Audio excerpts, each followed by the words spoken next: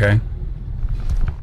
Elke dag wacht ik online, is het eindelijk zover? Wachten op Hasan zijn stream, zijn update parasociaal. Hij miste ons liegebeest, wij hebben je heus wel door. Ieder uur ververs ik zijn Twitch-pagina, al streamt hij elke dag bijna non-stop.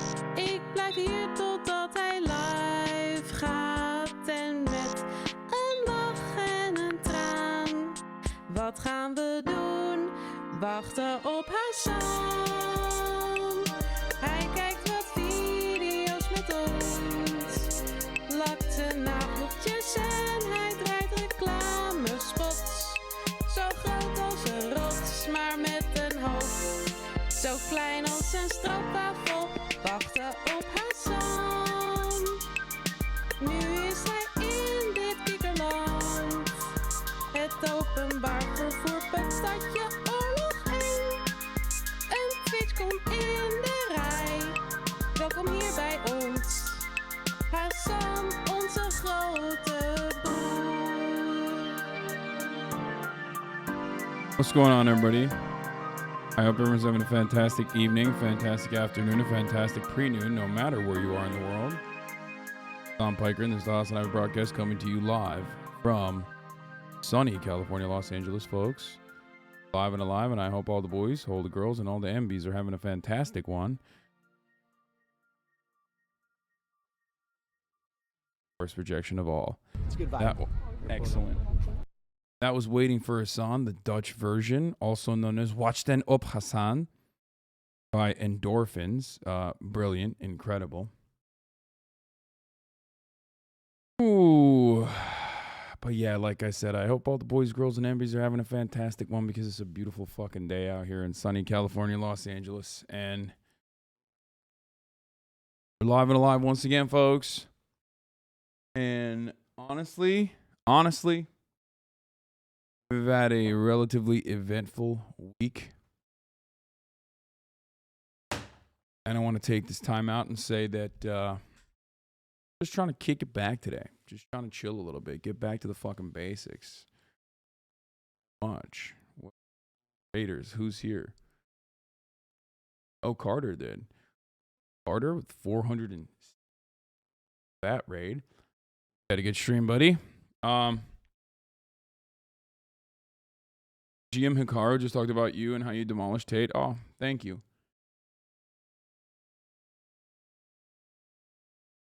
Look at that, dude. HasanAbi heads, rise the fuck up. You got Frogan, Carter, Nesua. Will at this point is not even like a...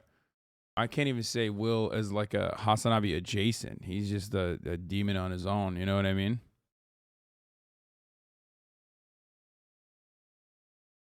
Carter been debating some of the tater tots as well. Fuck yeah.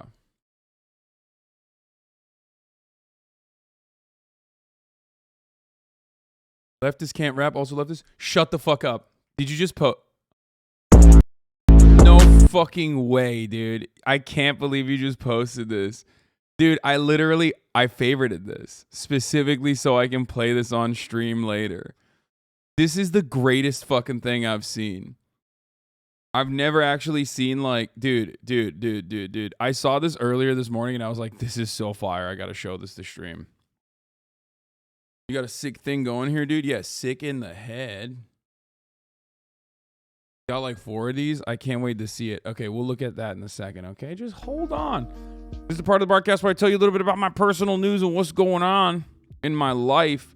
And honestly, there's absolutely nothing going on in my life. Let's be fucking real. Andrew Schultz went and fucking talked to Joe on the Joe Rogan Experience. I guess that was yesterday.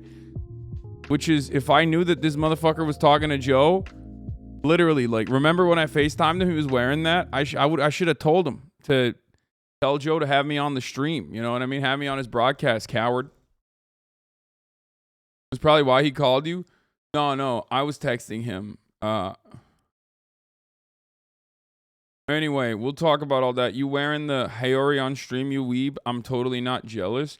Dude, I don't know where this kimono is from, actually. Like, I don't know which character. Is this a character kimono? Is this just like a random one? I guess it's not a kimono. It's a hayori, as the chatter correctly pointed out. But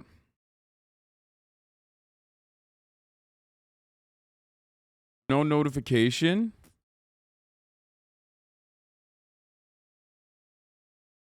Did Mark rebill it? Gave it to you? Rebele? No. Legally, you can't wear pants in that. Actually, I do have like a full fit. I'm not even kidding. I have a bit of a fucking. I'm kind of eating this. Not gonna lie. I'm eating the crumbs and there's no crumbs left. It's kind of very big slay. You want to see this fit?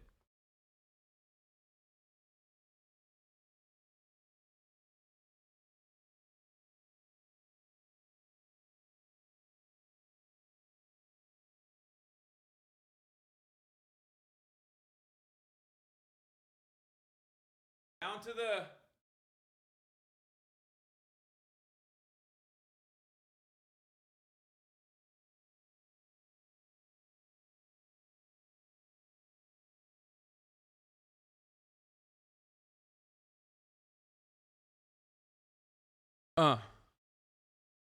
I even got the slippies on, you know what I mean? Shit is so comfy. Oh my god. Yeah, big slay mama. That's what I feel like. My girlfriend said you look great. Thank you. No, this is great. 40-year-old in mom's basement vibes. Yeah, well, I'm chilling, dude. I'm chilling. Last night I ended the broadcast and I was in so much pain. My leg is in like incredible amounts of pain. I can't go upstairs. I don't know why. It might be sciatica. Might be a sciatic nerve damage thing. Like my toe was fucking numb and shit. And basically, I don't know what it is, joint or muscle. I thought at first it was a joint, but I think it's a muscle thing. And the reason why I think it's a muscle thing is because I figured out where the pain was coming from. It literally feels like I have a Charlie horse. Or is it called a Charlie horse? When you get kneed in the leg, like on the side of your leg, is that what it is?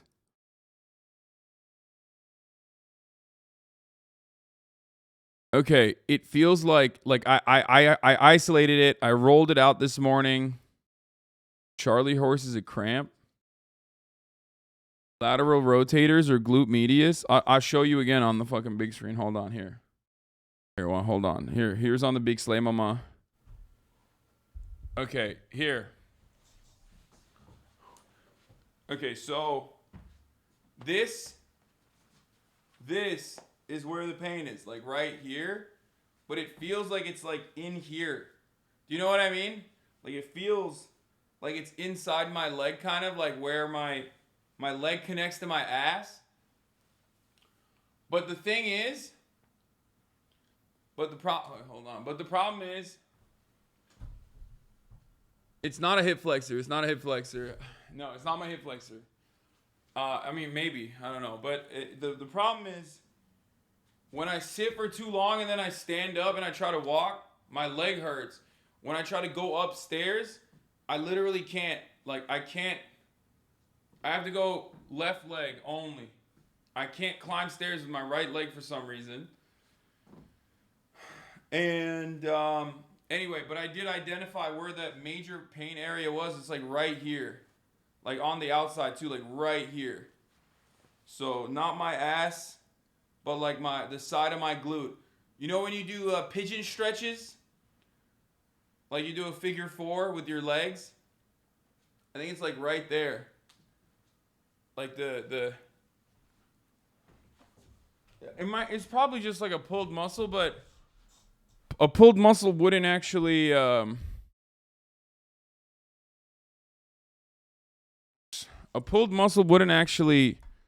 end up doing like nerve damage, sciatica style like nerve damage, you know?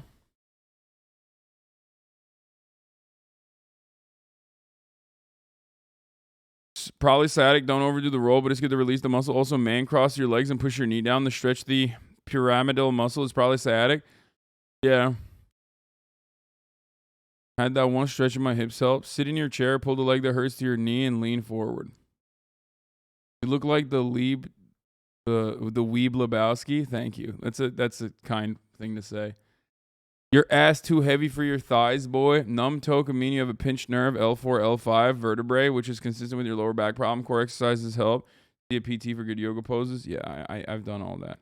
I've been doing all that.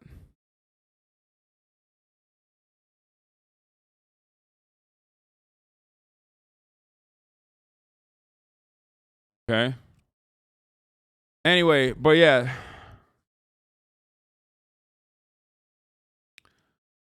Does the pain radiate downwards? Maybe. I can't tell. Side effect from the penis pills? Yeah, dude. I've been taking like dick shrinking pills because my dick's too fat. And I think one of the side effects, aside from making your mom come extra hard, has been this leg pain for no reason.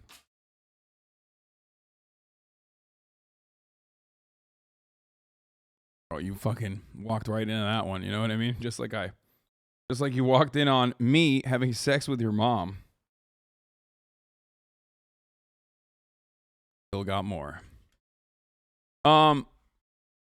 Anyway, where was I? Oh yeah, so last night we watched me and Marat are like not finishing The Boys yet.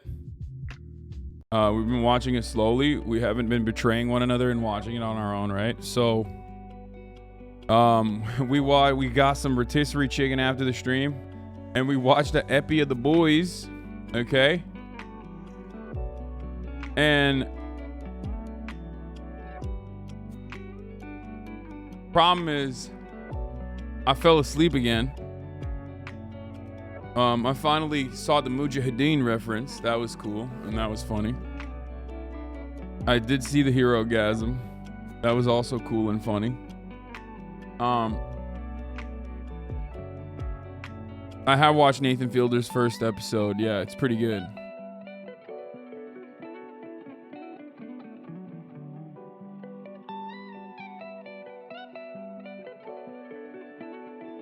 Boys Night Chicken is Mando? Yeah, of course. We watched Boys while eating rotisserie chicken. And it was awesome. And I fell asleep. And then I woke up this morning. As always. I woke up this morning at like fucking 6 a.m. as always. And honestly,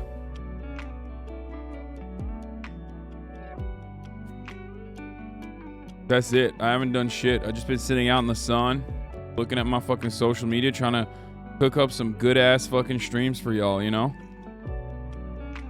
Those Tate vids though, yeah. Hassan, what are those shoes? I've been trying to cop those for so long. They're Ugg Slippies, my friend.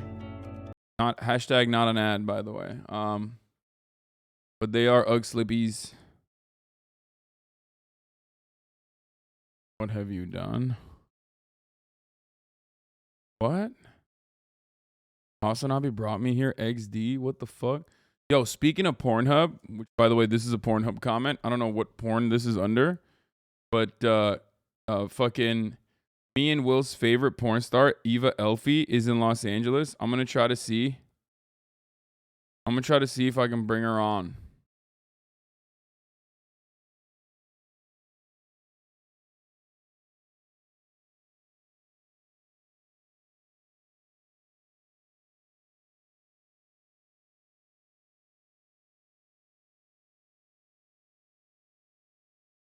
Problem is, I don't think she speaks a lot of English.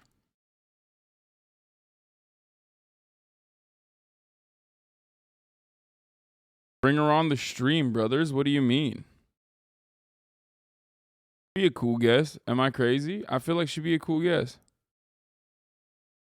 Dr. Mehmet is still looking for John Fetterman. Let us know if you still see him. Lost.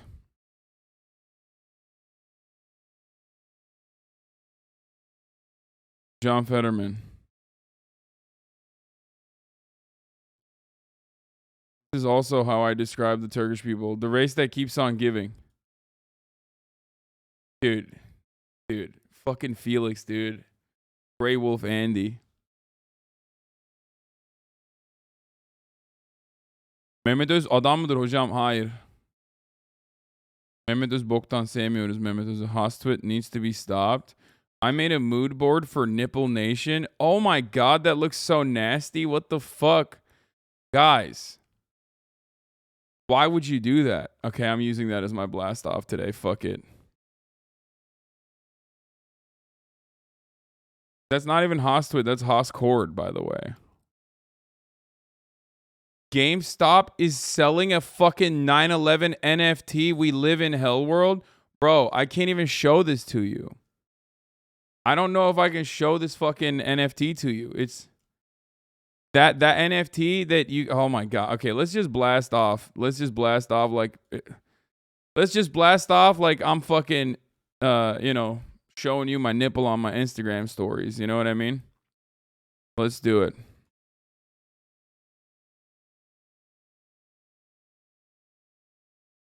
Manly men in the manosphere.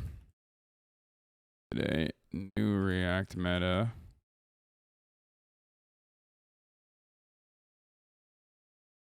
More fun. X. Monkeypox is a global emergency. That's disgusting using Falling Man. Yeah, I mean, it's such a powerful image, but it's like, what the fuck? NFT bros are sick in the head, dude. They will literally fucking use anything and everything. Yeah, Obama ribs and pussy too. We'll watch that in a second. Hold on. I didn't even fucking know that, like, that was a video. Myth for Chat Vice be content? Sure. Yesterday, you said that Andrew Tate had a good take on Syria and Russia being on the side of the Syrian government, so I wonder what your take is on the revolution in Rojava. Wait, I didn't say that. What the fuck?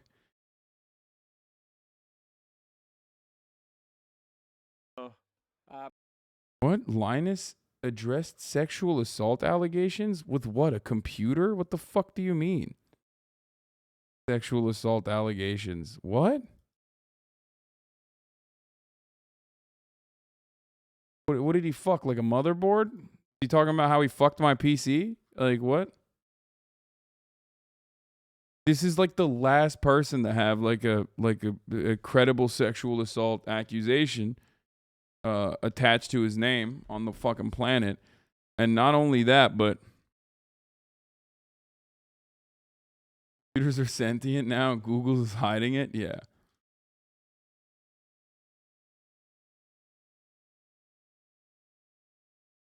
But not only that, but also like, if you're just joking about it, that's kind of fucked up to joke about. Yeah, he has a wife and kids. You need to watch more of his videos. Wait, what? Not joking? He was accused of doing this when he was a teenager? What? Based?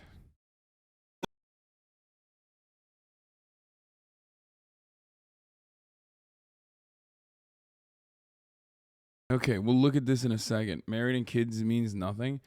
Yes, but like, I don't know. There's some people where you're just like, that's crazy. This is one of those people. You know what I mean?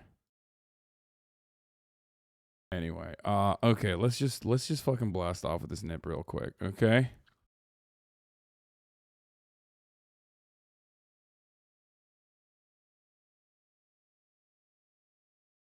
Okay, buddy. Cat game. This is community day, okay? Fan appeals. In now.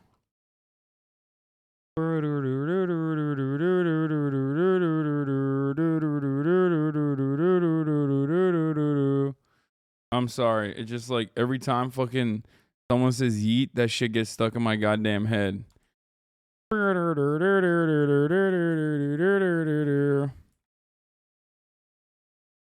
I just saw this. You got to talk to Ethan. This is sussy. After negative. What? After negative reviews on Glassdoor or whatever. Isn't the Glassdoor saga bullshit? Are people trying to take down Ethan again? Is that what's going on? I thought you could, like, anyone could write anything on Glassdoor, right?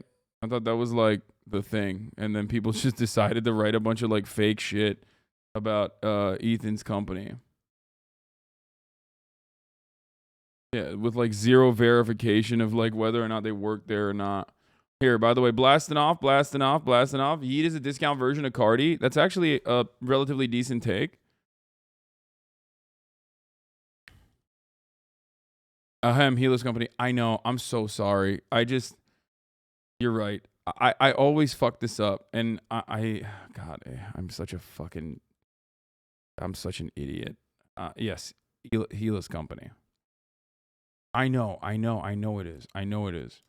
But like, especially since I know it's Helis Company, especially since like she's been working nonstop, and then she was pregnant. Like I've interacted with her like very little, and every time I get like free H3H3 shit, I'm getting it through Ethan. So in my mind, it's like I always say Ethan, but I do know it's Helis. And also they're married, so they're like the same person. Shame. After negative reviews posted to the workplace site Glassdoor claiming that Teddy Fresh is a toxic workplace, H3 Teddy Fresh fans call Hila Klein out as a lot of the clothing designs have been exposed to identical copies of smaller and bigger brands. Wait, what? Fuck is this? Hashtag. Bro, this is an entire account dedicated to hypocrisy, H3 hypocrisy, contradictions of Ethan. Like, if you've been on the internet, especially if you're like a fan of mine, you know what I mean? Especially if you're a fan of mine. Don't you know that there's a lot of freaks like this on the internet? Like, why are you looking at this? Why are you like, when you should know, like, when you see something like this, you should understand that this person is not all right. Like, they're literally they've dedicated their entire fucking lives to just doing fake bullshit. Oh, dude, did you guys see the Minecraft cock, by the way? I Show Speed got banned, unsurprisingly. Yeah, dude, what the fuck? Why is there a cock in Minecraft, which I had no idea existed? There's literally a Trisha Stan that's salty. Okay, not surprising. All right.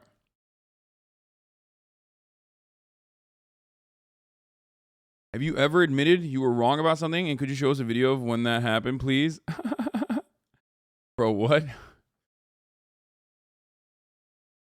Bro, with hindsight, it's actually clear that Tay got the better of you yesterday. Would you agree? Watch the stream again, and I do think that Tay got the better of you. Why don't you go out and get something then, for fuck's sake? Hasan, just a spoiled child. What do we think, boys? Do we think this guy's being honest and earnest? Or do you think this is a tater tot literally so lazy that he can't even do his own opposition research and is just in here to fucking get me to reveal it?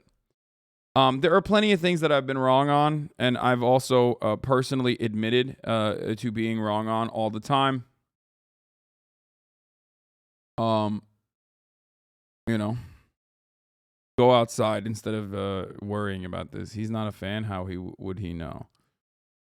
What the fuck is wrong with Twitch this weekend? Wait, what's up? So the strategy for building a successful business is ignore the foundations of creating said business. He ejaculates at the end. How is that not a scam? I go to the club alone, but I'm alpha, so I can get away with it. Do you plan to do Manosphere stuff today, or is the title old? No, I'm going to look at like other Manosphere shit. This was really sad. I watched this. Kid Cudi seems like such a nice person. And it's so sad. Someone hit him directly in the fucking face. Like, fuck these pieces of shit, bro. I swear to God. You know it's like a fucking deranged Kanye stan, too. I mean, that's my assumption immediately. Because, like, otherwise, who the fuck else would do some shit like this? The Kid Cudi of all people, right?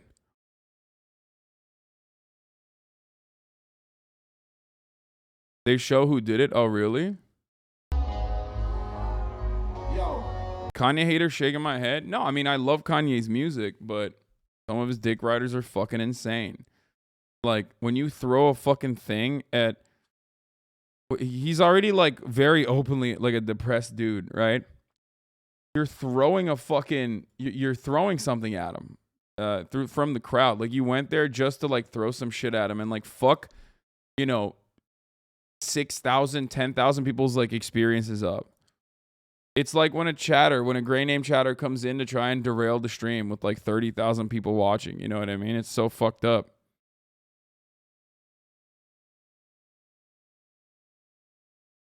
Isn't he the other half of Kid See Ghost? Yeah, no, but they had a falling out.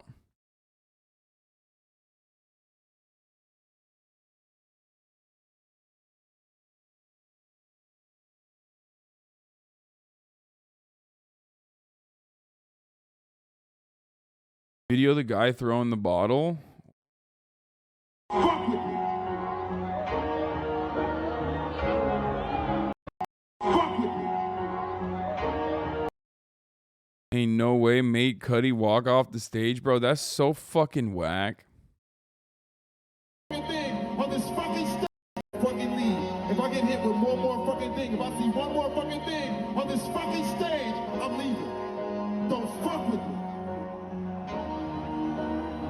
And like, hella people are probably gonna look at that and be like, oh, he's such a bitch. Here's the thing, dude. Here's the fucking thing. Like, I see this all the time. Like, there's a lot of fucking freaks and losers in the real world, but there's especially even more of them on the internet, right? They do this shit. They harass my friends. They try to harass me. And then when I fucking respond to it, or when my friends respond to it, they go, bro, you're such a baby. Why would you even respond? Like, dog, you got what you were looking for. You know what I mean? Like, you're straight up doing this.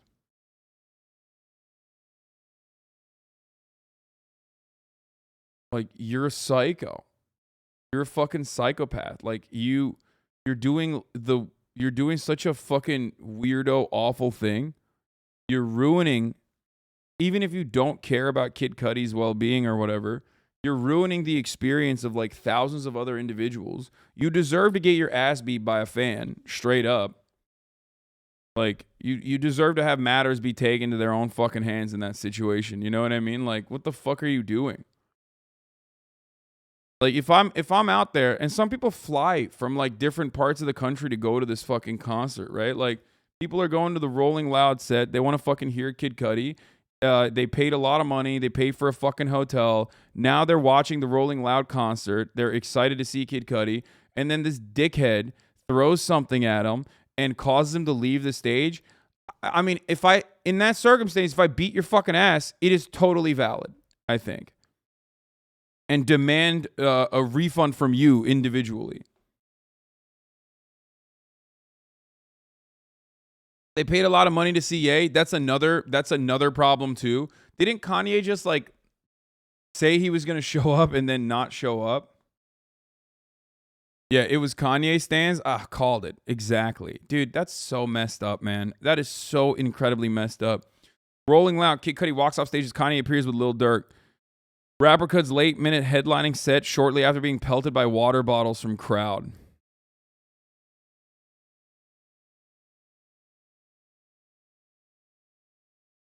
Yeah, Kanye drops out, then returns on Lil Durk's set.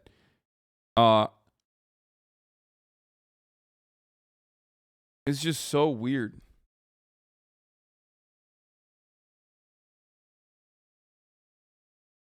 He literally backed out of his headline and then was in the crowd and did a song with Lil Durk. Yeah. I mean, the Lil Durk collab is cool, right? That's cool. If he just did his own thing and then also surprise pop in with like Lil Durk, that would be tight. But no, he has to be petty. Kanye canceled all his performance months ago, but Rolling Loud didn't take him off the lineup until the last week of the fest to bait people. Before we get into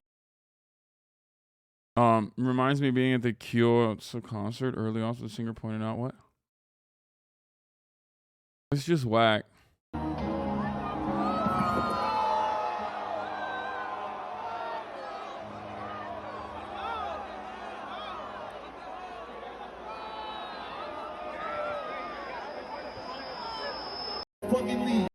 Ye came out playing one of Cudi's biggest features. I mean, that's this, right? Like, I feel like that's, and it's the wackest way that they started this entire process too. For those of you who are out of the loop, the reason why this happened, like the reason why Kanye West and Kid Cudi had a falling out after like Kids See Ghosts and all this other stuff is literally because Kanye West threw a fucking fit when Billie Eilish said something, okay? No, it wasn't even just Skeet. No, it wasn't just Skeet. Remember? It was Billie Eilish. It makes it even worse. Like, at least with Pete Davidson, it's like, well, this dude is like fucking the mother of my children, like very publicly. Like, I can understand the resentment there. You know what I mean? Not that it's valid. Obviously, you know, women aren't your property or whatever. They can do whatever they want, but it wasn't just Skeet. Nah, I thought it was because Cuddy was chilling with Skeet. No, it wasn't just Skeet. It literally started off with Coachella. It started off with Coachella. I am not misremembering this. Skeet was the final blow. But it actually, I thought, so Billie Eilish said something about like, oh, you know, here at our concerts, like we value the safety of our fans or whatever. And then Billie and Kanye were supposed to be like headlining Coachella. And Kanye was like, you are dissing Travis Scott, who's my boy. Fuck you. And you know, even though he's like a 50-year-old man, he was like, fuck you to Billie Eilish. Okay. And basically he canceled his Coachella appearance. He was like, it's either me or Billie Eilish. I'm canceling my Coachella appearance. And then Kid Cudi said something about it. Basically, Kid Cudi said something along the lines of like, dude, you're being crazy. Like, you know, chill the fuck out. What the fuck? And then Kanye popped off on him. And then he said, you're hanging out with Skeet. Here it is. Kanye West is appointing new enemies. First target was 20-year-old pop singer Billie Eilish. Eilish stopped the concert. Comment caused Ye to threaten to cancel his Coachella performance. Come on, Billie. We love you, Ray. Ye wrote in a deleted Instagram post, please apologize to Trav and the families of the people who lost their lives. No one intended this to happen. Trav didn't have an idea it was happening. Ye concluded, and yes, Trav will be with me at Coachella, but now I need Billie to apologize before I perform. A couple days later, he used Instagram to express sour feelings towards a long time. Just so everyone knows, Cudi will not be on the Donda 2 because he's friends with you-know-who. Oh, I thought... Oh, maybe I misunderstood because he said, we all speak in Billie language now. Too bad I don't want to be on your album, you fucking dinosaur. He included a crying, laughing emoji before adding, everyone knows I've been the best thing about your album since I met you. I'm going to pray for you, brother. Maybe I misunderstood it. Maybe it wasn't Billie Eilish. The Kid Cudi disrespect. Oh, he covered the whole thing. Sean C covered the whole thing. Anyway, the Billie thing is what broke it. Like the Billie thing is what started this like pop off, basically, but it wasn't directly related to that. I guess it was because he was hanging out with Skeet. Aren't we doing the same shit we made fun of the Channel 5 video doing yesterday? No, the thing that we were talking about with respect to Channel 5 was the lack of consideration that like Naperville kids have with respect to like rappers and their actual lives. You know what I mean? Especially when you're like listen to drill and you're like, oh yeah, go kill yourself or go kill other like black people. Like the commoditization of black bodies in rap music is not the same as like me talking about drama between artists and how petty it is and you know covering it in an adult manner. It's entirely different than saying he ain't slide for Vaughn. You know what I mean? I hate that stuff.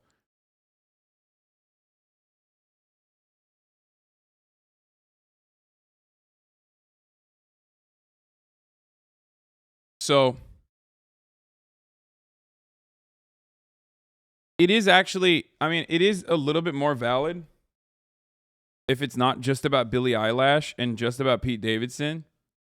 Like, I can understand the resentment. I can understand holding on to resentment if I'm Kanye West, holding on to resentment that, like, you know, Kid Cudi is like homies with Pete Davidson. That would fuck me up a little bit. That's that is your baby mama. You know what I mean? That's like, I mean, it's insecure, surely, certainly, but you know, and Kanye West is a very insecure person, as we all know. But you know, I it's almost like I don't really hold it past him for that.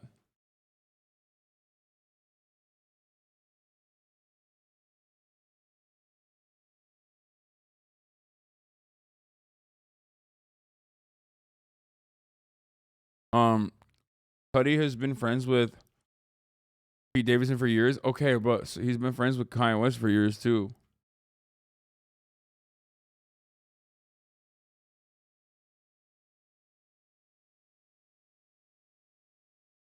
Kanye West, Pete Davidson, Timothy Chalamet, and Kid Cudi had a dinner party last night. Yeah, this was in 2019. This makes it even worse, kind of.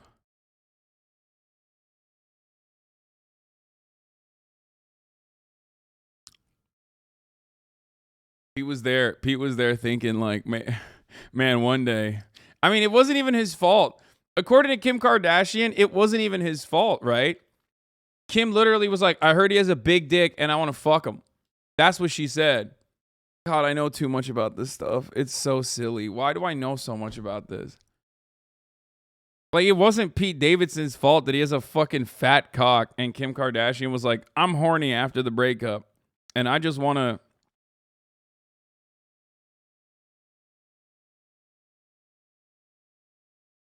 TMZ Andy, you do know way too much? Dude, it's just my Instagram, okay?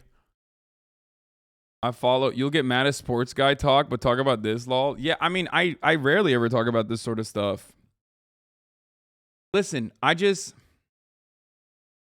keep my eyes out, okay? I keep my eyes peeled, boys.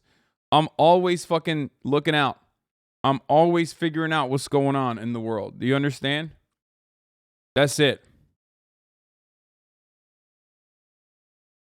I'm simply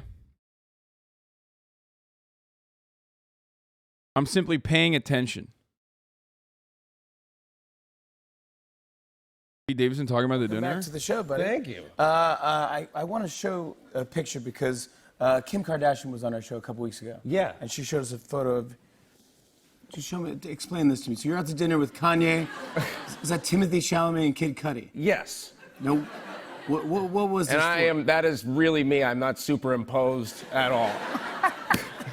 That's an Breezy actual B, real photo. Yeah. Breezy B 97. Thank you for the 5. Get the Yeah, it was Cudi's birthday, Okay. and he was like, hey, let's go to Nobu. And I was like, that's awesome. I'm going with like my manager and producer. I was like, cool, that'd be great. So I got there a little early so I could like give him my card, you know, so it could be, you know, I thought it was just like us three, you know. So I was like, You're going to treat with a credit card? yeah, you know, pay, you know, Sure. buy my boy birthday dinner. That's know? nice. You know, because he's like the greatest. He's the best musician that's ever lived, and yeah, and it's like an honor, right? That's nice. So I get there and we're outside, and you know, we order a couple things. I'm like, all right, this is cool. Everybody's like, you know, skinny and whatever. It's all fine. Everyone's skinny. Yeah. Sticky Knox. Thank you for the 5. Get the I was subs. like, this is chill. All right. Then Timothy Chalamet shows up, and I'm like, all right, also skinny. It's gonna be fine. No problem. And then Cudi goes, hey, Kim and Kanye might come by. And I was like, that would be awesome. And then I was like, oh no. So they come by and we're outside, right? And then Kanye goes, let's get the special room in the back. And I was like, oh no. I was like, yeah, all right, cool, sick. So we're sitting in there and I'm like texting my touring agent. I'm like, yo, you gotta book more shows. Getting real over here. So then, you know. Nor Zombie. Can I be a chat reader for you? Basically, it's we would hop on a call and I read chat for you while you focus on what you do. $25 a week. I have an offer for you that'd change your life.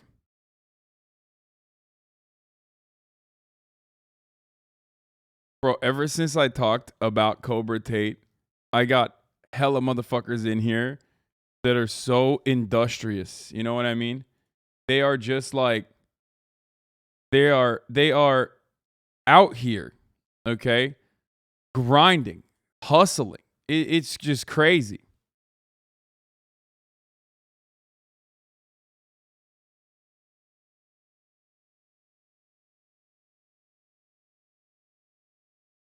Here's a counter offer. You just keep watching the stream. And we don't do that. Boo. I know it's boring, but he's not a tater tot. He's from Carter's chat. He tried to read Carter's chat and failed. Okay.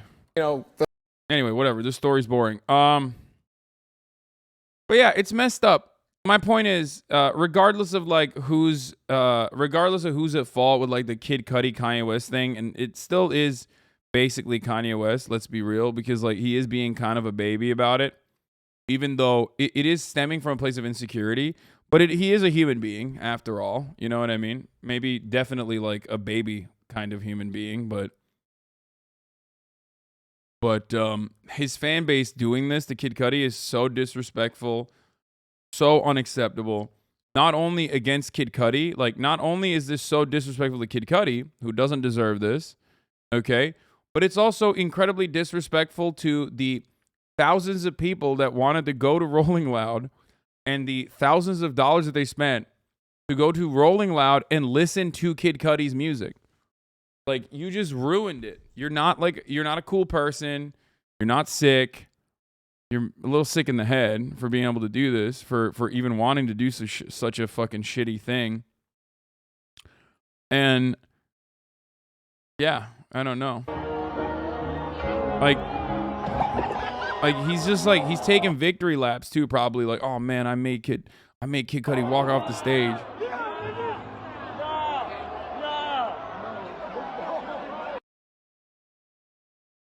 The velocity behind that was crazy. Okay, I'm gonna be honest with you. That is true though. That is a pretty solid throw. Like I'm kind of shocked. Beat it, kid. Lol. Somebody tell Katie Trey 5 to hire me. I got so much stuff to fix over there on his behalf. Lol. What you gonna fix, my G? So I majored in PR. We're gonna clean up these media narratives that were never in your character. We're gonna shine more light on your philanthropy. I'm gonna double bag and restructure the fashion sense. I gotta get you on a luxury dog for stress release in general. Email for my resume. Beat it, kid. Lol. That's pretty funny.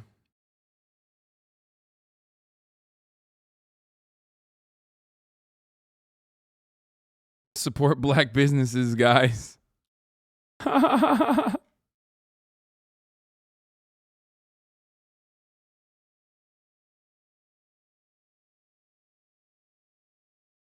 This is Kyle and Andrew Tate. What? Taupe G's. I mean, that's the least surprising thing I've ever seen. Okay, bro, why are you literally... I don't want to fucking follow every single thing. Kyrie Irving is on Twitch. Get him on. Dude, I want to. I actually want to.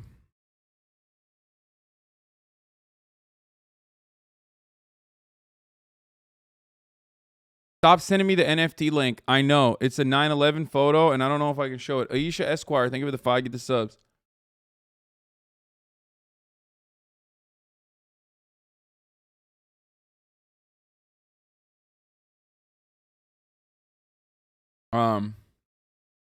Tell Kyrie to come to the Lakers. So I would love to have Kyrie on the show. I think that'd be great. I tweeted about it when I found out that he was doing was he doing like Grand Theft Auto roleplay or something? And I'm totally down to have him on. It'd be sick.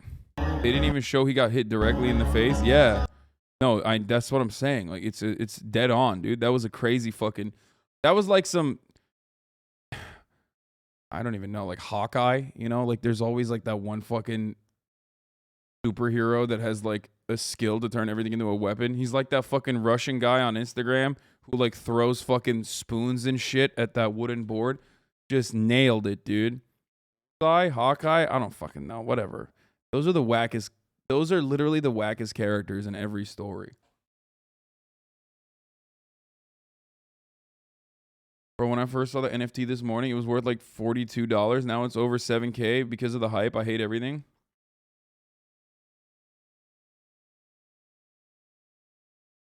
The realest dude on TikTok has been found. Oh, I know exactly which one this is. I love this. The most average like American salaryman. We'll watch this in a second.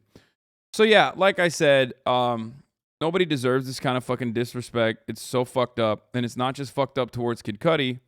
It's also incredibly fucked up towards. You know, the thousands of fucking fans that.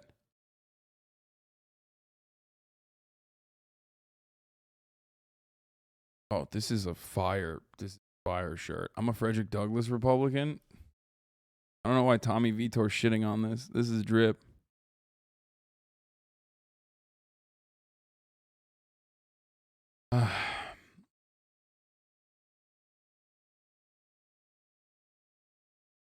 What I don't get is cut. It was the last set on the first. Don't like him, just leave them out. Yeah, I know.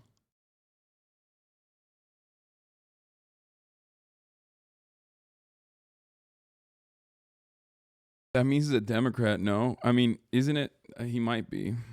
You hear that some Nazis in Boston got arrested today for attacking a drag queen story hour? Good.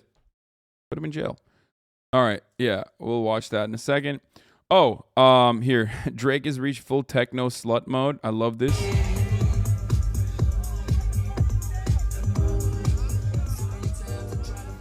I think more of this. More of this. More of this kind of Drake. And not the other stuff. You know what I mean? This is the good kind of Drake. I wonder where he is. He's at, like, if there's going to be more Drake on the timeline, this is the only type of Drake on the timeline that I'd love to see.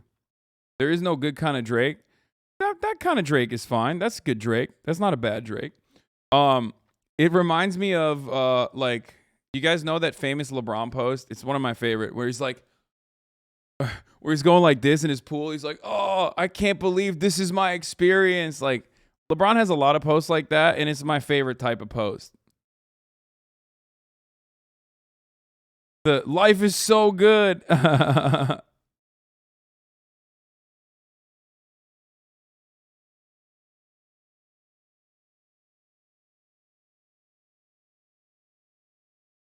Have you ever Draked and drive, bro? No, I've never done that. Yeah, this is the best, dude. Smiling through it all. Can't believe this is my life. Come on, dude. It doesn't get any better than that. You look at this post, and if you hate this post, you're just a straight up hater. It's corny, I know, but like, who cares that it's corny? He's just having a fucking grand old time, man.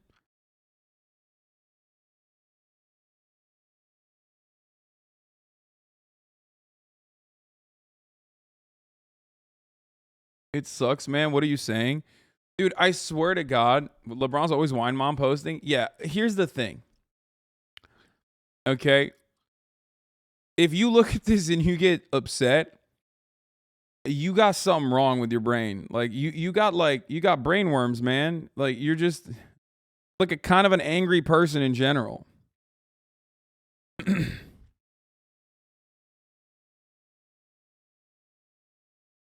I get it. Sometimes I look around the normal house I bought and go, wow, I can't believe it. The thing is, like, I'm always... Yeah, I'm excited for this. Speaking of LeBron, look at this. Time for the main event. Let's get it. Can't dog this for dog. Batman and LeBron sounds good to me. That's sick. That's all, folks. What a matchup. Bro, I'm going long on multiverses, and not because of the hashtag ad. Like, this game is... They did it. They finally did like a IP play that actually is fun to play. Like, this is infinitely better than 90% of the content that the Warner Brothers have put out in the past couple of years, where all of their fucking content is so... Like, all their content is basically just an IP flex overall. Whereas this one is an IP flex, but also at the same time, it's actually fun to play.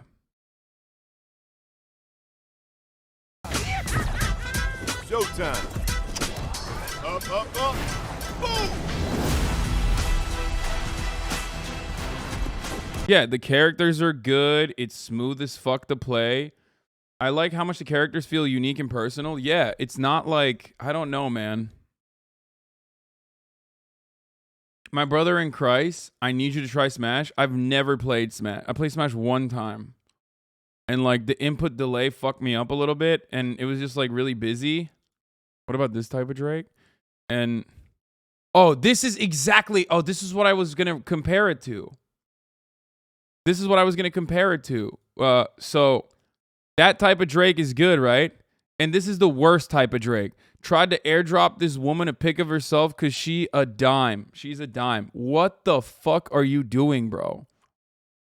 That's so creepy, dude. So funny, WB put a copyright on their Nemesis system and then made a Smash Brothers clone.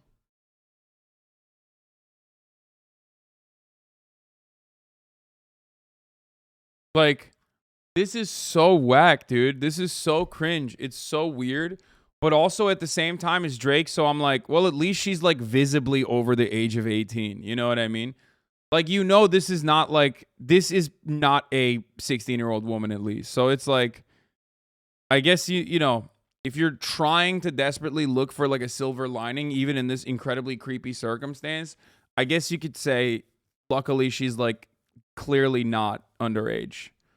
So that's cool. It's PR to distract from the groomer allegations. Damn, the bar is really in hell, huh? Yes. Okay, for celebrities, absolutely.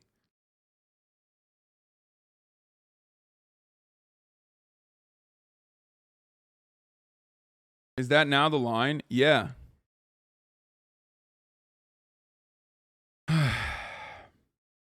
She could be underage. No, this woman is not underage, man. Have you seen a human? Like I know in Europe they smoke a lot of cigarettes, right? But like no one, like she is visibly over the age of 20, okay? Like visibly. And I'm being very generous. She's at least 25 plus.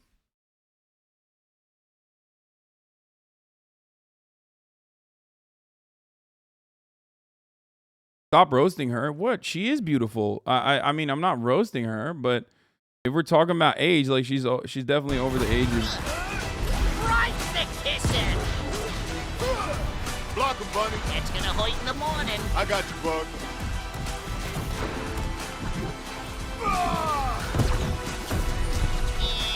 I guess they're gonna make him a bruiser. Like he's gonna be like a bruiser type. Next. Let's do this again, Bug. Chat logic, over 25 equals bad. Yeah, what the fuck? Saying a woman is over the age of 25 is not bad, you fucking psychos. Like, what the fuck? Anyway. Like, unironically subscribing to the same, like, anti-women narratives that, like, that kind of is bad or something, that, like, a woman is over the age of 25. I'm not going to watch this video in its entirety, but I will just tell you. So I Show Speed got banned because he got a blowjob in Minecraft in front of 90,000 viewers.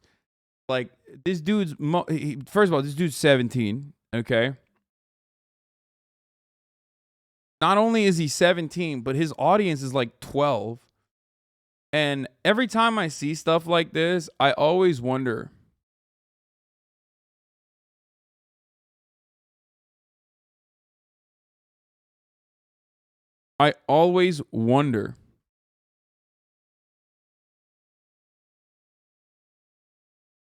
am I getting old?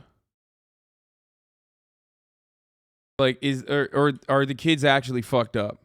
Because the kids are not all right narrative is like an old person narrative, right?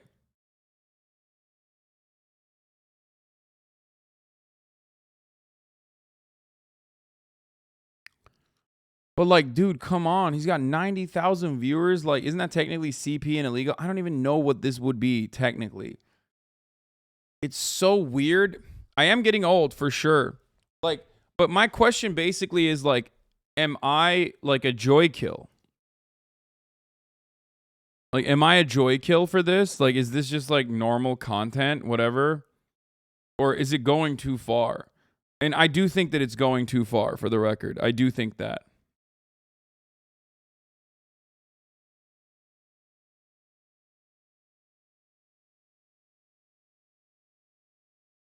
Wait till you find out about the Roblox community sex orgies. No, I don't want to find out. Did you see that they're comparing it to GTA? Zoomers were born into this shit. We got a witness to get it like this. A little positivity Ludwig put out in the world. Don't use Twitter much, but I had to share this wholesome moment when Ludwig and his massively positive community rated us and generously showered us with positive messages. A whole lot of prime subs. This definitely would go down as one of the most memorable moments on. Let's Twitch, although I spent most of it in shock, I feel the need to further show our thanks and appreciation. It's such a rare thing to be a recipient of such kindness and Oh, this altruism. guy looks like they're doing custom solos. Super lit fan with Liddy streams. Say less. Wait, sub with Prime. Wait, whoa, wait, what the heck? Bro, I'm confused. Yo, chat. Oh, chat. Bro, what is going on? Look at the amount of subs. Bro, what is going I'm fucking messed up, dude. I'm messed up. Why couldn't it be me? No, I'm just kidding. on? Oh my god, no way! I did a love raid. That's right. Bro, no way! That's I right, thought I was baby. getting botted. Oh my gosh, thank you. Thank you for the raid, bro. Lord, thank you, Lord. It's if a 17-year-old had this tech 20 years ago, they'd be doing shit like this too. It's boomer to think a generation is sicker, more disrespectful than the previous. No. I think like I did some fucked up shit when I was younger too, right? Will used to do these all the time. Shit's so fun and so wholesome every time. Yeah.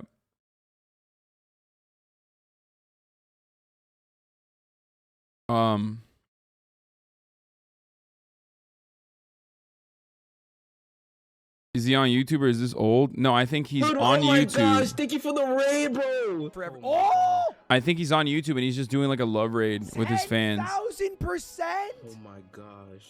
What? Yo, babe, did you see this raid? Yes. Nah, you gotta. This guy says, imagine Hasan raiding a small streamer. Raiding small streamers should happen more. Yeah, can you imagine if I did something like that? I famously never do stuff like that. Except for like literally every night at the end of my stream. I am probably one of the only streamers my size that regularly, like consistently, every single night raids small streamers. Not only that, but some of the smaller streamers are no longer even small streamers. Like Will Neff. I do it straight up every day. Don't say Will Neff doesn't count, okay? Because I don't raid Will Neff anymore because he's such a big streamer now. Now I raid Nesua, who is, who is growing regularly. But like, you're crazy if you think that I don't do this. I do this every night. Literally every night. It's such a funny thing to be like, dude, it's such a funny thing to be like, dude, this thing that you do literally every night, you actually don't do it. Like, no, you just didn't know. Only for your friends, though. Don't get it twisted. That's not true. That's not true either. I don't just raid my friends. That's also not true.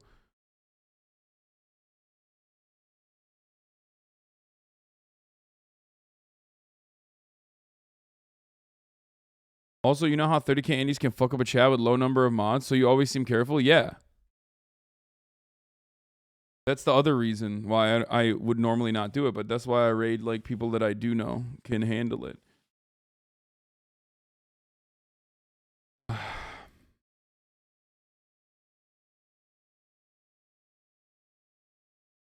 Where are the clips then? Because it's normal. Like, there's no clips on it.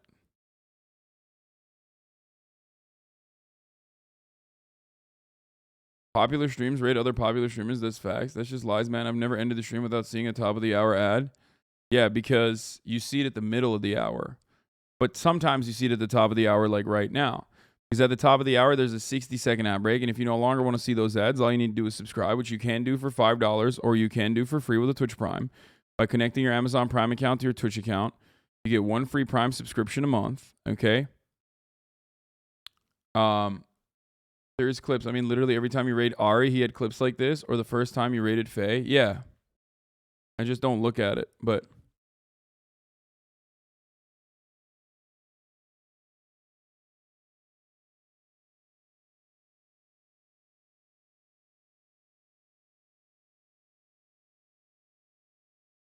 anyway, kids have been progressively getting more fucked up with each generation. Yeah, but what's fucked up is seeing the ad break at the top of the hour and not subscribing. Geoforio, thank you for the 5 get the subs, allowing 5 people to no longer see the ads, and Hellbender33 for the 5 get the subs. Here's the 1 minute ad break now. Oh yeah, that's another one. I actually didn't even think about it. You would raid the smaller GTA streamers all the time, like Garrick. Yeah. There is like an entire cadre of Grand Theft Auto streamers that like literally permanently stream now and have made it their full-time jobs to stream because, you know, we like developed them. We pumped them up back in the day.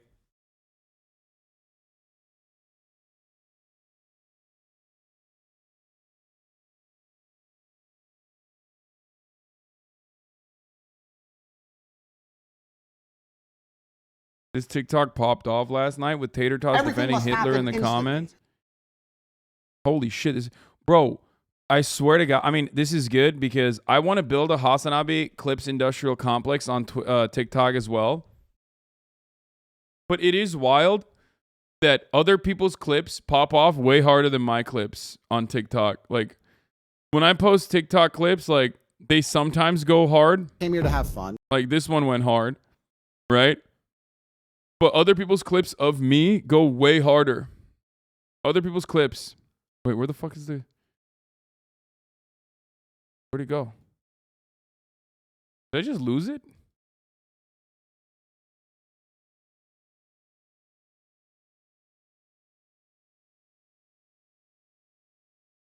I just lost my tab that I had open. With the TikTok. Oh, wait, did I click? Oh, hit back on tab. I'm so dumb.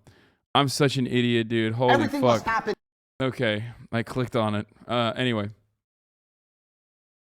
So, here, this is a HasanAbi_daily. Instantly, quickly, fast, speed, attack. Hitler conquered Europe with blitzkrieg. You need to go quickly. I cannot emphasize this enough. Absolutely under no circumstance do you have to hand it to Hitler. That's a weird-ass person to fucking draw inspiration from, okay? Does he not know what happened to Hitler? Why does he keep using analogies of failure at the end? Everything must happen instantly, quickly.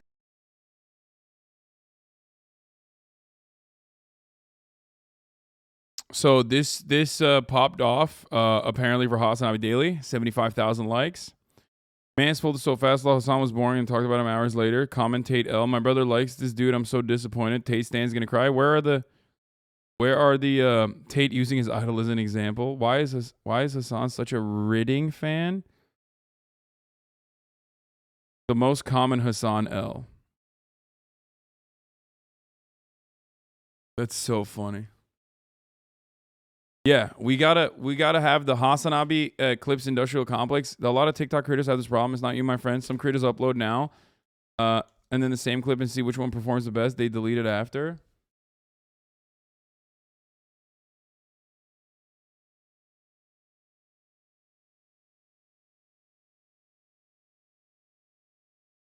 Hitler was a flame that burned bright. I did say that.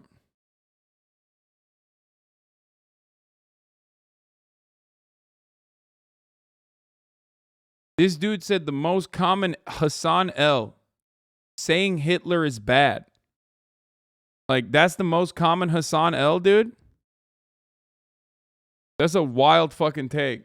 No. You're misunderstanding.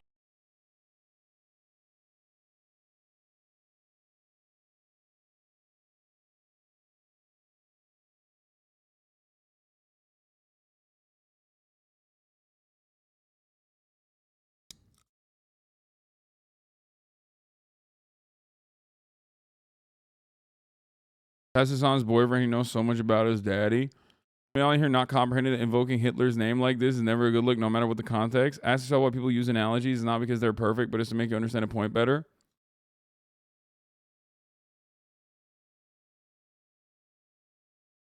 There's nothing I hate more than when Hassan makes a good point. Damn, bro. Ask yourself why.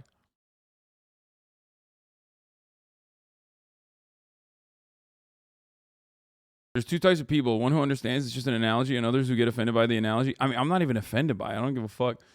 Why are you scrolling past the comments to seek out the haters? I wanted to see some tater tots defend Hitler, dude. That's why. Anyway, hold on. Speaking of TikToks, we got a couple fire ones here. Let me start off with this one. What? Let's go. These police ain't catching shit, but they catching cold. Yeah, it's cold. coronavirus. I hope every single cop die from coronavirus. I will pull up at that funeral and shit on them. And tell me how many drugs to do, little bitch, I do if I finish them. Is this a real lyric? Like, did he actually say this? Because that's fucking hilarious. I'm not gonna lie. Let me just say something, okay? Every day that passes by, at first I was like, oh, I don't know about this Yeet guy. Okay, I'm old. I'm too old. But every day that passes by, I become more and more of a Yeet fan, okay?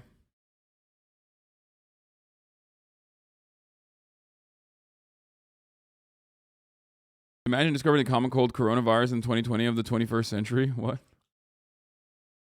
I'm becoming a Yeet enjoyer. My Yeet agenda is finally working. I'm a Yeeter. Watch his interview, Lamau? I did. It was kind of mid.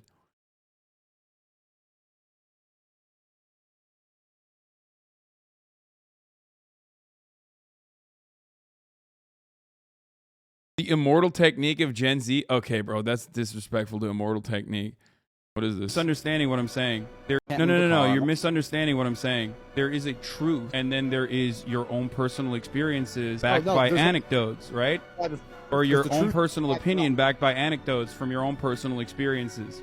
Now, your own personal experiences are oftentimes going to be incorrect and not close to the reality. That's why there's an entire field of statistical analysis. That's why we rely on empirical evidence when we're making decisions. Why? Because we all carry a bunch of personal biases, and when we analyze situations, we do not have enough scope to grasp the entirety of the situation. We cannot comprehend it with our human brains. Bro. Listen, which is why when it comes to women driving, it's a funny point because the truth is different. The truth is the exact opposite. No. Tate kept interrupting Hasan and not letting man finish while Hasan respected him enough to let him finish whenever he talked. Andrew Tate gets explained why his opinion is not reality and can't believe it. He was speechless because Hasan wouldn't let him speak. He just didn't let Tate talk. ...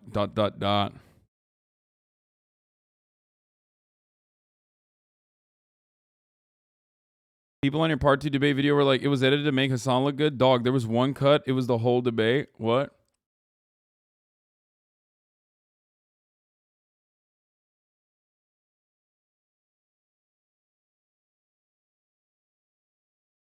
It is pretty wild seeing someone still get defended this much. Funny how one side says Tate got destroyed, and the other side says Hasan got destroyed.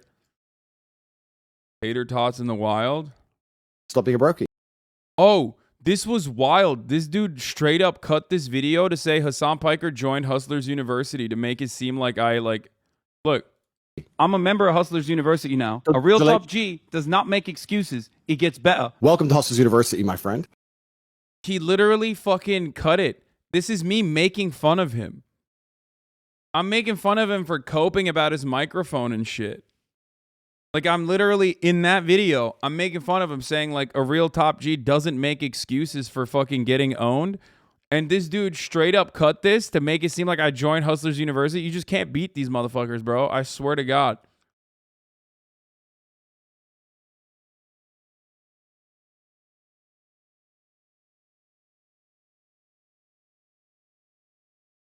Isn't Hasan a commie? Hasan had Tate running. He lied, just so you know. Not be a brokey. Hasan's a millionaire. He said brokey. Ultra rare Hasan L. Hasan probably the second richest in that call before XQC hopped in. Didn't Hasan make Tate kick him out of the call? Now Hasan left 20 minutes after saying he wanted to leave. Context is Hasan wants to stop being a brokey. You guys making fun of Hasan for being a broke, but Hasan is at least 10x richer. The funniest part about this is like all of my fucking all of my hate on the internet comes from me being too rich.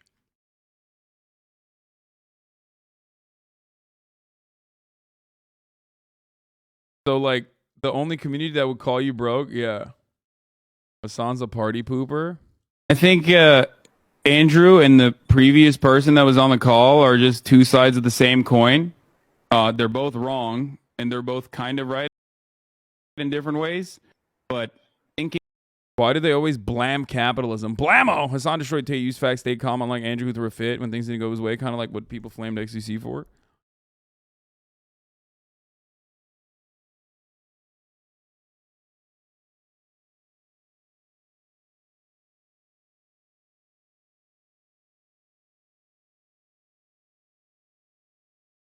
A lot of tater tots make a lot of content about the pink hair dude who was debating Tate before you to make it seem like he was still a Chad. I literally asked him if he would post when Hasan watched Tate and he blocked me.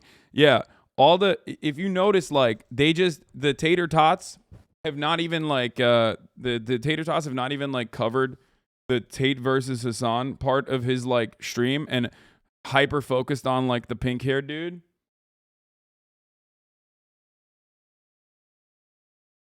Because a couple of them tried it. A couple of them tried posting shit like this, and the comments get fucking swarmed with people being like, oh, you're just, you're wrong. He got owned. He got owned. Yeah, you fucked their dad in front of them and they're still recovering. Yeah, I mean, it's nasty to see. It's nasty business.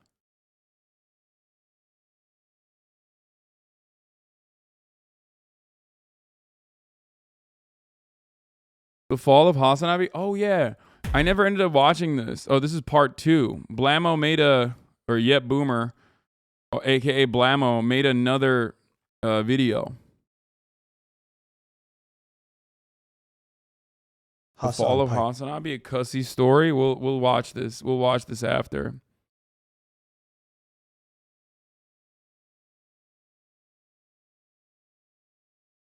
Anyway, all right, we're done with the Tate videos. Please stop sending them to me. I don't want to see them anymore, okay? But I do like that you guys, like I said, I do want to build a HasanAbi Clips industrial complex out here, okay? I do want to build that out here on Twitter, or on Twitch, just like we have one on Twitter. Like we have Hasan Twit, Haas Twit on Twitter. It's popping always. We have the YouTube HasanAbi Clips industrial complex on YouTube, which is popping.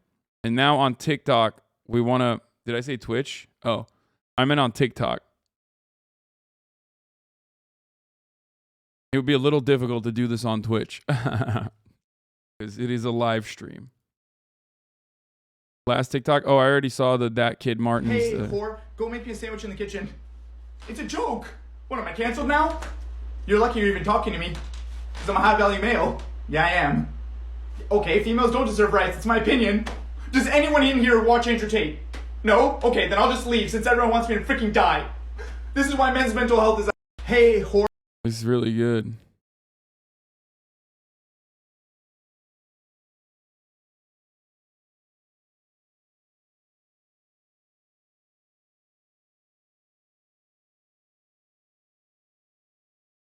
What is a woman's purpose? Oh, this is the really fucking creepy freak weirdo guy, right? That Noah found. Noah found another Manosphere guy that's like really fucked up. This guy. I was going to watch it. If you like TikTok and your repost, which will not show up on your feed but blast them more, just FYI.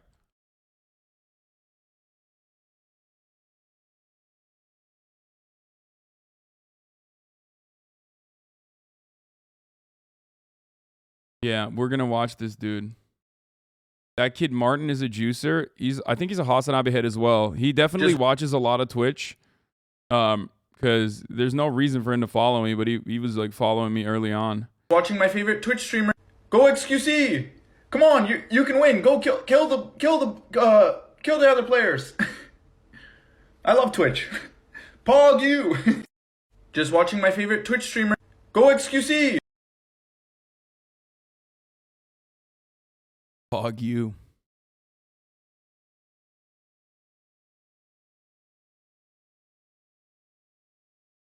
Cheering on Mr. Cow. It's like Nathan Fielder humor. Dude, he's too good. Like the ones that he does, some of the ones that he does like freak me out, dude. Have you seen Asman struggle to drink water? This is like one of those fucking, like one of those soda drinks where it's like, it's like clear. I have had this before. I have had this like 20 years ago. I don't know what it is. It's just water. That's awesome. It wasn't water?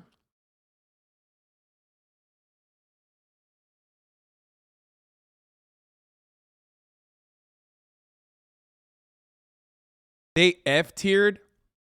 They F-tiered Coke Zero and Diet Coke? That's fucked up. Diet Coke is straight up S tier, dude. Diet Coke is S tier. Coke Zero is A tier. I should do this, actually. Soda Taste Test Challenge.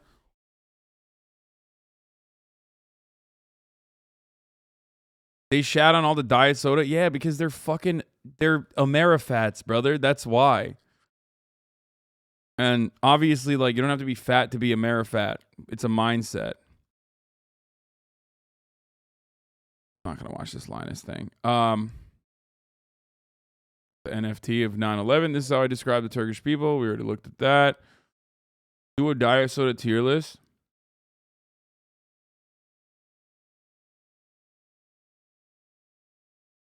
You should do it with your next guest. You need to get Felix the #1 soda boy. Yeah. Please see this turf get owned.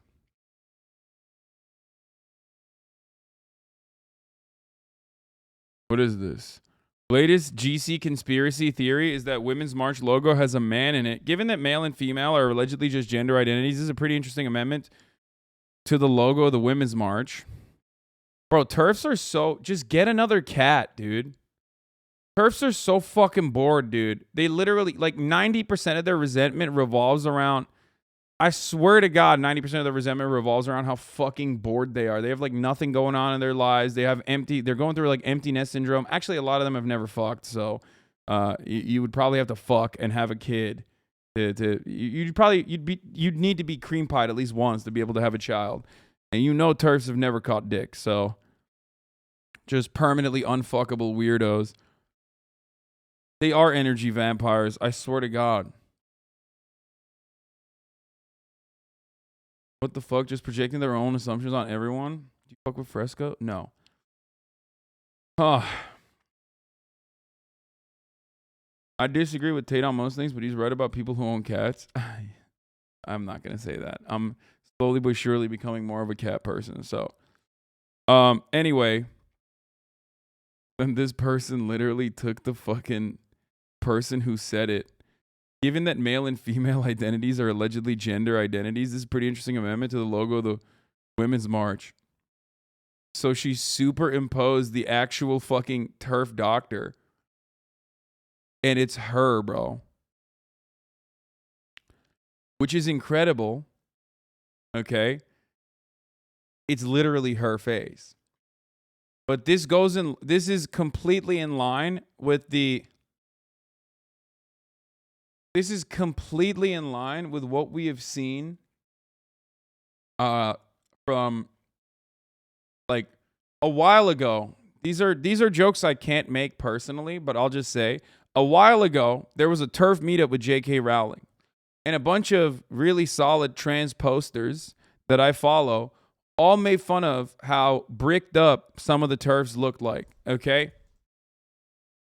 And it's like, why? Why are you doing this? Like, why? Why are you spending... This is not my joke, okay? I'm just relaying the information.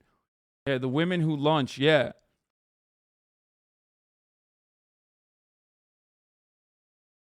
I'm trans and yes, TERFs don't pass most of the time. It's just so fucking... It's just... You did make fun of it, though. Bricked up how? So, bricked up originally, and I did not know this. Bricked up originally comes from the trans community. Bricked up doesn't mean you're fucking rock hard. Bricked up means that you're not passing as a trans person. Right? Isn't that what it is? Isn't that where it comes from? It's like Hun.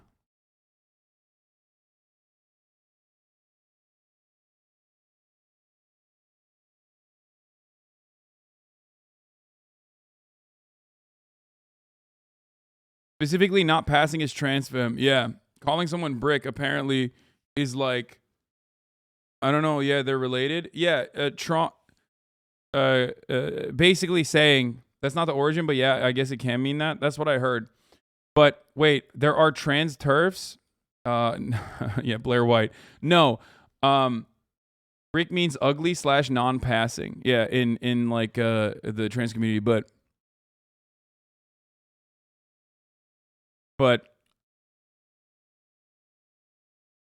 basically it's like Ben Shapiro abiding by like rigid gender norms that he himself doesn't fit into.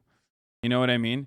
Ben Shapiro loves talking about like this masculine thing, like the masculine features of a male, a manly alpha male. And then like he's fucking Ben Shapiro, you know what I mean? Like Ben Shapiro and I are the same gender. Think about that. That is basically an admission or proof in and of itself that like gender is not binary, okay? Like that's it. There's nothing more you need to know other than that, right?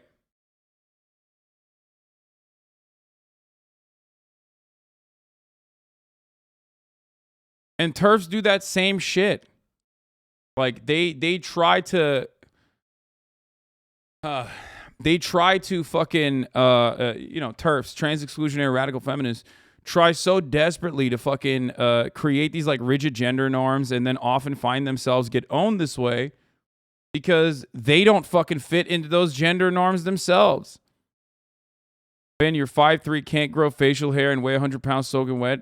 If we can both be considered men, you should probably be a bit more open-minded about gender expressions. It's clearly not as rigid a binary as you try to imply it is. Yeah. That was an insane ratio, if I recall. Yeah, my man had 3,800 likes on that. 144,000.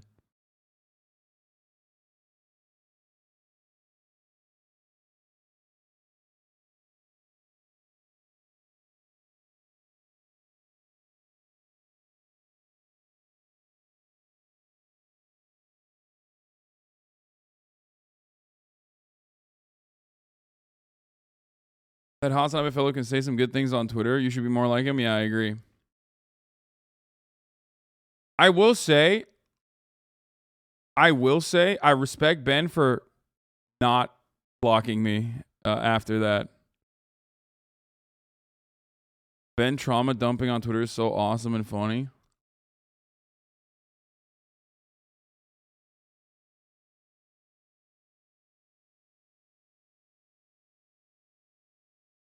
Anyway, let's watch what Hikaru had to say about my Andrew Tate thing. There are a lot of things I don't agree with Hasan on, like in terms of politics, but his takes were spot on. He just crushed Tate. I loved it. The best part about watching that was when Tate is like you're being a feminist. You're hoping one of these women like drives over to your house and has sex with you. And I mean that just said it all. Like he couldn't make a real argument. And I loved how Hasan, when Andrew Tate said that, Hasan was like very calm. He didn't actually take the bait and like get angry or say something. He just very calmly kept going, which I thought was like, it was really, there are a lot of things I don't agree.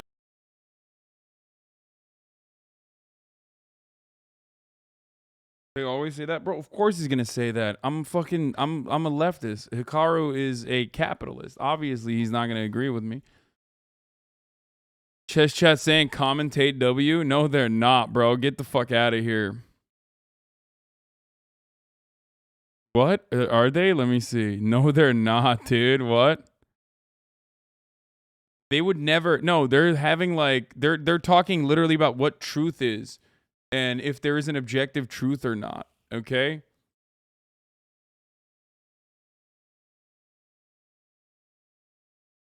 Why does every motherfucker have to preface complimenting you like I don't agree with him, but because commentate W, there's no way this is serious, bro. The one person that said commentate W is probably being sarcastic. Anyway, chess chatters are too fucking smart to get fooled by Tate. Yeah, no shot. They fucking sit around and watch chess all day.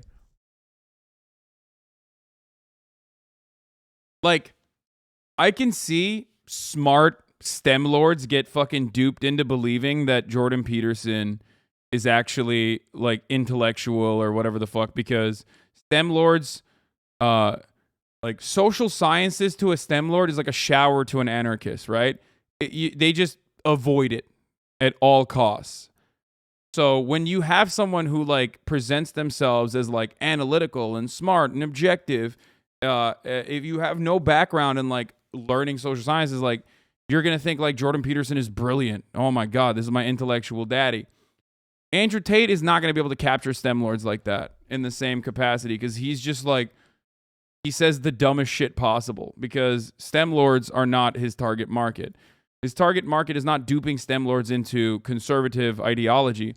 His target market is like coming at conservative ideology and people who already hold on to conservative beliefs, finding the dumbest person possible in that group and getting them to sign on to Hustlers University.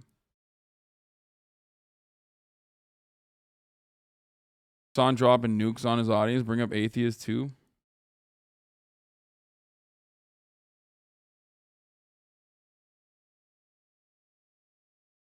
Funny enough, Jordan Peterson is the person who knocked me off the anti-religion train. I heard him talking and went, wait, what the fuck's he saying? What's wrong about Jordan Peterson? So much, my friend. I have many videos on Jordan Peterson that you can watch if you would like. Thoughts on chess drama? There was a whole tournament to play the world champ, and the world champ Magnus said, nah, I ain't playing anyone. I don't know anything about chess, dude. We got some fire reacts lined up. Andrew Schultz is on Joe Rogan. Okay, we're going to talk about that. Friend of the show, Andrew Schultz, is on Joseph Robinette Rogan. Infamous children of the most dangerous drug lords. This is kind of fun. But before we move on to that, there's this fire TikTok. Oh, we're going to talk about monkeypox. And also, this is a old, ancient Obama relic that I didn't even know existed. Yeah. Here's Obama reading a book. Apparently, this is a famous fucking meme on the internet, like Pussy 2. Yeah, another guy said, but I tell you what, you won't see me moving to no African jungle anytime soon. Or some goddamn desert somewhere sitting on a carpet with a bunch of Arabs. No, sir. And you won't see me stop eating no ribs either. Gotta have them ribs. And pussy too. Don't Malcolm talk about no pussy? Now you know that ain't gonna work. Yeah, another guy said, but I tell you. So apparently this is like I mean, dude, it's so memeable. He says pussy too. Like pussy so nice. They invented pussy too. You know what I mean? Like that's just the memes write themselves. And I didn't even know. And I'm a big Obama head. You know what I mean? I even know what Obama's last name is, right? So I was shocked. Oh, here it is. There it is. Pussy too.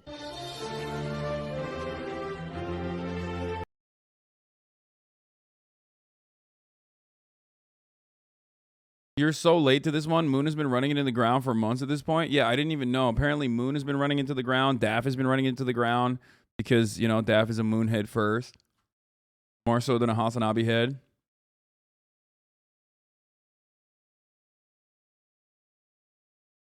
This is the President Obama we needed? Yeah. Oh, I wanted to show you guys this. I had an election rigged and stolen from me and our country. The USA is going to hell. Am I supposed to be happy? Donald Trump, kind of sad, dude. Sad boys. It's years old anyway. No one can really take credit. Yeah. My king is sad. I'll make him happy. Also, here's the real king. This dude is goated, okay? And I think what he's about to say, it looks like you have a big Moon crossover. Of course me and Moon have a big crossover. Both boomers. And we both don't have wives. Ted.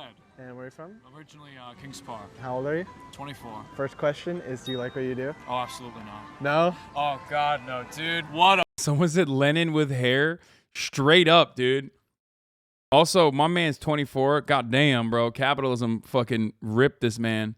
But he's dope. He's dope. Fucking sham. Our parents, they said, oh yeah, work hard, you'll get the house, you'll get the family, everything. It's all a wash. Do you have something else in mind you'd rather do? You know, I did community service once where I packed beats for 2 hours. I felt like I did more for society packing beats in those 2 hours than I did like the last year and a half working this job. Well, what don't you like about it without giving it away? It just feels pointless. There's no greater purpose to it. Like, it's just, I just push buttons and levers all day. And, you know, like, again, there's satisfaction in, like, helping the people that I help with it, because, you know, it helps them, makes their lives a little bit easier. But it just, I feel like a schmuck doing this job. I feel like an asshole. Second question, what is your highest level education? I have a bachelor's. Where'd you go? I went to St. Rose College. Was it worth it? Honestly, I'd say yeah. Not because of what I studied, but like, I took a clowning class there. I shit you not, I had to take it for a gym credit. They taught you everything. How to walk on stilts, how to juggle, how to make balloon animals. Actually, I still carry them on me. I can make you one if you want. Let's do it. Yeah. Why are you carrying this? It makes people happy. See People that. never expected. I'll be honest, COVID fucked my social skills, whatever ones I had. So like, I've been trying to like slowly relearn, go out, meet people, talk. This is a nice vehicle for that, because nobody ever expects it. I definitely did not expect this. Everyone's got their own lives. Like, I got my issues, everybody's got issues. You know, that's life, you know? We struggle, there's entropy, we die, but everything we do in between those two moments makes it worth it. And I get to share this moment with you. Dude, what? I'm never... This man is not Lenin. This man is Lenin too, motherfucker. Because Lenin, for all of his brilliant work and his writing, his actions, never learned how to make a fucking balloon animal, okay? Yeah. It's not Lenin. It's Lenin too. Lenin got an upgrade, dude. Never gotten a balloon animal before. Are you serious? Yeah. Oh my I was always goodness. scared of clowns. They gotta modernize clowns, you know? Get rid of the scary makeup and... Absolutely. Last question is, what is your income? Right now I make roughly about $72,000 a year. Are you like a technician of some sort? Nail on the head. Yeah. I'm a desktop support analyst, which is fancy finance real talk for IT guy. You're awesome, dude. I mean, this dude embodies all of the anxieties that young adults experience in the professional corporate world so perfectly and so neatly in under 2 minutes. He describes both the, you know, social anxieties and the downfall, like the social destruction in the aftermath of COVID. He describes how awful and bullshit his job is overall, and how unfulfilling it is. And like why he needs to do it. He describes the lie being told to people like him. Yeah, my 5-year journey of having a real job in my 20s summed up in 20 seconds. No, I love him. I have the same title and salary law. As a 23-year-old, I can really relate to this guy. Yeah, bro, you're in here for that reason. I know. I know why. I know why you're in here, because you feel like that guy. That's the whole point. And for the first time ever, you found someone who's like, you know, communicating your anxieties and your feelings adequately. Some of you, especially because this is Twitch, probably have the same exact job too.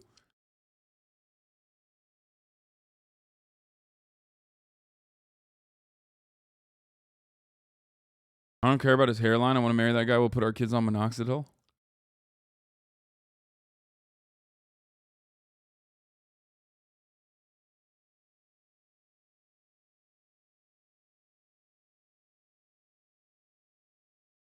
Young people have been progressively squeezed hard. Now the juice is running out. Every generation has been squeezed hard. It's just like the contradictions are more apparent now. But it doesn't matter, because the capitalist dogma gets ever more powerful in an effort to combat said contradictions.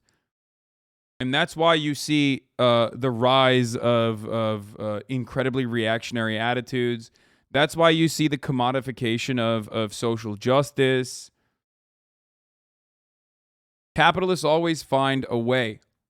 Will always find a way to take your anxieties and tell you that the reason why you feel them is actually because not enough capitalism is happening.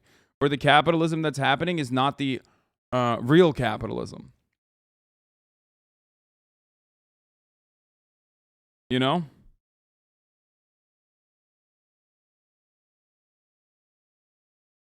Librarian in the chat, you are cool. Your job is super useful and we love you.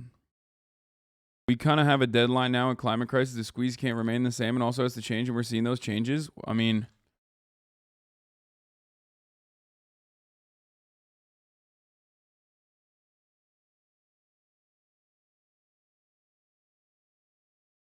I had that guy's job. To be honest, my job barely keeps me going. Even then, I'm still one emergency away from homelessness. But then again, I don't know. I'd be happy anywhere because the whole job market pisses me off. We don't have a deadline with climate change. Deadline is long past. That's why I always tell you that, like, focus on in your life, focus on self-improvement and focus on things that give you joy and emotional fulfillment, right? And one of the things that you absolutely can do is 100% trying to uplift others and trying to make the world a better place and organizing to make meaningful change in your immediate vicinity. And maybe even build the foundation for a better future that you yourself might not actually experience. You know? I looked at the clock. No, it's not top of the hour, man. Chill. Footage of a 3-year-old chimney sweep from the 1930s. This is the future libertarians want, baby. What's wrong with kids nowadays? You know what I'm saying? Like, they don't fucking work anymore. They don't know what the value of $1 is. We must return to tradition, boys.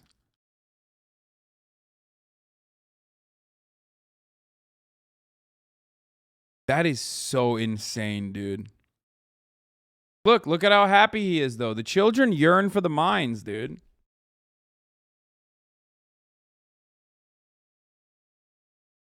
Kids nowadays don't have this kind of work ethic. That's it. Thank God for Andrew Tate, you know what I mean? He's trying to bring this back with Hustlers University.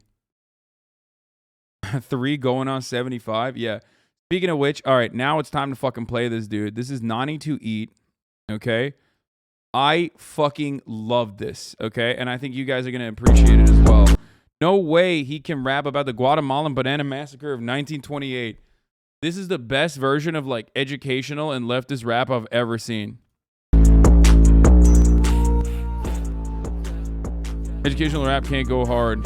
Whenever produce is needed, the U.S. go ahead and export Guatemala. They want to control the bananas and grab the whole means and supply by the collar. Monopolize every plantation and paid all the workers in vouchers, not dollars. The economy was moving forward, but they send it back like Granani Gadala.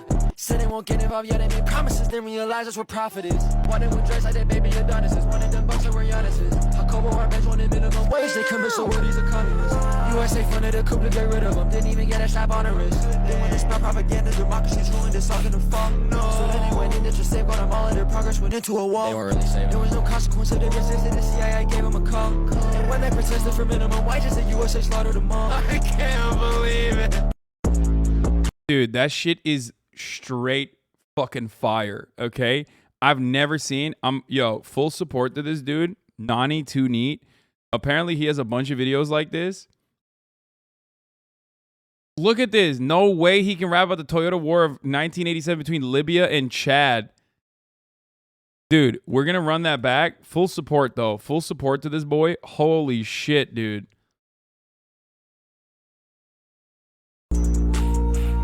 I'm going to run it again. Whenever produce is needed, the U.S. go ahead and export Guatemala. They want to. Dude, this is it. This is it. I love this. It's like GDI. You know what I mean? The what is it, like Gaddafi info or whatever? Like I love that account. The one that does like fake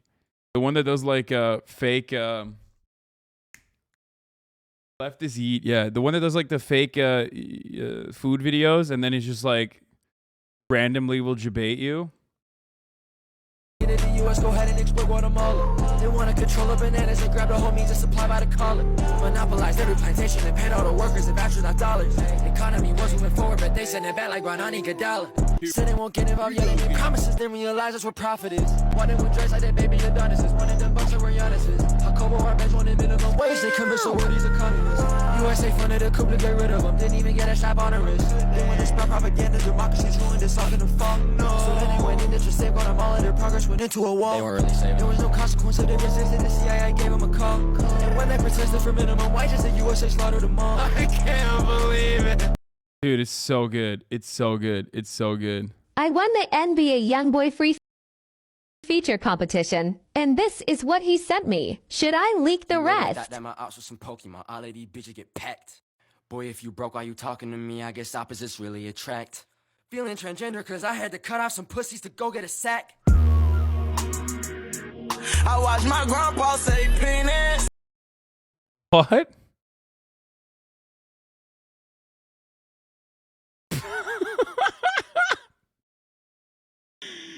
That, what the fuck, dude? What? I don't even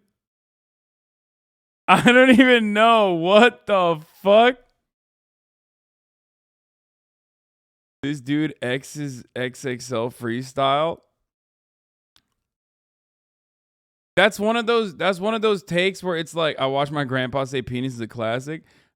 That's one of those bars where you're like, what the fuck? Was that transphobic or pro-trans? I don't even know what the fuck that was. Yeah. I'm literally trans. I don't know if that's allowed. Yeah, we already talked about Yeet, but we'll play it again. These police ain't catching shit, but they catching cold. Yeah, it's coronavirus. I hope every single cop died from coronavirus. I will pull up at that funeral and sit on them. And tell me how many drugs. Let's go. I think he's got some insider information about Pussy 2. Pussy 2 is literally they, them, pussy. Like, everybody was talking about Pussy 2. It's already here. I just realized, like, Pussy 2's been around. Trans mask pussy, Pussy 2.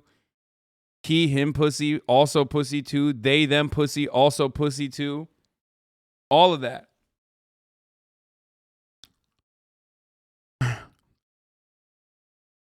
Is Pussy 2, Pussy 3?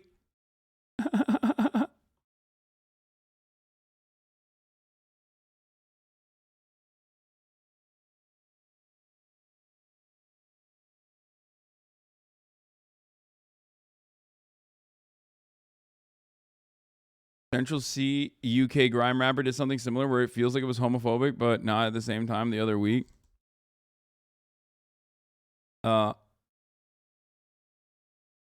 Okay. Oh, this is another type of like debate, like leftist debate videos that I also love. Gamers, did you know?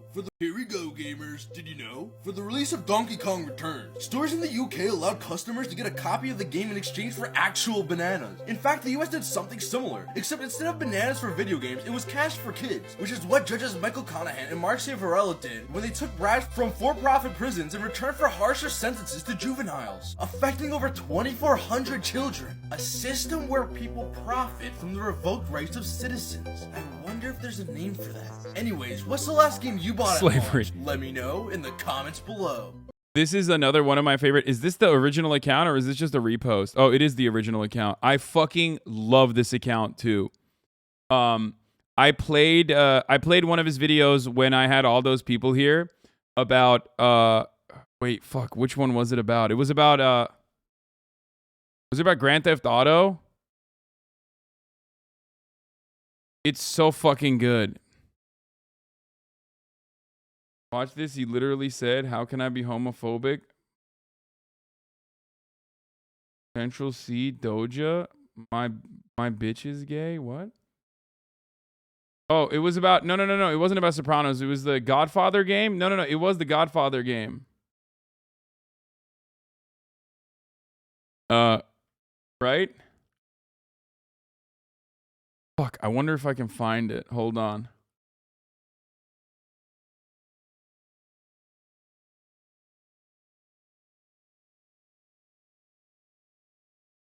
This one. Oh, epic fail. Yeah, this one. Let's go bowling, gamers. Did you know? Oh, this dude follows me back? Let's go, dude. If you downloaded a pirated copy of Grand Theft Auto 4, the game will be borderline unplayable. No, this is not the one I was talking about, but this one's great too, With probably. a constantly shaking camera and dysfunctional vehicles. Now that's definitely one way to deter people from breaking the law. Another way is just poisoning them, which is what the United States did during Prohibition. purposefully increasing the amount of methanol in industrial alcohol that they knew was being sold to US citizens, leading to the deaths of over 10,000 people. But if it's any consolation, it was only poor people who were affected. This is chaos! Capitalism is a dirty business. Anyways, which is your favorite GTA game? Let me know in the comments below. No, it was Hillary Clinton's Pied Piper strategy. He did one on Hillary Clinton's Pied Piper strategy as well. Dude, these are some of my favorite TikTok accounts. Obviously, you guys know GDF official. Like, I've shown a lot of his videos and he's blown up a lot in the past as well.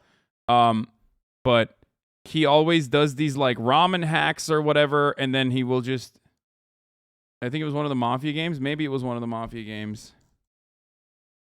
Yeah, here, I'll show you one and then you'll understand. Here, let's play a good one. And his TikToks bang, dude. And he pops the fuck off on Instagram as well. I'm a big fan. I do love this style here. Cheesy pesto pasta. But wait, I just tricked you. It's actually plant-based? And wait, I just tricked you again. This isn't even a cooking video. 2005, Hurricane Katrina floods New Orleans. Over 1,800 people perish. This is a tragedy. It is also an opportunity. Corporate America wasted no time swarming the Gulf, snatching large government contracts totaling over $3.4 billion. A little-known company called Kenyon, a subsidiary of the SCI Funeral Corporation, a major donor for George Bush's presidential campaign, was contracted by FEMA to recover the more than 1,000 bodies floating in the streets. The company moved at a snail's pace, and a year later in 2006, dozens of bodies were still not recovered. And even though emergency workers and locals volunteered to help in the collection effort, they were forbidden from helping. The reason? Because collecting the bodies impinged on the profits of Kenyon. That's right, Kenyon was charging the state an average of $12,500 per victim, all paid for with taxpayer dollars. Creamy. He does stuff like this all the time. This one is one's a banger too. Another banger one. Viral spam fries. Let's see how they taste. Okay, to be honest though, the worst part about it is that the food that he makes is unironically so dank that I do get upset when I'm like, well, I kind of want to know what the fucking spam fries, like, I kind of want to know what it looks like. I kind of want to know what it tastes like. You know what I mean? That's the only frustrating part about the content, is that like it literally leaves me wanting to know more about the fucking spam fries. Let's see how they taste. 1968. Soldiers of Charlie Company, 1st Battalion, 20th Infantry, enter Sun Mai Village to carry out a search and destroy mission. Their orders? Kill everything in the village. For over 4 hours, members of Charlie Company and B Company systematically massacred over 500 unarmed Vietnamese civilians. They faced no resistance at all. In ones and twos, or in small groups, men, women, the elderly, and babies were massacred in cold blood. The soldiers even took a break in the middle of the carnage to eat lunch, then returned to killing the villagers afterward. It's one of the most notorious crimes of the Vietnam War, but it may shock you even more to learn just how typical this incident was. Just take this interview with Larry Holmes of 2nd Squad, 1st Platoon. What about this operation? Were you given any special instructions? Destroy everything. Destroy it all. Village, livestock, and food stocks? That's what a search and destroy is, isn't it? Dr. Al J. Venema, who ran a Canadian hospital near My Lai, says he knew of the massacre immediately, but didn't even bother to report it. It was nothing new. There was a massacre at Santra in February of 1968, and another incident during the summer in the Moduc district. I had heard this type of story many times. Every unit of brigade size has its My Lai hidden someplace. What's up, guys? Today. Yeah. When my mom was pregnant, my sister only craved and ate spam and green grapes for like the first 4 months of her pregnancy. Yeah, so yeah, the ramen, watch his ramen hack, the Sudan hospital. I've shown you the Sudanese hospital one already, like the bombing of the pill factory under Bill Clinton.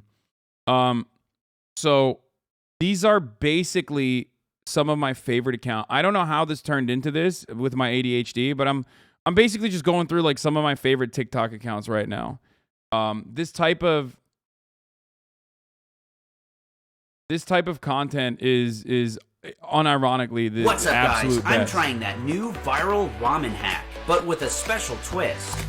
In 1998, U.S. President Bill Clinton ordered the destruction of the largest pharmaceutical plant in Sudan. Launching 13 Tomahawk cruise missiles, the plant was pulverized, reduced to nothing but broken medicine bottles and rubble. The U.S. government claimed that the plant was used to make chemical weapons, but officials later said that there was no proof that the plant had been manufacturing or storing chemical weapons. The destruction of the plant wiped out more than half of Sudan's medicine in an instant. Because Sudan was under a U.S.-sanctioned embargo, Sudan could not recuperate for the loss, and as a result, tens of thousands of people, many of them children, have suffered and died from malaria, tuberculosis, and other treatable diseases.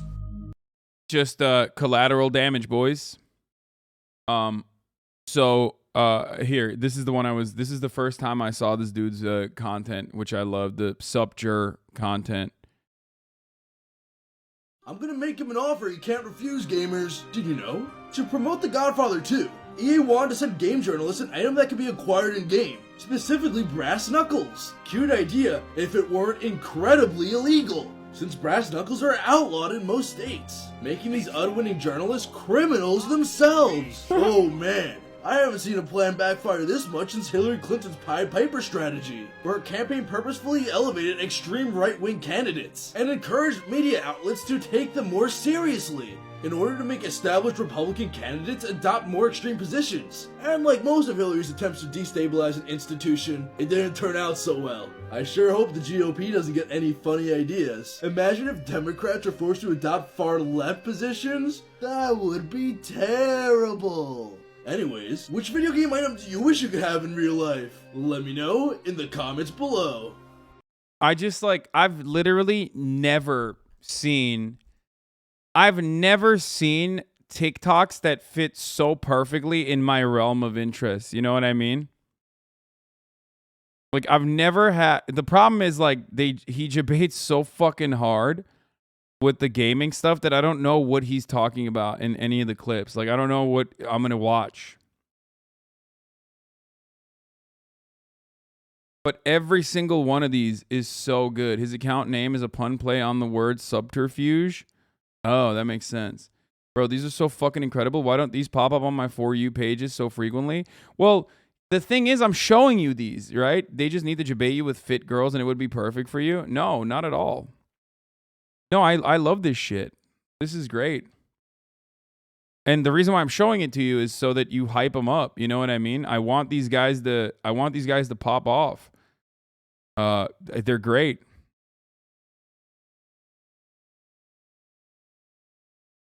Let's see. This is about the Toyota war between Libya and Chad. Another one of my favorite fun facts. Libyan soldiers died, they went way past their quotas. Whoa. All of them got popped, I'm not talking about sodas. Set up mines, Chad got through them way before they could notice. They did. Let me tell you about the war that Chad had won with Toyotas. Chad was fighting for the Hausa strip, but they was outnumbered. Libyan forces had some aircrafts that they recently plundered. There was no way Chad would win, so they just sat there and wondered. Said, how about we go take their aircrafts while they're deep in their slumber? They realized landmines won't go off if they hit tires in the center. No. This information got in their Toyotas and ended. Chad pull up with all Dracos, gave him shots like they were bartenders. Muhammad Gaddafi and all his Libyans had to surrender. Let's go! Okay, maybe he's not. Okay, this is interesting. Maybe he's not a leftist, actually. That one is surprising. Because I saw the Guatemalan banana massacre, and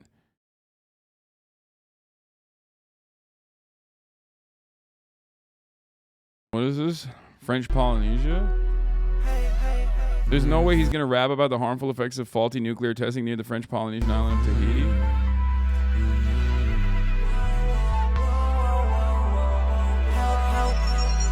Citizens lately been falling like meteors. Let me tell you a little about Tahiti. It is the biggest of 130 little islands located in French Polynesia. Tourism boosts the economy, it boosts the infrastructure when you book on Expedia. But ever since France started testing some nuclear weapons, these tourists have gotten leukemia. 41st launch, it was not a necessity. Late in the 70s, it was done recklessly. They had decided the cheapest and quickest location was there, and that's right where the test will be. First they got greedy, they tried out their nukes by Tahiti, but then they screwed up the trajectory. They landed close to the shore, now the people are more prone to cancer, at least they expect to be. Why?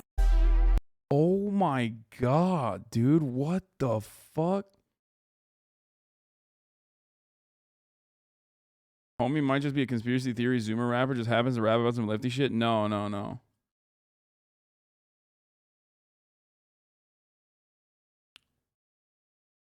They tell him to rap about something. He goes to the wiki. I think that's how deep this is.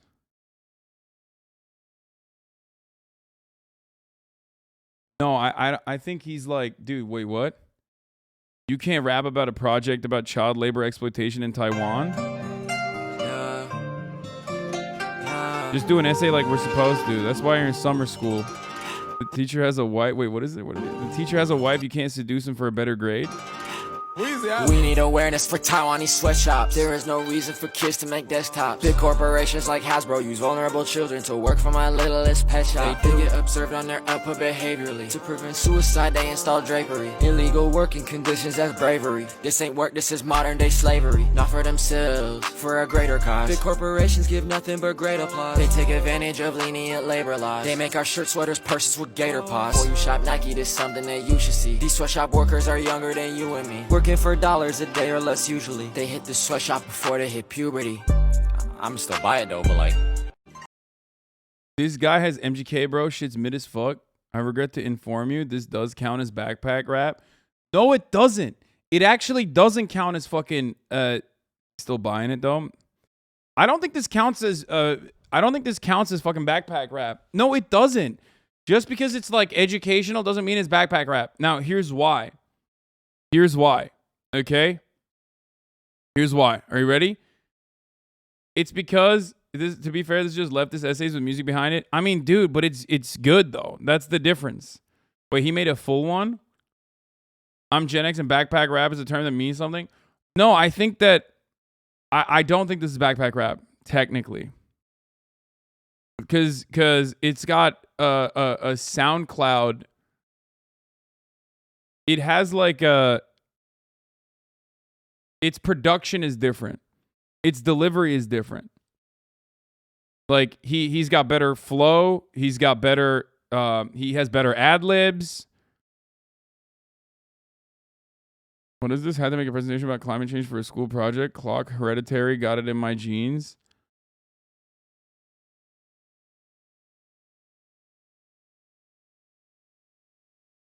Yeah, they're really well written. I think you're basically saying like I think you're devaluing this when you say it's backpack rap, because like backpack rap can be really good and it's for a specific audience, but ultimately I think what is this? My parents told me to stop making music I understood. It's not backpack rap. Who's even saying that? Backpack rap is way more preachy and edutainment, way less attention to the actual music. Yeah. This on the other hand is like the flow. Like if the lyrics weren't what they are, the song would still sound like, you know, Yeet adjacent. Okay? Apex said it best. Anyone can rhyme, but few can write.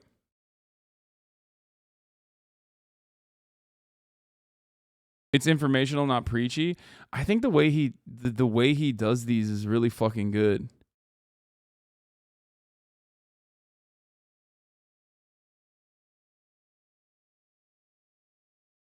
He's also 19, so I don't want to like click on some shit and be like, God damn, this is really bad. I take back everything I said. You know what I mean? You would have thought I'm on estrogen the way my racks keep growing? What? I cannot fuck with a bitch. I got dandruff. I'm beating it down in her back with snow. Can't ever spoke to me. Why in the hell you won't smoke with me? Now we got ashes blown. Think that I got me some herb because I went and got me some head. Now there's rashes shown. Look at my bank account. You would have thought I'm on estrogen. Wait up, my racks keep growing. Huh?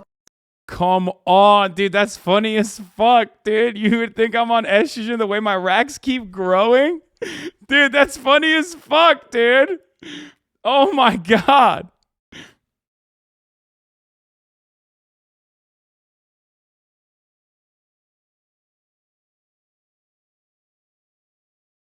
He's just SoundCloud Lin-Manuel Miranda. He's Lin-Manuel Miranda for leftists. For young Zoomer leftists. Not the HRT bars. Bro, he just dropped. Yeah, dude, what rapper you know fucking raps about HRT, okay? What the fuck?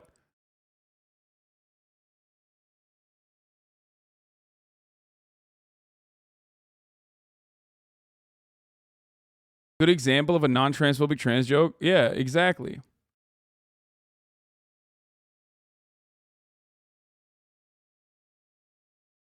What is this?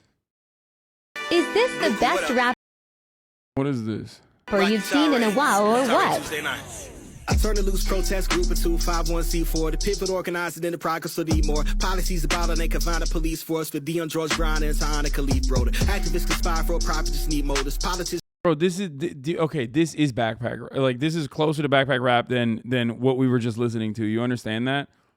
Like, this is like, and the lesson in it is good, I'm sure, but like, it's good that you showed it to me, because that is the difference between. There's a difference between that and what we were just listening to. Who sent this? Your cousin ain't making out the hood. Tell him to finish his degree. Okay, no, I mean, don't shit on the dude. Come on.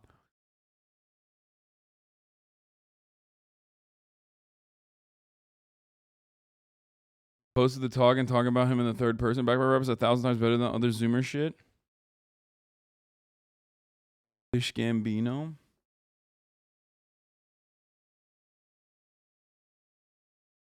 Are any of these related to the Manosphere TikToks? No, man. I'm going to do fucking Manosphere shit in a little bit, okay?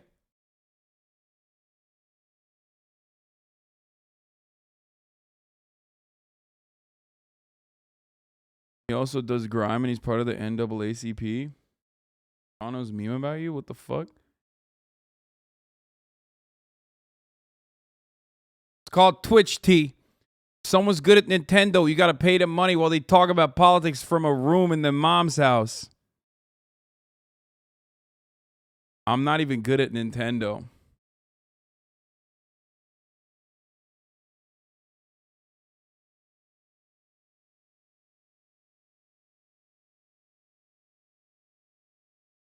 T, you don't fucking understand it, all right?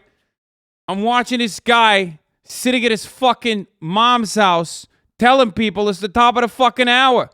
And there's a 60-second ad break over here. Maron! Thinking to myself, I got fucking agita. And then he calms me down, all right? He fucking tells me, no worries. If you want an uninterrupted ad-free broadcast experience, all you fucking need to do, T, is subscribe. For $5 fucking or for fucking free, he says. Right? And I'm like, how the fuck? For free? I like that. You know, the 5-finger discount, right? And he tells me, all you got to do is lift someone else's Amazon Prime account. Everyone's got one of those, all right? And connect it to your fucking Twitch account. You get one free Prime subscription a month that way. Or he says you could get gifted a fucking sub like DJ Kento.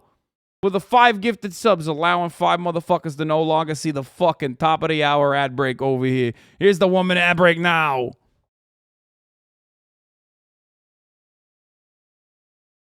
I missed the horrible Italian accent. It's not even horrible, dude. How dare you? It's called Twitch, T. If somebody's good at Nintendos, you gotta pay them money while they talk about politics from a room in their mom's house or some shit. It's called... Yeah, this guy just literally only fucking reads the... So, is this his own tweets that he's reading on TikTok, I wonder? I'm sampling that shout out for my DJ sets now. Thank you. Do it. Just stole the tweet. I mean, oh, dude, I love this Young Skirt. I've been listening to this a lot. I'm in Australia. Or no. Or no. I never stop. I always score. A little deer. Adore. I think I'm Hunter Biden's dad. George. I'm with my brother. Roar. That is not my friend. Nor. For. My car's not parked legally. Nor. I got a quiver of the arrows in my bar. If we not talking about the thumb, I got 4 tars. I'm in the garden with the 2. I'm feeling like Santa Claus. There's too much grass upon the lawn, I got a mark. I'm in Australia. Or north. I never stop. Always score. A little deer. Door. Or north.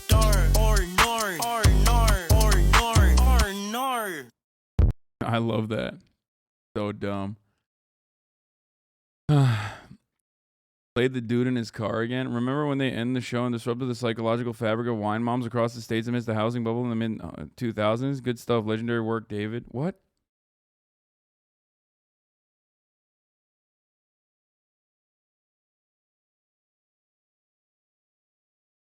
Why are we just listening to the national anthem of Australia? Is how it is, dude.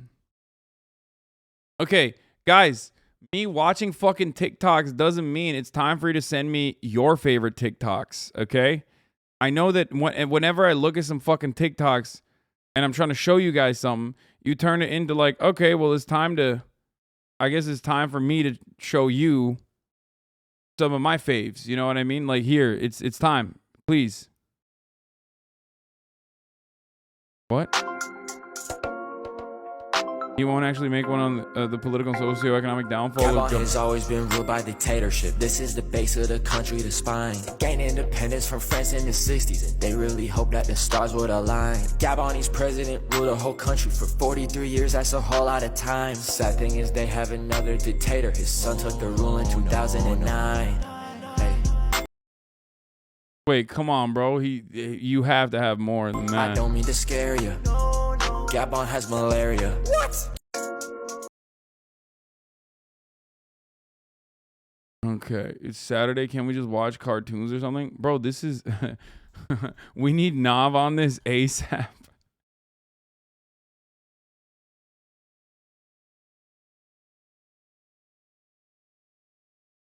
Not to get political, but this is kind of mid. Wait, I want to see the second part of this. Did he not do a second part of this? What the fuck?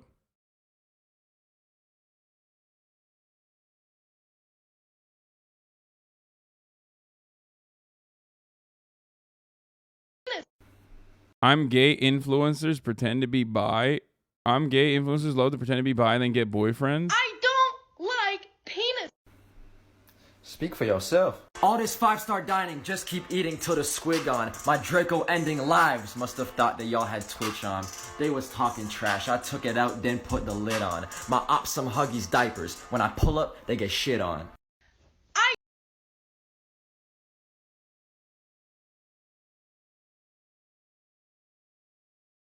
Okay, this dude is like...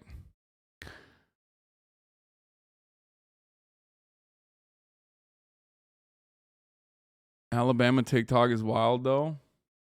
Rumor has it they fornicate. Open a P.O. box so I can send you a B-Day card. Your B-Day is before mine. Winky face. A day before mine. No, Dark Seductress. I think I'm good on that. With their siblings. Asking Alabama people if they've had sex with their cousins? Shut the fuck up. Are you serious? Why go across town when you can go across the hall? Donnie, have you fornicated with a sibling or a cousin? Aunts, cousins. Well, I'm speechless. Have you ever slammed and jammed a cousin? Very closely, yes. Give me some skin, man. My guy. How about mothers and mothers? You slammed a mom? Step, ex. You're a dog. Yes. Can you bark for the camera?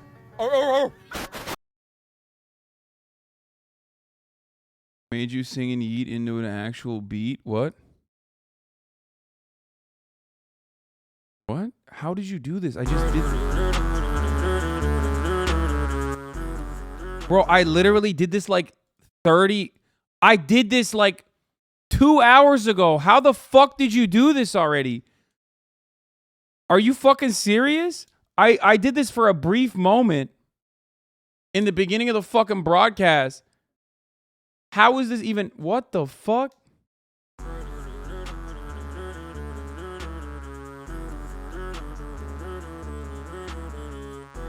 I had the rush to get this out in 30 minutes, but I thought it was funny. It is funny.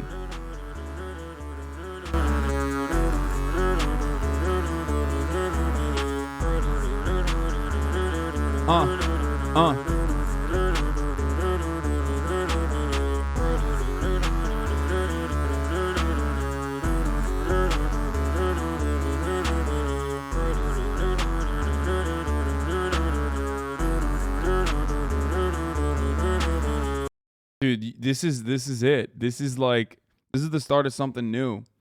We need to start making leftist bars and rap on this. We need to take this, Poke, Simple, and Jess can make a track with this. We need to get this. We need to get that fucking dude who does the leftist bars, Nanny 2 Beat, to come on the stream and fucking... we need to get him to come on the stream and rap over this. Wait, did he just follow me? Did he follow me back? Hold on 1 second. I'm gonna DM him right now. Yo, you won't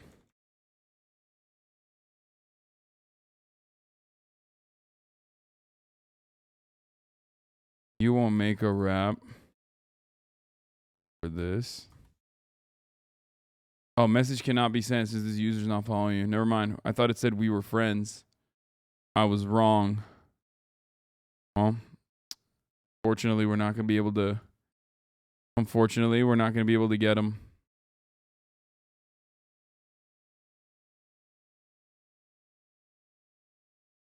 Hold on. I'm going to DM him on Instagram.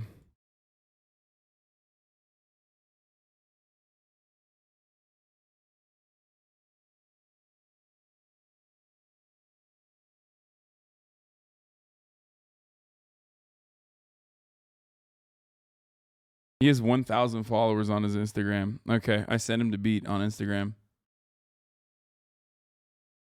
See if it works.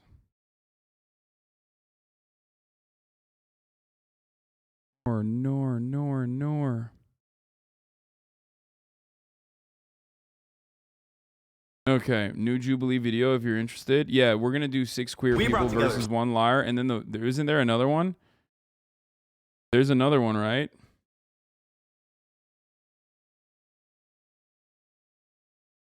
There's a couple Jubilee videos that are fire.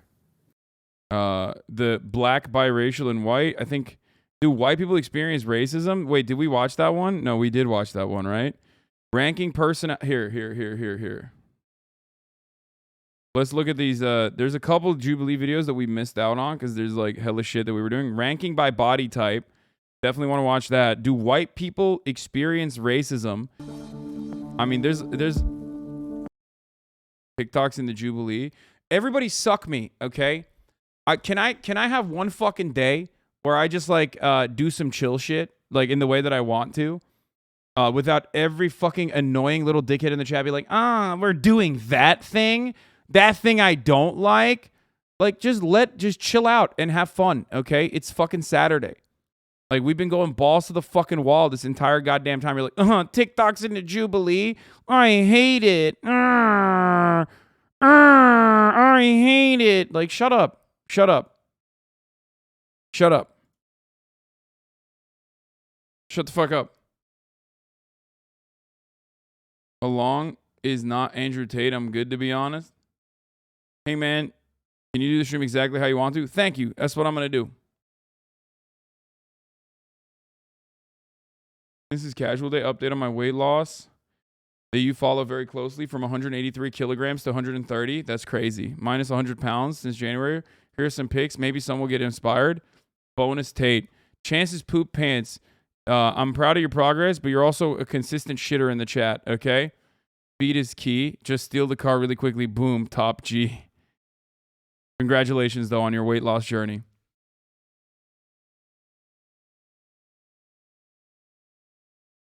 And shitter in the chat, dude. Chat shitter. Classic.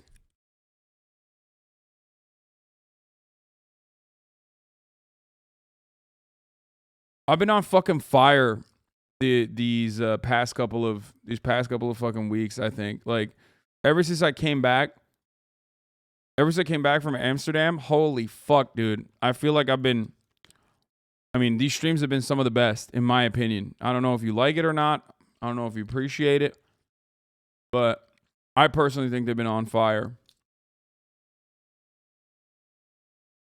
All right. Do white people experience racism? Middle Ground Jubilee. I'm very excited for this.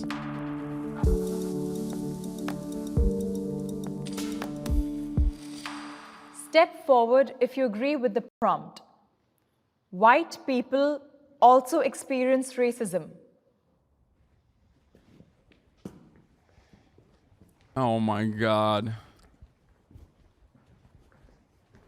I think racism is definitely not a one race against the other. It goes all ways. It doesn't matter if you're white, if you're black, if you're Asian, it doesn't matter. You could experience racism no matter what color your skin is.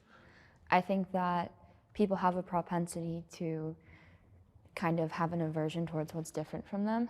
I've been called a cracker before. I've been told I was going... No! That was in context. I'm sorry. I'm sorry, Twitch. Please don't ban me. What the fuck? Are you serious? Are you serious, dude? Oh, no. Nor.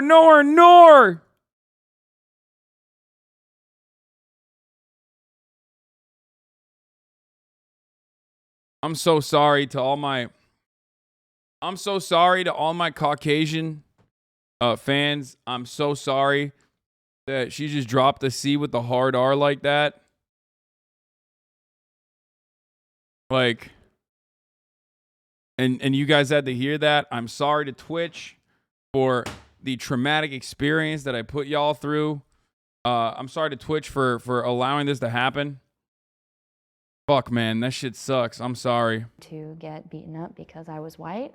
I would What? argue that on a systemic level, white people don't experience racism the same way a lot of other races experience racism. But I would say on an individual level, any group is capable of being racist towards another group as well. So the argument against this position frequently is that racism is a system, not a sentiment in the United States. And I agree with that really strongly, but at the same time, Yes, without systemic racism, you know what like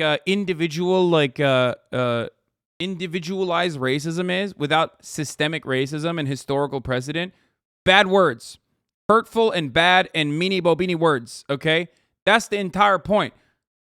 That's the entire circumstance, okay? That's what the problem is.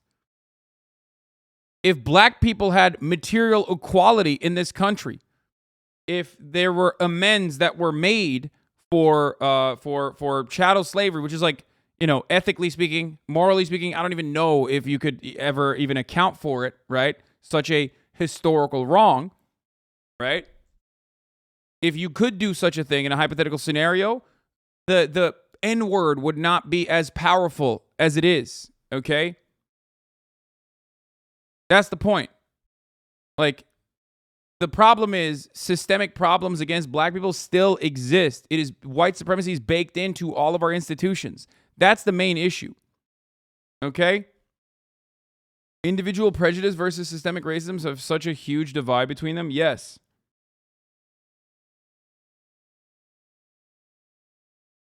I remember seeing a TikTok explaining words with ism at the end are systems put in place: capitalism, socialism, sexism, racism. What? I'm Jewish, and what about white minorities? Not a hot take, just a question. I don't even like.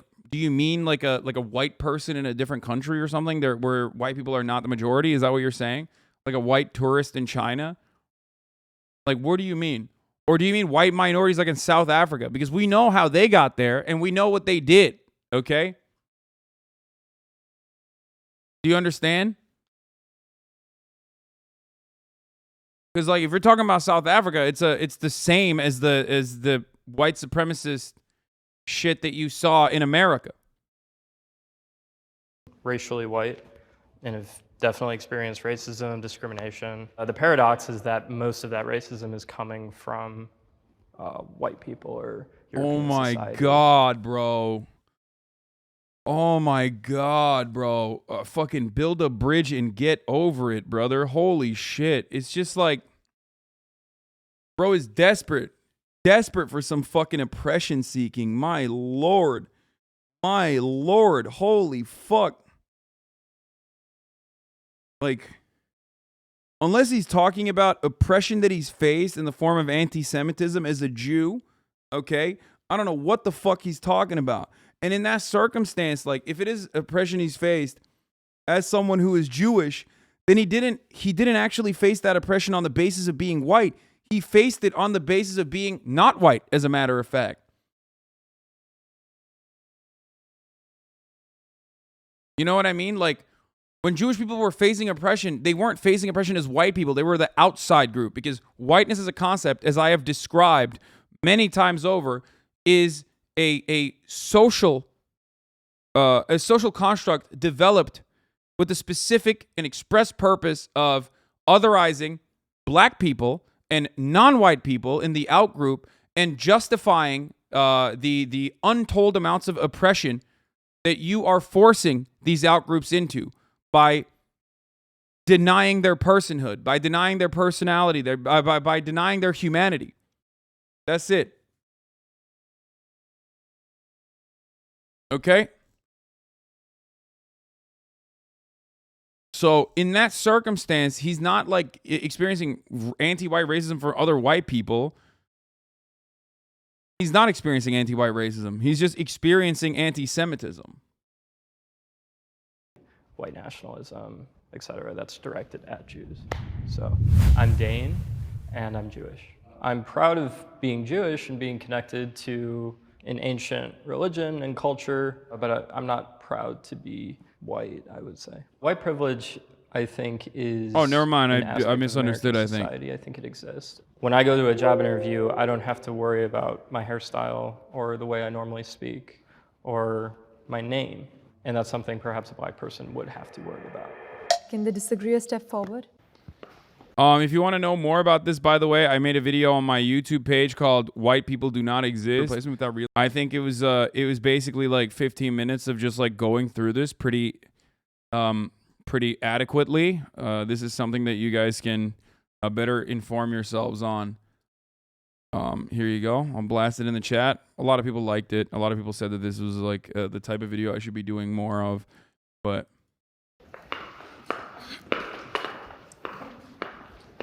So I just want to say that I want to validate everyone's individual experiences. I do also believe that white people experience bias, prejudice, but the reason I did not step forward is because by definition, racism is tied to power and economics. You talked about systemic discrimination. I don't feel white people experience racism by definition and by actual concept. What is the definition of racism and who wrote that definition?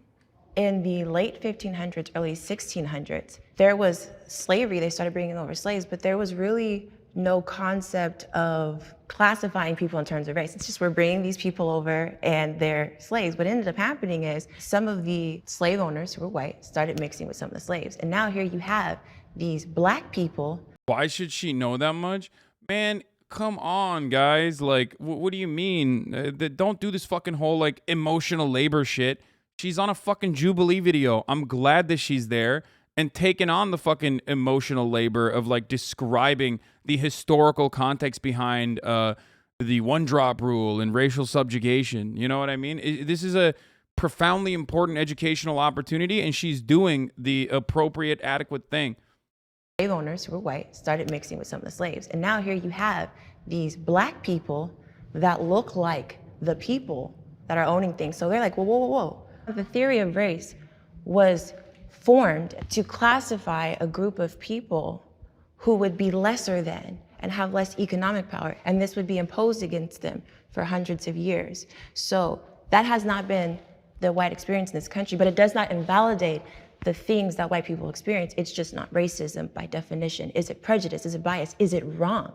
Yes. Mine is simple. If one person treats... So if racism is based on power and economics, couldn't that still be used against a white person within certain individual spaces?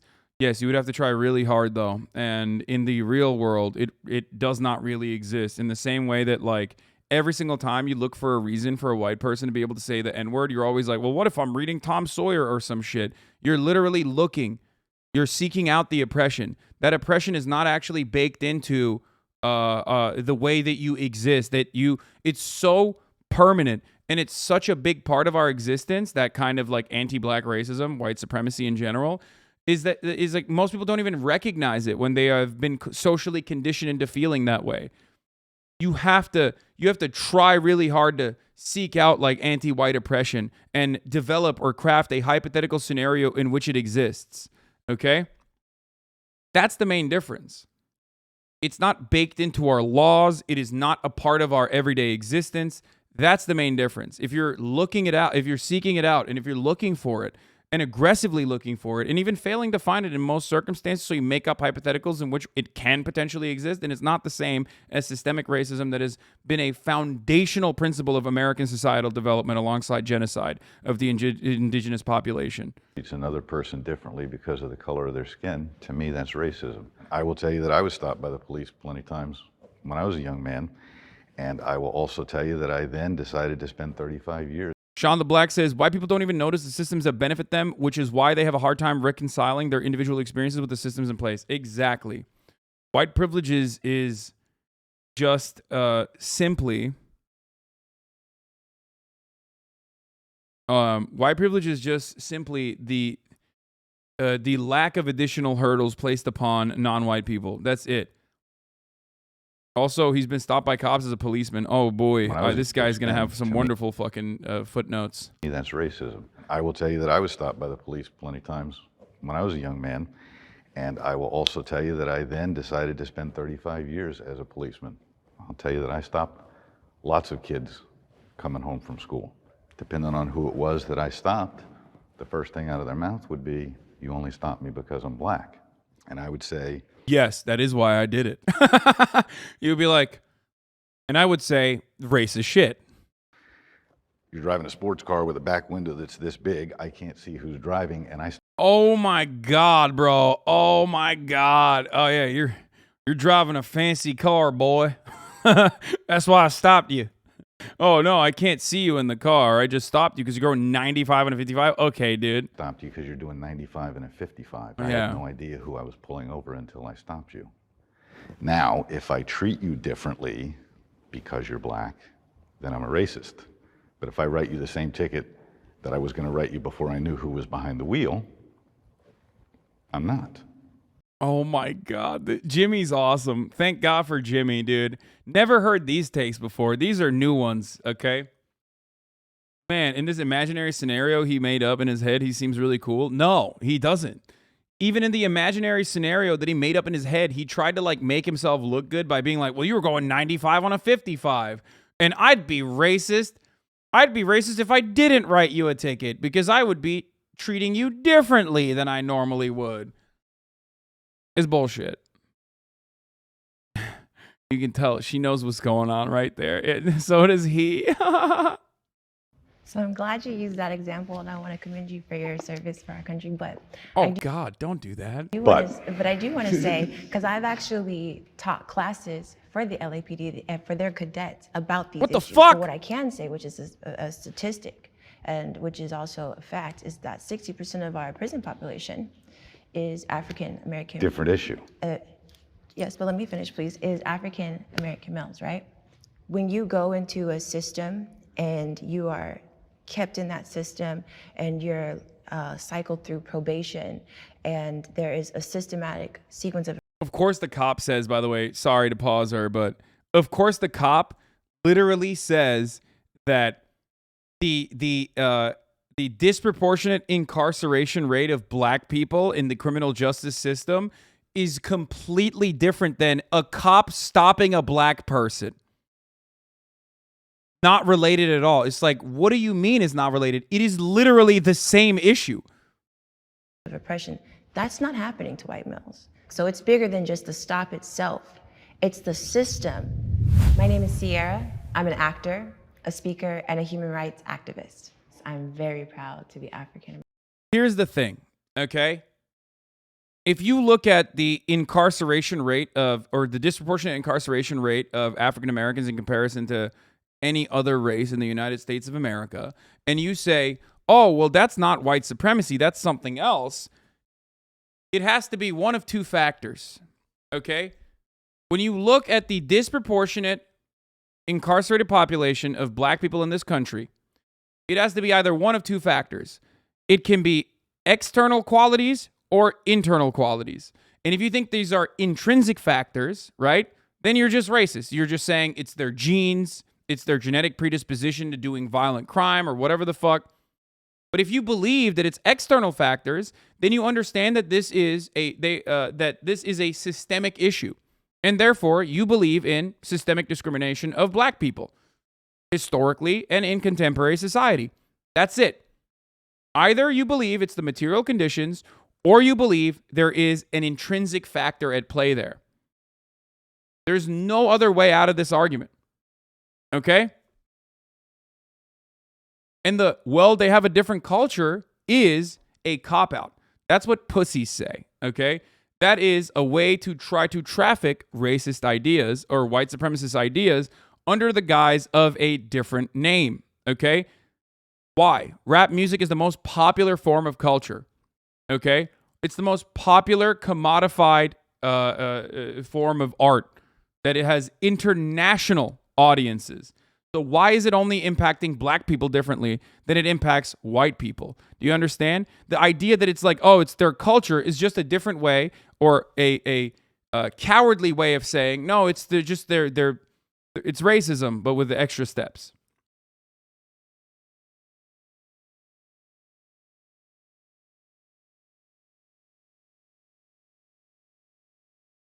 Nature or nurture destroyed by Ben Shapiro saying the word culture. It's obviously systemic racism at play. Yeah, exactly. Culture is derived from either internal or external factors as well. Culture doesn't exist in a vacuum. 100%.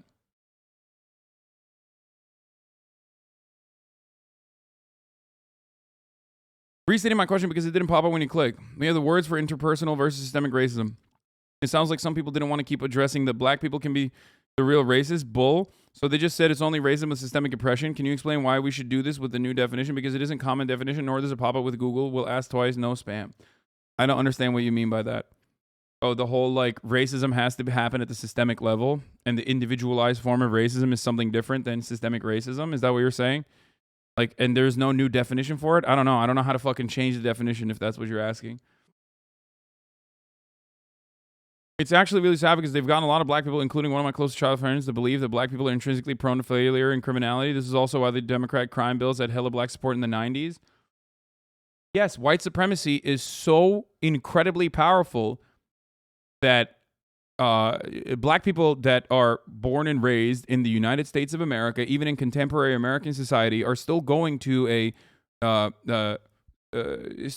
public schools that have a curriculum that is outdated, antiquated, and also systematically neutered, that end up learning things from a otherwise white supremacist perspective. Okay? That's where this comes from. That's why you see even black people have these kinds of opinions about black people from time to time. There is no other product. If like I said, white supremacy is so permanent and such a foundational part of American existence, or just existence in the Western capitalist universe, then of course black people themselves are also going to that are educated in this environment are also going to share similar values.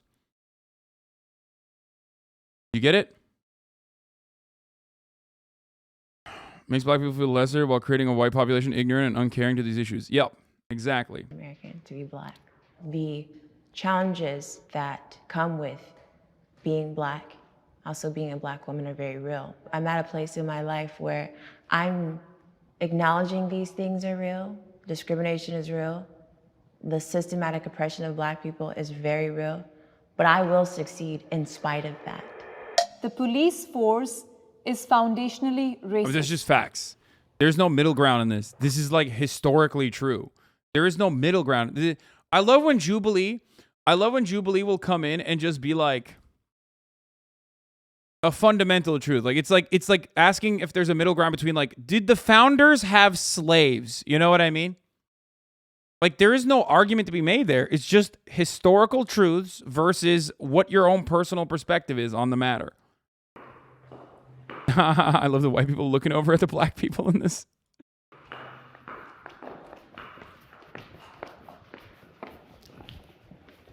I want to start off by saying I don't think that every cop out there today is racist. Why not? Just say it. I think there Boo. Say it. are a lot of them who are really doing good work. What I know Boo. from the establishment of the policing in the United States, that is directly from the slave catchers who were hired to catch runaway slaves and bring them back home. Yeah, I agree that all cops aren't racist. I had plenty of interactions with police that were fine, but... You know we aren't taught that the founders own slaves, right? Shut the fuck up. Are you serious? No fucking shot, dude. What? No, they definitely did. You just didn't understand it. What? In the American school system, you are telling me right now, because I didn't go to school here, in the American education system, you do not learn that the founding fathers, pretty much all of them, with a couple exceptions, had slaves? No shot.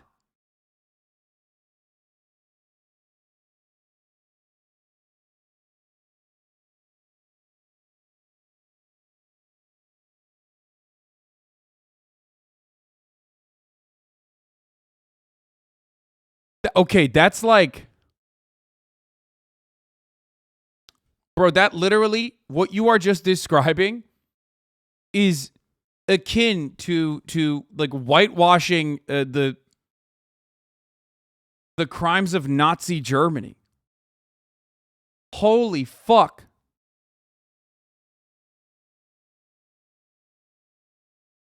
Did a poll? Wait, there's a poll in the chat. Stop it, dude. Did you learn that the founding fathers had slaves? Oh my God, 70% are saying no. What the fuck?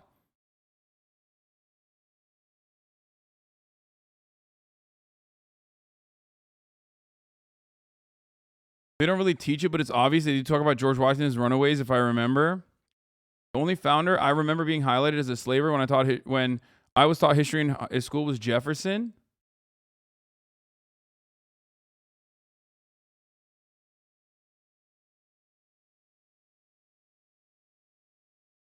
Briefly mentioned, but not intentionally taught. Dude, 68% of chat currently is firmly stating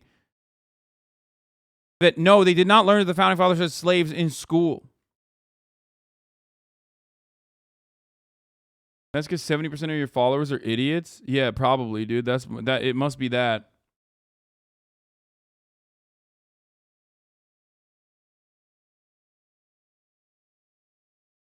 I don't know if this is like a instance where chat just simply didn't pay attention in class, or just straight up this is just systemic failure of epic proportions, dude. Look at this. 67%, 3,000 votes say, no, they did not learn that the founding fathers had slaves. What is happening right now?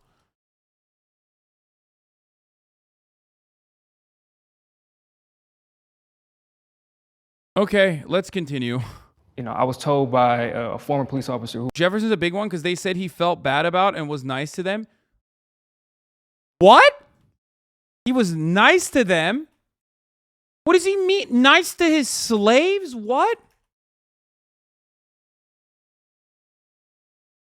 What?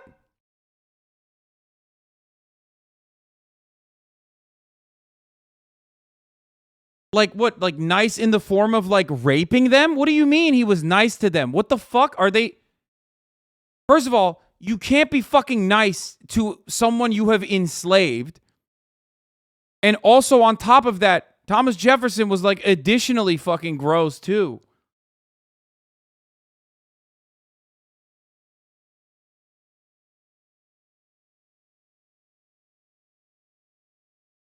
Dude, he was so nice. He actually called them by their real names. What? That's correct. They didn't highlight that he was a slaver or raped them in my MO high school since he's important to Missouri.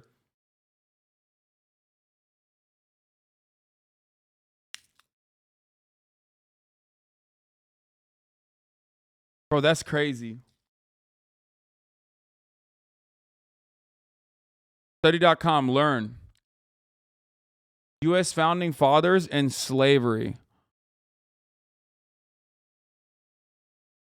Bro, read the sentence. Did the founding fathers own slaves? The founding fathers said that slavery, mixed history. Founding fathers used the term to describe the several dozen men who helped frame the U.S. Constitution. Some of the founding fathers did own slaves, but slavery was a divisive issue among them. Yeah. So divisive. That's such incredible liberal framing, by the way, to be like, you know, they had slaves, but they were arguing about it. Doesn't that make it worse? Because that implies that there were people that understood that it was like, first of all, this framing immediately dehumanizes black people, right? Because you want to know who didn't like the fact that there were slaves? The slaves. The black people that were enslaved, right? So you're just automatically just removing them from the conversation when you have this argument, when you make this argument. But also, it's actually worse than you think, because ultimately that means that there were people at the time that totally understood that this was really fucked up and morally abhorrent behavior. And the founders were like, nah, I still ride for that, actually. This is why I love using the George Washington example. For those of you who don't know, at the time, there were laws to forcibly free enslaved people. Okay? For those of you who do not know, George Washington cycled his slaves across state boundaries every 6 months in an effort to ensure,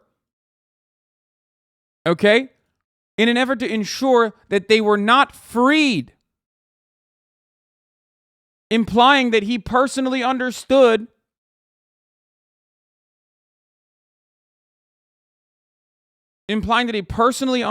that, like, at the time, there was literally a fucking law around it, and that people totally saw, the moral, morally unjustifiable act of enslaving a human being.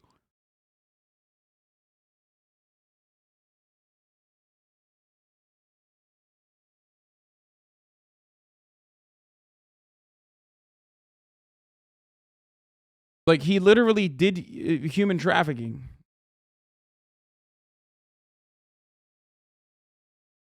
Hold on. Here it is. SmithsonianMagazine.com. George Washington used legal loopholes to avoid freeing his slaves. One of his slaves fled to New Hampshire to escape becoming a wedding present. That's G-Dub, baby. That is straight up GW right there. America's first president was wealthy and powerful, and his possessions included false teeth, tricorn hats, and nearly 150 slaves. George Washington owned slaves and relied on their labor, and as Erica Armstrong Dunbar reports in the New York Times, he used legal loopholes to avoid freeing them, even as northern states worked to abolish slavery. Washington inherited his first 10 slaves when he was just 10 years old, Dunbar reports. In the days before Washington, D.C. was the nation's capital, the new president lived in New York and Pennsylvania, states that were gradually abolishing slavery. But Washington wasn't eager to get rid of his own slaves, says Dunbar, even when he moved to Philadelphia. So in 1780, Pennsylvania passed the Gradual Abolition Act, a law that freed people after they turned 28 and that automatically freed any slave who moved to the state and lived there for more than 6 months. This part is really important. Dunbar tells the story of how Washington got around it. So not only did this motherfucker know that it was bad, not only did he know that, like, other people around him knew that it was bad, he literally fucking used a loophole to avoid freeing the enslaved people that he, had enslaved. Fucked vibes for Washington. Washington developed a canny strategy that would protect his property and allow him to avoid public scrutiny. Every 6 months, the president's slaves would travel back to Mount Vernon or would journey with Mrs. Washington outside the boundaries of the state. In essence, the Washingtons reset the clock. The president was secretive when writing to his personal secretary, Tobias Lear, in 1791. I request that these sentiments and this advice may be known to none but yourself and Mrs. Washington. Republicans will call what I'm doing right now the RT.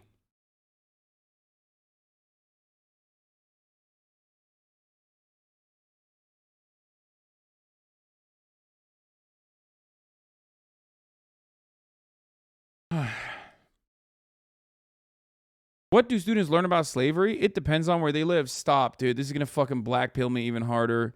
Every day I learn a new thing about America, and it just, like, breaks my fucking brain. Wait, what the fuck? Why isn't the...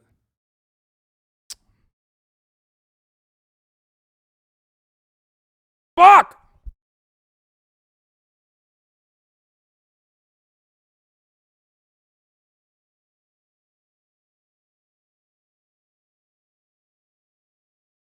I learned that Jefferson had slaves from epic rap battles of history. There's basically no concept or morality taught in schools when it comes to American history. It's all strictly liberal institutionalist perspectives.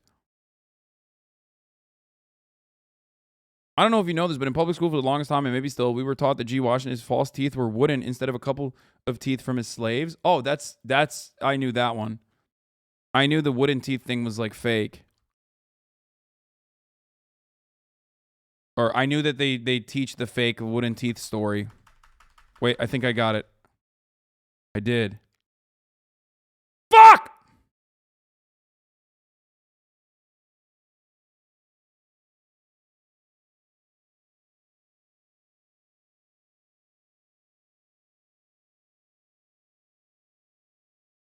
Fuck! They're getting better. They're getting better. They're getting better. They're getting better with the paywalls. Oh my fucking God, they're getting better with the paywalls. There it is. When the Texas State Board of Education met in 2010, 145 years after the Civil War ended, it decided to set new social studies standards for teaching about America's deadliest conflict. One of the contentious issues before them, how central was slavery to causing the war? As the board saw it, not very. Dude, come on, dude.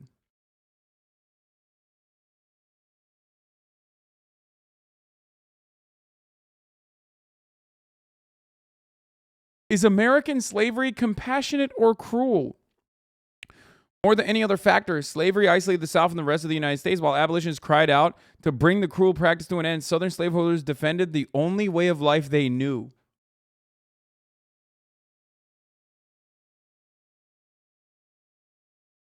Look at me. Look at my arm. I have plowed and planted, gathered into the barns. No man could head me. I could work as much and eat as much as man when I could get it, and bear the lash as well. And ain't I a woman? I have borne 13 children and seen them most all sold off to slavery. And when I cried out with my mother's grief, none but Jesus heard me. And ain't I a woman? That's Sojourner Truth. So let's, that's one. What the fuck is this? Ew. What is this like thing? It just looks like a bug died on it or something when you were taking the photo. Here's what the Southern slaveholders' perspective was, though. I could not free them, for the laws of the state forbade it. Yet even if they had not forbidden it, the slaves in my possession were in no condition to support themselves. It was simple cruelty to free a mother with dependent children. Observation 2 had satisfied me that the free, okay, I'm not going to read it, were, in general, a worse condition than the slaves. The manumission, setting free of my slaves to remain in the state, was not to be thought of. Should I send them to Liberia? Some of them were in a condition to go, but none of them desired to. If sent, they would be forced to leave wives and children belonging to other masters on nearby plantations and dwell in a strange land. I love both sidesing American slavery as like the compassionate thing.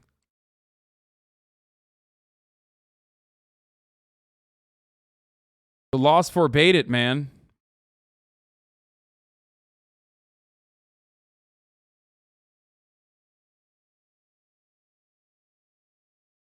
Anyway, pretty cool stuff. Let's get back to this.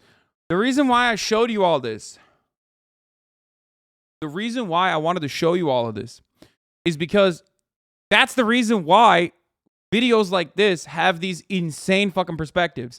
And if you are aware of the reality, if you are aware of the reality of American history and the way that black people were fucked over throughout history, in American history, and how white supremacy was so foundational, then you're shocked when you hear this dumb shit from people. You know what I mean? Where you're like, what the fuck?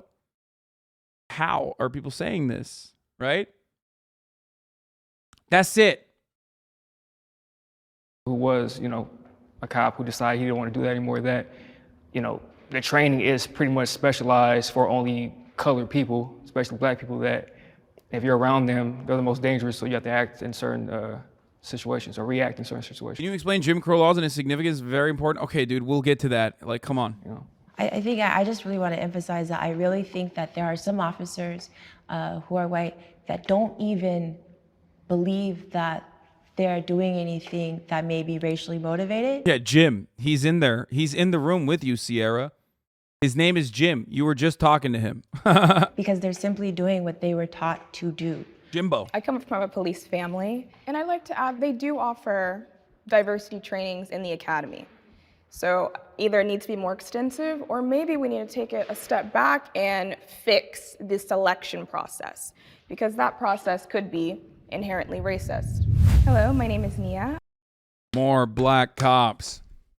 And I am black. I'm proud of my race because when I look back historically at what people of my heritage have gone through and to see where we are now, it's remarkable, and it definitely pushes me to continue to be. She's right. No, she's not, dude. The entire system of policing is quite literally designed in a way to oppress marginalized communities, okay, and separate them from those who own capital.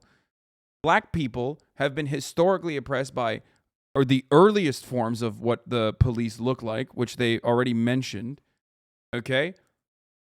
The slave patrols, and that attitude still exists. You're making it seem as though like, oh, if there's just more black cops, like it'd be better. Well, there are plenty of fucking black cops out there. And they're still brutal to black people. Because when you are a cop, you have to abide by your modus operandi. The job that is given to you is to be the boot of the state. And the state wants you to oppress black people and poor people. Okay? The answer is fundamentally changing policing as an institution. Be resilient and Like if you get caught up in this like liberal if you get caught up in this liberal attitude, you will constantly find yourself advocating for the wrong things, okay?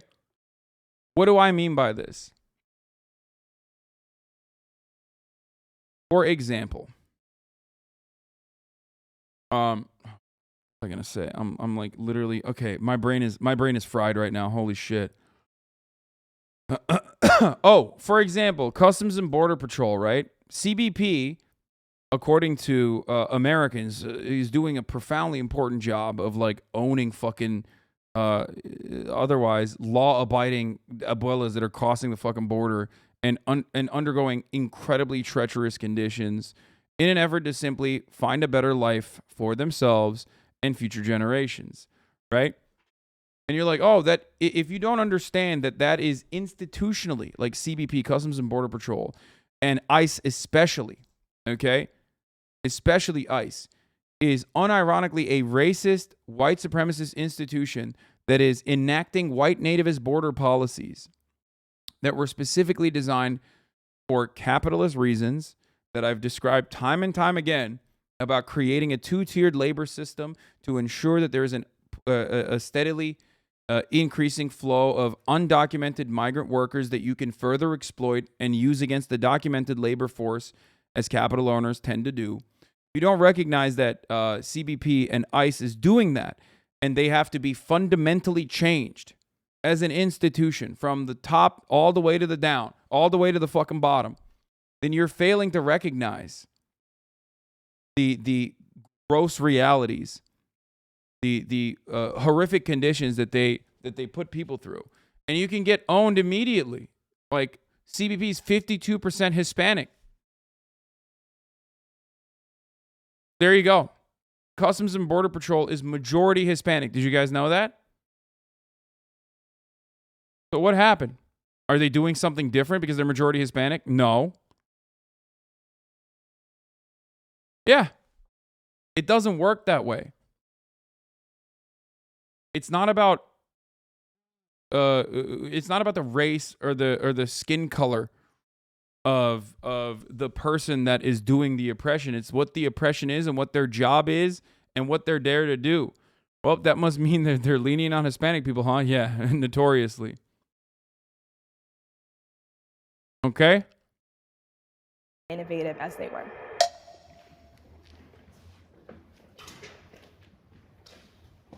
Historically, people formed groups, villages. Some people were hunters, some people were farmers, and then you had... Some people were racist. Whoever was going to protect the group. And over hundreds of years, thousands of years, whatever it is, that's how we wind up having cops, firemen, armies, and navies. Community policing as a theory is a good idea. As a practice, it has some hiccups. When I show up at your house... Oh my God, bro. This dude is anti-community policing. Jimmy is the worst, dude. Like, community policing is a way for cops to unironically get away with getting additional funds. And homie is still saying, like, even that's not enough, okay? Like, he's saying the compromise is not even enough, okay? That's wild. Like, he won't even concede on that front. That's awesome.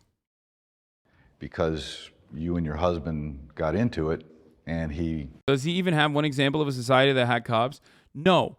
But also, remember, I am not a full-blown police abolitionist, and neither are, like, many anarchists that believe in police abolition. They still understand that there is still a necessity for whether it's democratically organized or not. There's still a necessity for some form of regulatory control. It's just about who gets to make those decisions and how those decisions are made.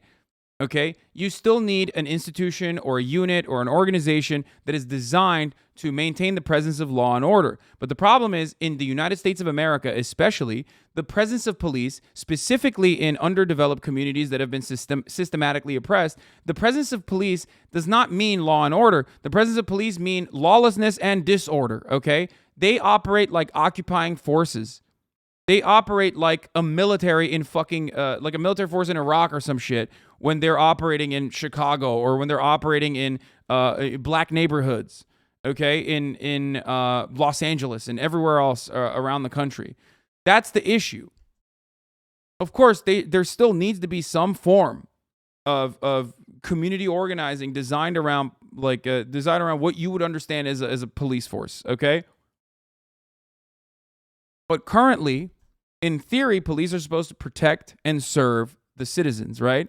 But all they fucking do is protect and serve the interests of capital and those who have capital. Their job, historically and still to this day, is about protecting capital.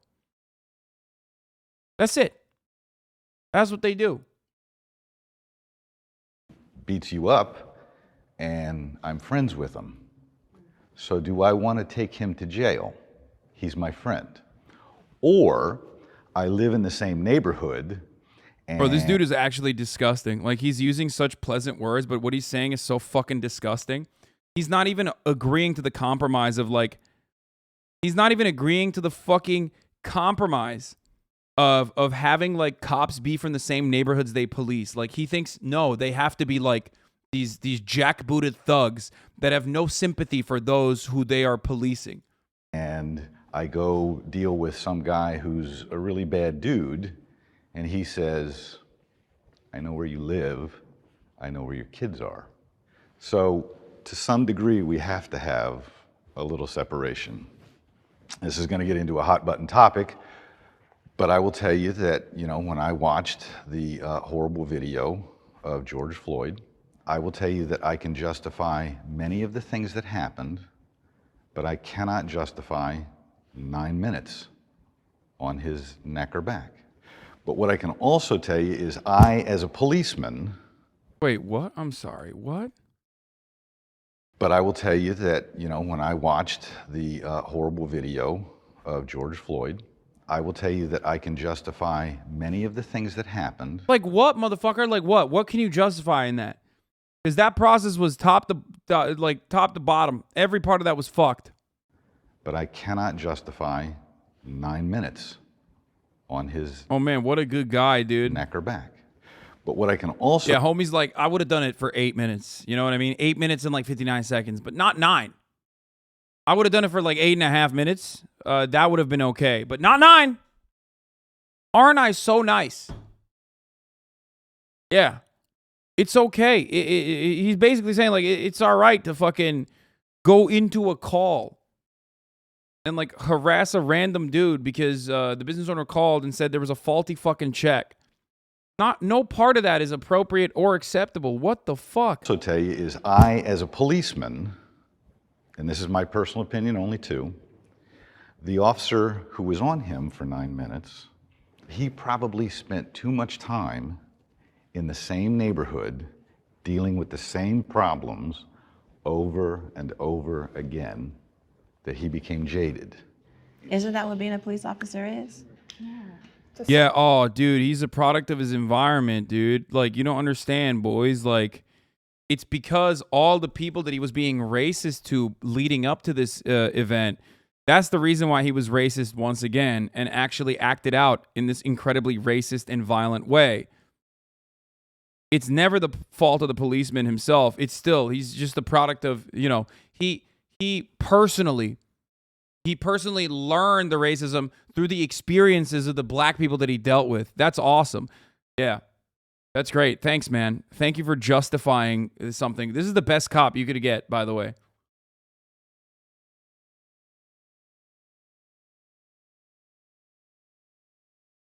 This is what happens when you don't even need a degree to kill people. No, it's awesome. This is the best cop that they could find. Great stuff here. Brilliant. This guy is comforting the ACAB stands many people have. Yeah. This is why the whole like good cops exist attitude is just silly. You can be a good person. Okay.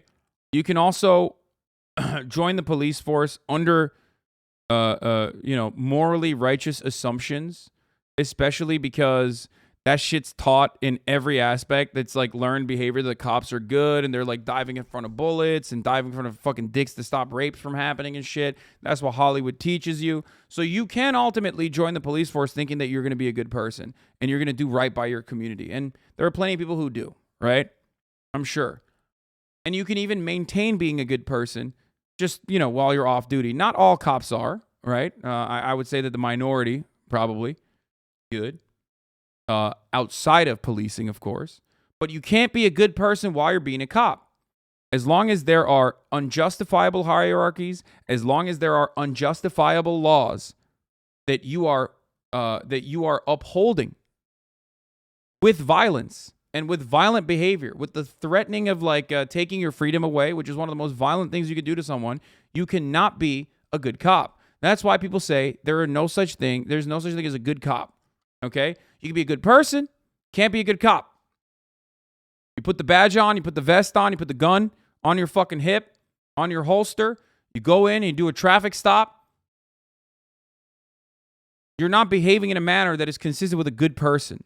Okay? That's how it works. And that's precisely why good cops get fired or killed. Okay? I must disagree with that statement. When you're a cop, you're bad. No, straight up. Straight the fuck up. Good cops quit. Or they're pushed out. Institutionally speaking, policing is designed to bring these sorts of outcomes. Okay? The culture in the fraternal order of the police is designed to reinforce and make it easier for this brutality to continue. Okay? It's not the policing culture that is responsible. It is the systemic goal that police are there to do that creates that environment and that creates that culture that pushes out the good cops. Okay? That's it. Good cops die because they would rather take bullets than let kids take bullets in school. That just happens to be in Uvalde. Yeah. Social service job. And you're assigned to that. What about other countries where the founding of institutions of policing aren't based around the enforcement of chattel slavery, like the United States? All matter of policing historically has been designed, regardless of what country we're speaking about. All matter of policing has historically been designed to enforce the protection of capital. Okay, because even in the North, for example, where chattel slavery wasn't as preserved, cops started off, or the brigade of policing started off around areas of commerce. So in the South, they were slave patrols. In the North, they were designed around areas of commerce, specifically harbors.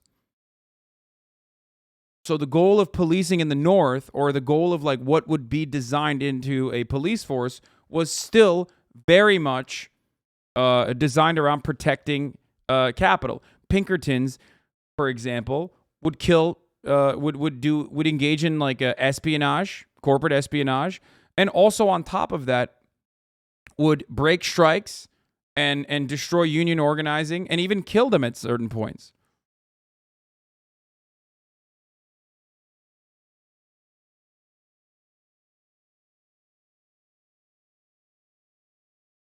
Have you never considered how cops might actually be necessary to part of our society? If cops aren't there, then who's going to beat up the poor people? The same way the top of the hour ad break beats up poor viewers of your stream? Fuck you.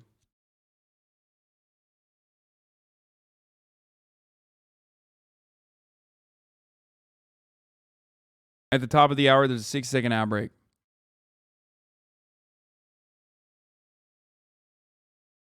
Most of what you're saying is right, but in the ancient past, there were actually policing forces that ran an ad at the top of the hour. Fuck Christ, dude. Come on. I joined the police department because I thought it would be a good way to help, but I would hear fuck shit and was like, well, never mind.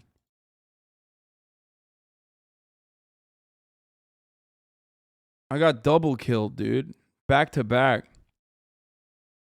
But yeah, I'm going to run the ad break right now. But if you no longer want to see those ads, don't worry. Fear not. All you need to do is subscribe, which you can do for $5, or you can do for free with a Twitch Prime.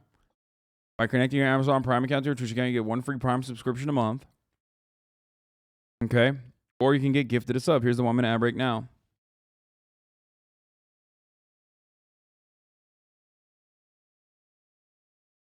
Like mods exist. Okay, here's a good example. Just like mods exist to protect Hasan, police exist to protect the rich people. That's a great example of my argument, which is that there still needs to be some semblance of order. And without moderation in this community, this chat would not be designed in the way that it is. So no, mods are a perfect example of the necessity of some form of control and some form of policing that is completely appropriate. You would not appreciate this chat if people weren't getting fucking clapped up. This would not be a safe space for marginalized communities. We would not be able to have educational conversations or back and forth, right? At all. So yes, I still understand, and I still do believe, so Hasan is admitting that he's a capitalist institution. Exactly. I still believe that there is a necessity for some form of policing. You don't need to call it police or whatever the fuck, but ultimately it still needs to exist. There still needs to be some form of regulation, some form of control. Okay? So yes, that's a great example. Thank you for bringing that up. Districts of that community.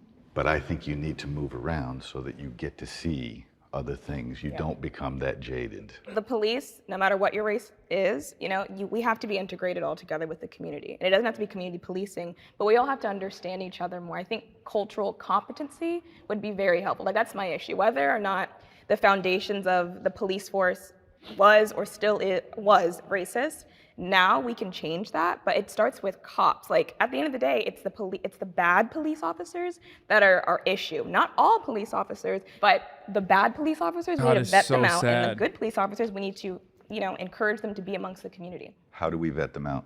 By making the police unions accountable, because I feel like that demographic of officers, they're actually making things a lot worse for the other officers that are actually I want to hear it. Like, I would rather have a crusty fucking anarchist in this circumstance advocate for abolition than anything else. Thank you, Psychedelic Gazelle, for the 10 tier 1 gifted subs, allowing 10 people to no longer see the ads, by the way. I just hate that. I hate the liberal attitude of just like, oh, well, there's some bad cops, but then there's a lot of good cops or whatever. Bro, how is that any different than what Republicans say? Everyone's a liberal, dude. Everyone is a fucking liberal. Holy shit, dude. Holy fucking shit. Everyone. From Joe Brandon all the way to Donald Trump. Not all cops are bad. It just depends on what percentage of the police force that you think is bad versus what percentage of the police force you don't think is bad. That's all you're fucking saying. Republicans think all cops are good. Democrats think most cops are good. To do their job. I think that we need to get some type of real accountability. That I don't think the police should be policing themselves. So when those cops that aren't upholding their oath, they can be properly removed instead of getting all of these passes. The bad police officers, I hate the term like the bad apple. It's like, no, you're a faulty grenade. Like, you're ruining your whole department reputation. I feel like I was held up to higher standards working at Whole Foods sometimes. I got 3 chances. Okay, that's true. Like, that is like categorically correct for the record. Yes, you do get held to a significantly higher standard when you are employed in functionally any other job in modern society. Okay? Any other job. That's literally true. If you work a minimum wage job, frying French fries at McDonald's, you get held to a significantly higher standard than a cop. And the training, even for a hairdresser in most states, is more rigorous and comprehensive and longer than the training for a police officer.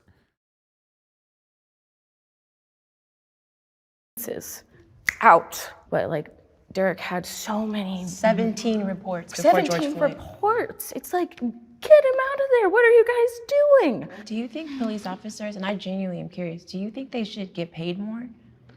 I think police officers should get paid more. I also think police officers are the only people who live like who live in fucking Sweden, but in America, okay?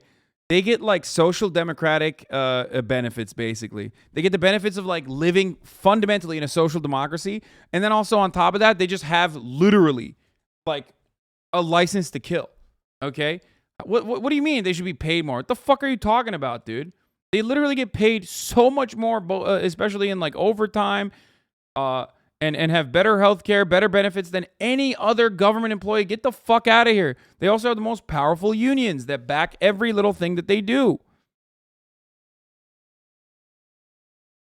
should do less. Why do I get sent to all of the mental health cases? Why do I get sent to all of these things? Now, I'll tell you why I get sent to them, is because we'll stop sending the police there, and then something horrible and tragic is going to happen, and they're going to say, why didn't we have a cop there?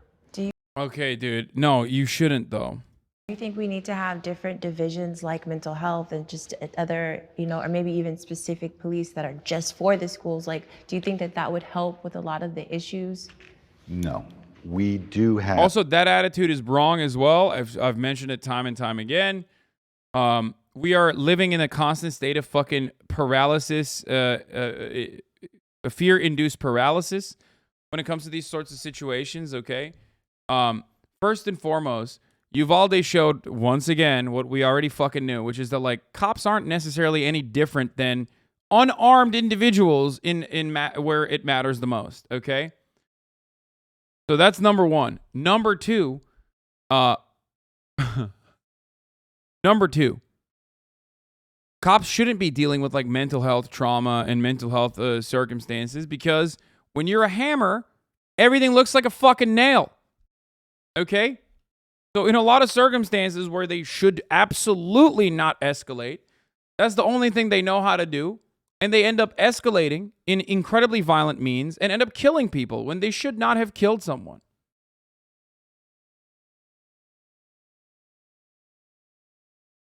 Have specialized police officers in certain things. But if we keep specializing and we get so compartmentalized that I can't go, I'm right across the street from you when you're screaming for help. Yeah. That's not what I do. Got to go find the guy that deals with screaming women or whatever it is. My name is Jimmy, and I am a retired police officer. I'm not going to tell you that there are no racists on the police department. Damn, even Jimmy admits that there are racists in the police department. That's how you know shit's really fucked up. You know what I mean? That's how you know shit is so fucked up. Even Jimmy admitted it, okay? That's how you know. I don't think blacks were historically treated fairly. He said blacks. Under the law. I think that we have made great progress, great strides. I think we have to continue to get better, but I also think we probably see racism to this day in places where it maybe isn't. I sometimes wish I was a... Yeah, woke culture's going too far, bro. Woke culture's going way too far, man. different race.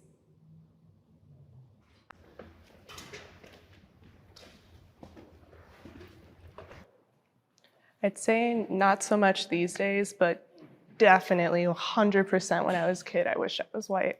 I grew up with my white mom. I didn't see my black side of my family after a certain point. I grew up in a small town. I was often the only student of color, definitely the only black kid. And I had this kinky hair. I couldn't figure out how to work with it. And everybody also would call me an Oreo. It was always just being othered. And so being a kid, you know, you just want to fit in. And for me, I wanted to be white. I just wanted to look like my mom, wanted the nice straight hair, and I just wanted to feel like included.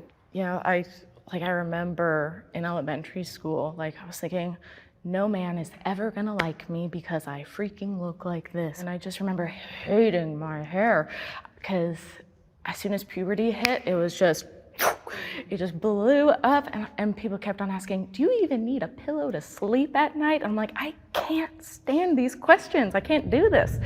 I'm Jordan, and I am biracial. I think being biracial is definitely like living in the in-between, because culturally, yes, I grew up white and I... Bro, Logic really set back biracial rights by so much, dude. Every time I hear someone talk about like being biracial, immediately in my mind I'm like thinking, oh, I'm Bobby biracial. It's just like, it just like automatically takes it to a place where it's like, did you know Logic is biracial?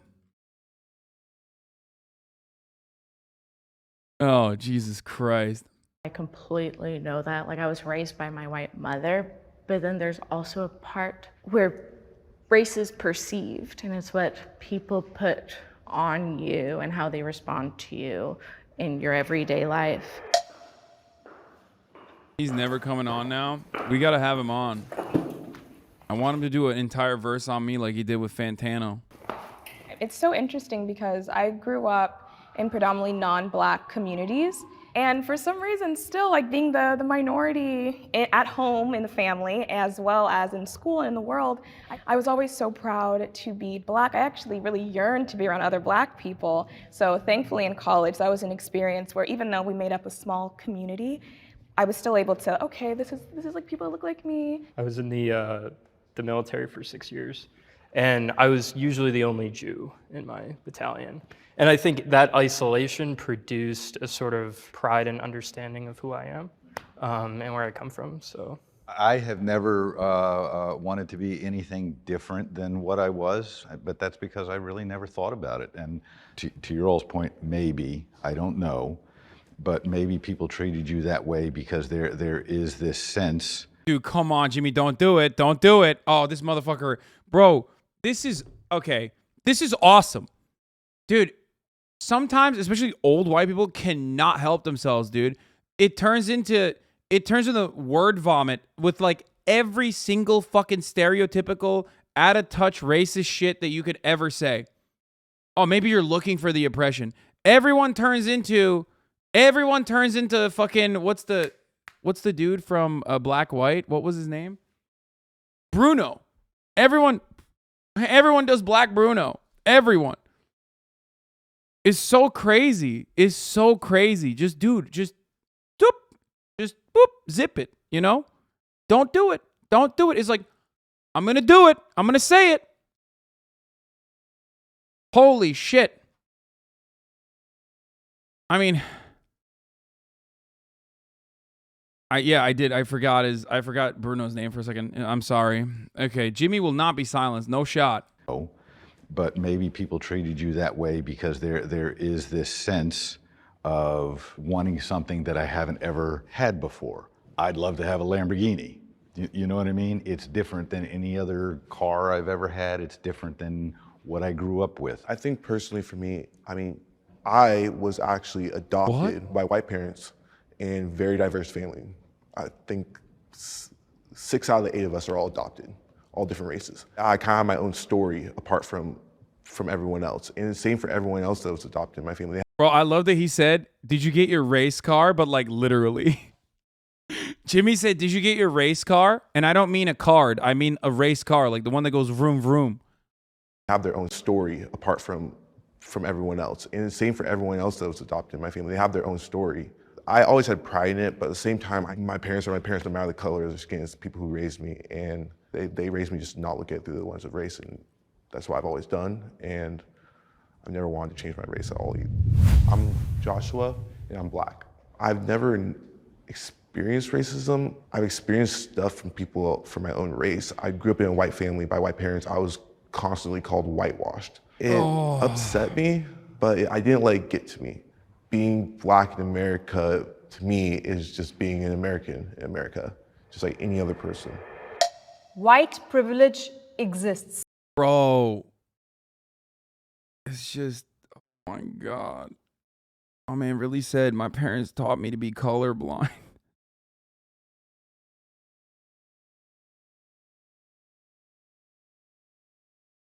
Jubilee is so wrong for this. Yeah, dude, what the fuck? They didn't have like... I remember you realizing you were racially profiled at the airport with the anti-bomb spray or what it was on stream. You know Jimmy's take on this is going to be wild. Please, as your lawyer, I'm gonna advise you not to say anything. I mean, this is unironically exactly what I was talking about earlier. Remember that like racism is so permanent and so foundational in American societal development that black people don't even recognize when they are sometimes advocating for white supremacist values. And this is just that attitude on steroids, basically. Okay, that's what this is. It's such a complex. Not going to invalidate his experience, but yeah, this is basically the Atlanta episode. It is such a complex situation to cover and talk about, especially as someone who is white. And not only am I white, but also not even like white from America. You know what I mean? I come from a country where there aren't any black people, pretty much. So it is a difficult topic, and the optics of it look bad, but it's exactly the same thing that I mentioned about public education or American schooling and the social conditioning of white supremacy. It's like the most toxic mix of Fine Bro / BuzzFeed trash. Oh my God.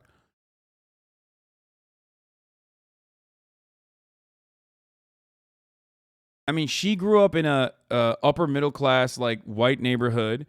He grew up in a white family that adopted him and 6 other people that were all, white and non-white. Like, these are all incredibly unique experiences. There's not like one singular black experience outside of, experiencing white supremacy and being perceived as black. But sometimes your social conditioning is so powerful that it literally overpowers you in a way where you don't even fucking see the racism that you're experiencing. It happens. Why do Americans always talk about race? Bro, substitute it for like talking about the Romani people or something, okay? I don't know why Europeans act like they're above racism. Like, holy shit, dude. Like...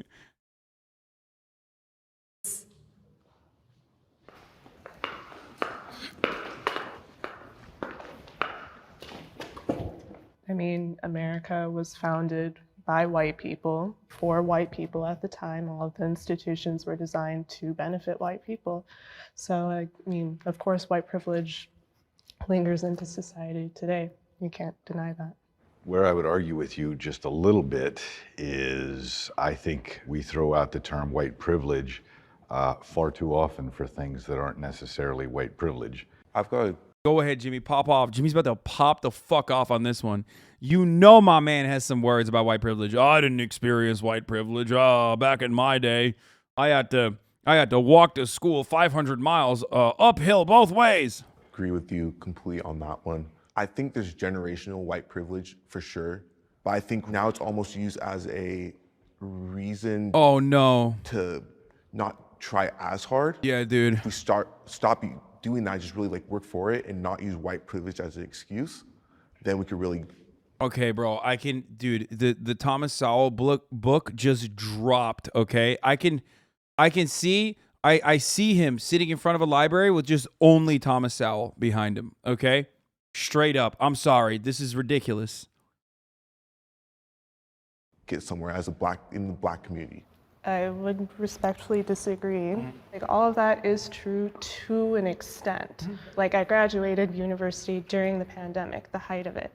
I went abroad for university. I got 2 degrees. I graduated with honors, learned to speak 2 languages. I should have been able to get a job right away, right? No. It took me 9 months before I was able to get a job.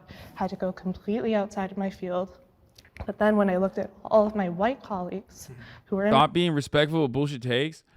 I mean, yeah, he has been indoctrinated by his white parents, 100%. Yeah, I already said that. But also, you have to remember that, like, there's, almost 30,000 people in here, and this is a very, very complicated subject.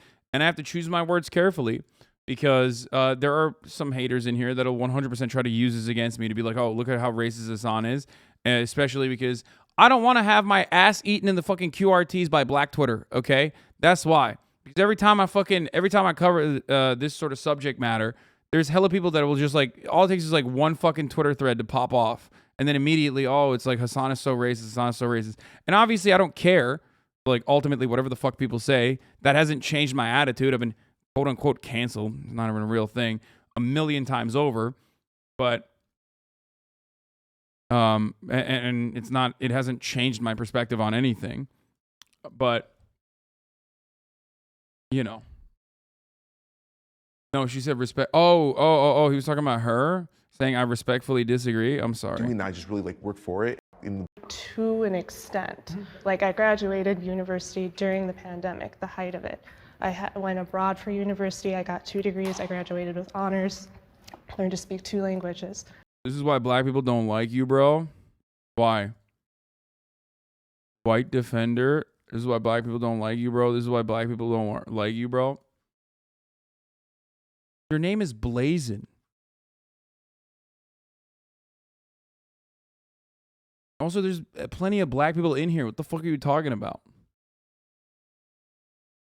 Talking about the adopted guy in the video? Oh. Should have been able to get a job right away, right? No.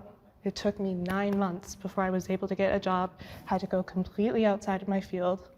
But then when I looked at all of my white colleagues who were in my program, all of them were hired immediately. I need to introduce you to my daughter. For the record, like, this is anecdotal, right? Like, she's describing her own personal experience. Except it's valid and adequate in this circumstance, especially because her own personal anecdotal experiences correspond to mountains of empirical evidence. So remember that. It's not like, you know, hiring practices and racial discrimination in hiring practices is 100% something that has been adequately studied top to bottom. I keep saying top to bottom. We know it is statistically true, yes. She's white. Took her a long time. And I'm not saying that. I'm saying just she didn't get her job in what her degree yeah, that's right. My white daughter had a hard time getting a job, so fucking owned. is in either.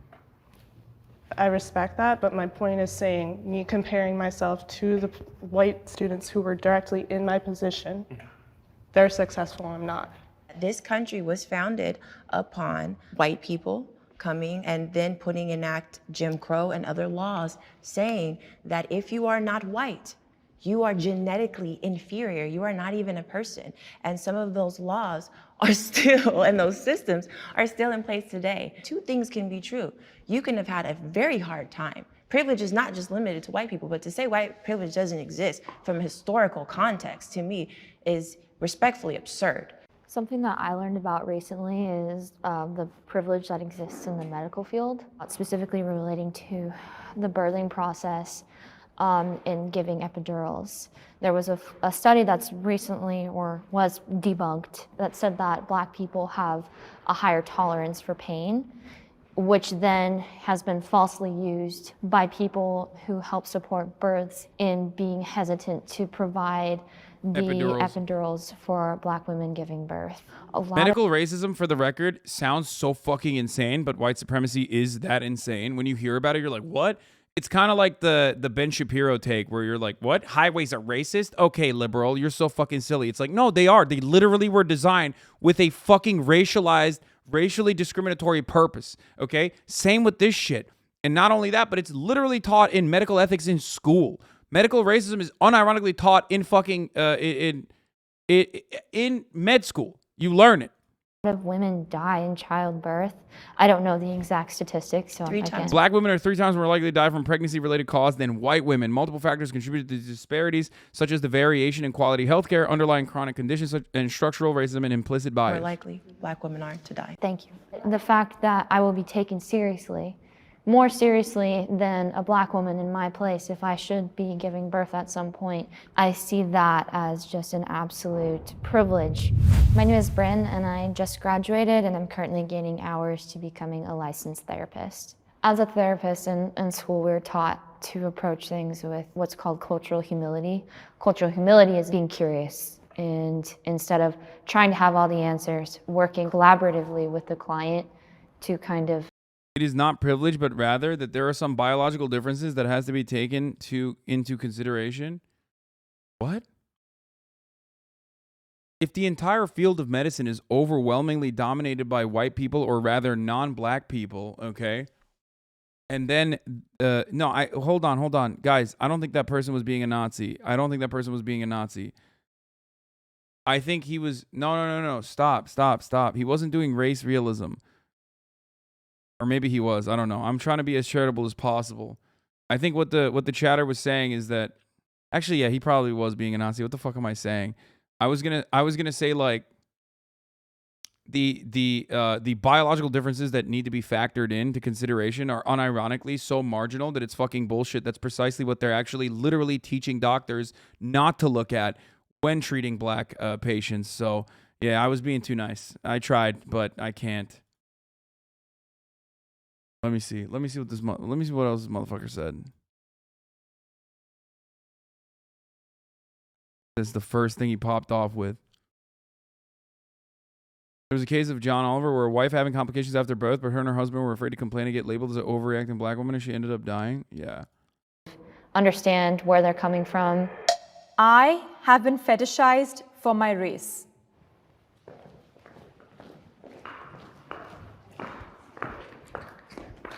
You know, the standard one, oh, you're pretty for a black girl. I'm like, that's not a compliment. That's so weird to say. And like one of the go-to pickup lines for men, they're like, oh my God, what are you? I'm like, this is not cute. I'm tired of having this conversation. This is lame. Yes, I know I have green eyes, hazel eyes. Like, let's move on. I think black women in particular are just extremely sexualized and fetishized.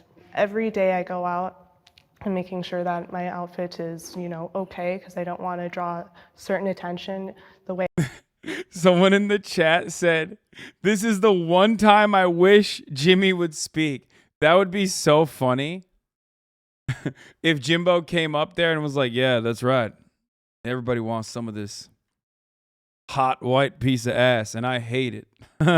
Way I wear my hair, if it's in an afro, if it's in puffs, if it's in braids, I'm going to get treated differently. Yeah, every single day something happens. So there's a form of positive anti-Semitism where Jews are perceived as like being put together, coming from money, being doctors, lawyers, and, you know, women are attracted to those sort of things. And then also too, like, all Jewish men are circumcised. I'm not gonna make any jokes about this, but like every single Jewish friend of mine would clown on this take that I'm just circumcised. Some women have that preference. So I've definitely experienced it, but I feel like it's a sort of subtle, trivial thing. Like it never really bothered me, but it's occurred nonetheless.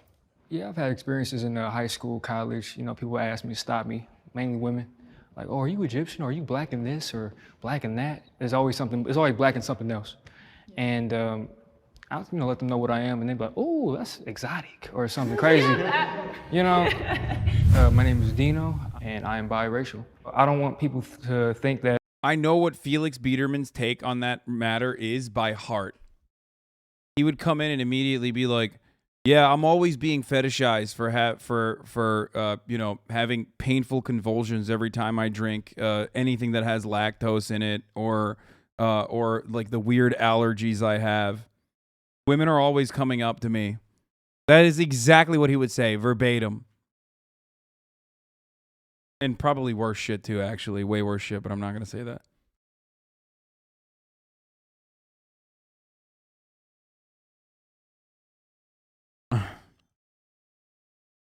Have you been fetishized? I don't know, because I'm fucking white. I don't think I have. Like, dude, once you are seen as white, it's a wrap. Like, what do you mean? The fetishization is like ridiculous. It's not the same. That moment when you're being perceived as either Arab or Middle Eastern, Russian, or Latina, the only thing I'm half of these, so the fetishization is crazy. Like, this shit's been going on since I was 12. Like, come on. You've been fetishized just not for your race? I mean, I don't know.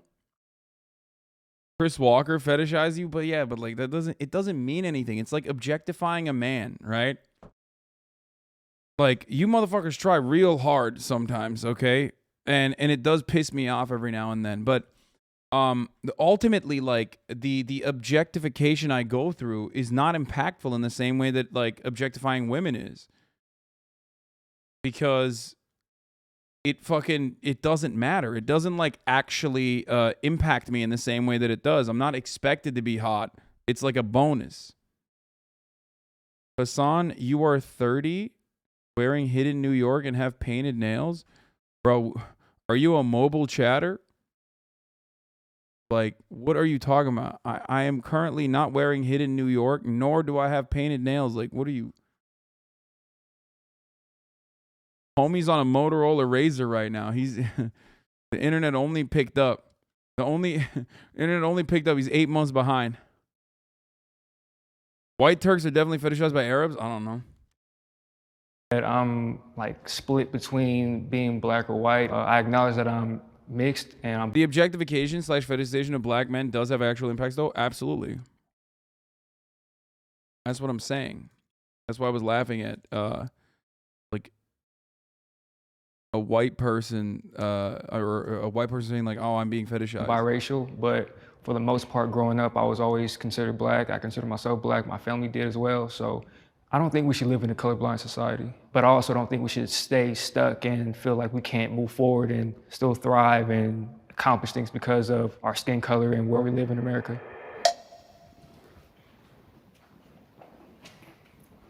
I would just have a question for everyone who stepped forward. I'm just curious how that's like. What's it like? Exhausting. It sounds exhausting. Yeah, I think Black women historically have a really interesting relationship with desirability. Culturally, it seems as we're not desired. And then when we are. What's the line between liking and fetish? Great question. A fetish is when you turn something, when you dehumanize and depersonalize something and turn it into an object of desire. Okay? That's the difference. If you have an obsession, if you see someone not as a human being, but rather simply an object of desire and treat them as an object of desire, that's what you're doing. You're fetishizing them. We're being fetishized, so it's like, okay, we're usually not desired, but now we are. Am I supposed to lean into this fetishization? I think just being a woman, we deal with certain things every day. Specifically being a Black woman, being fetishized, it's interesting because if I, especially in my industry, because I'm there to work and be professional, I'm just super professional and I don't give any attention to that at all, that kind of energy, then I'm an angry Black woman. So I think that it's just really... you can't win. It does feel like that, so yeah, that you can't win sometimes.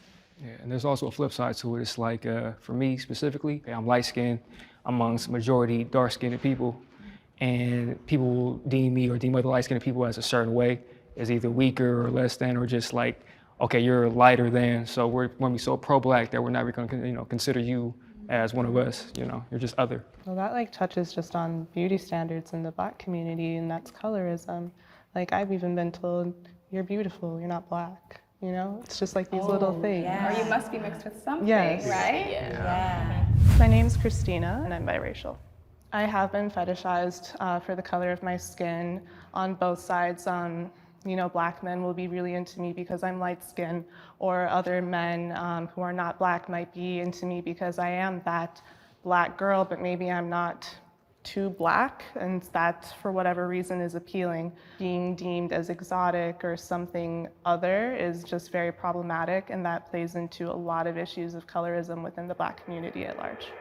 We need reparations for the Black community.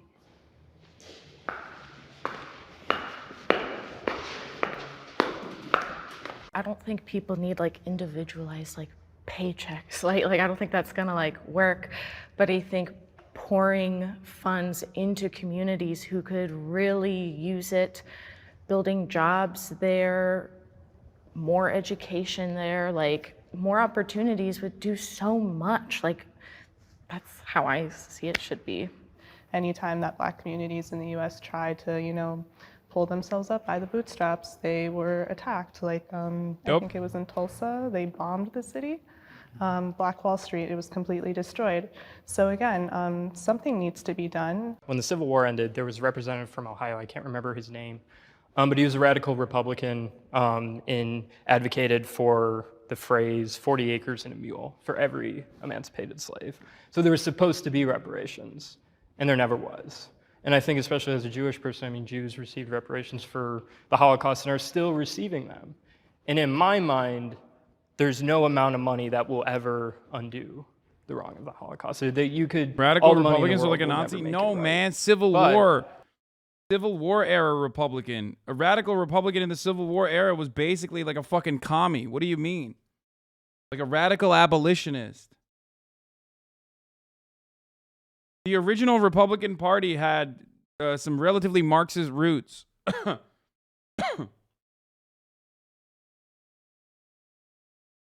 Not only that, but our boy Carl was very fond of the Republican Party. As a matter of fact, the founding charter of the Republican Party literally talked about not only the abolition of chattel slavery in the South, but also the abolition of wage slavery in the North as well.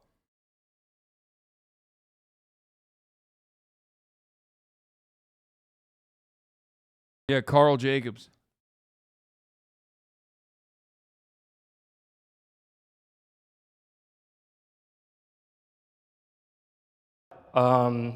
I think the idea in principle of reparations is good. Logistically, I don't know how it would happen. Color me surprised that Jimmy was anti-reparations, by the way. I just wanted to say the reason I stayed back was because I. You want me to predict what Jimmy's going to say?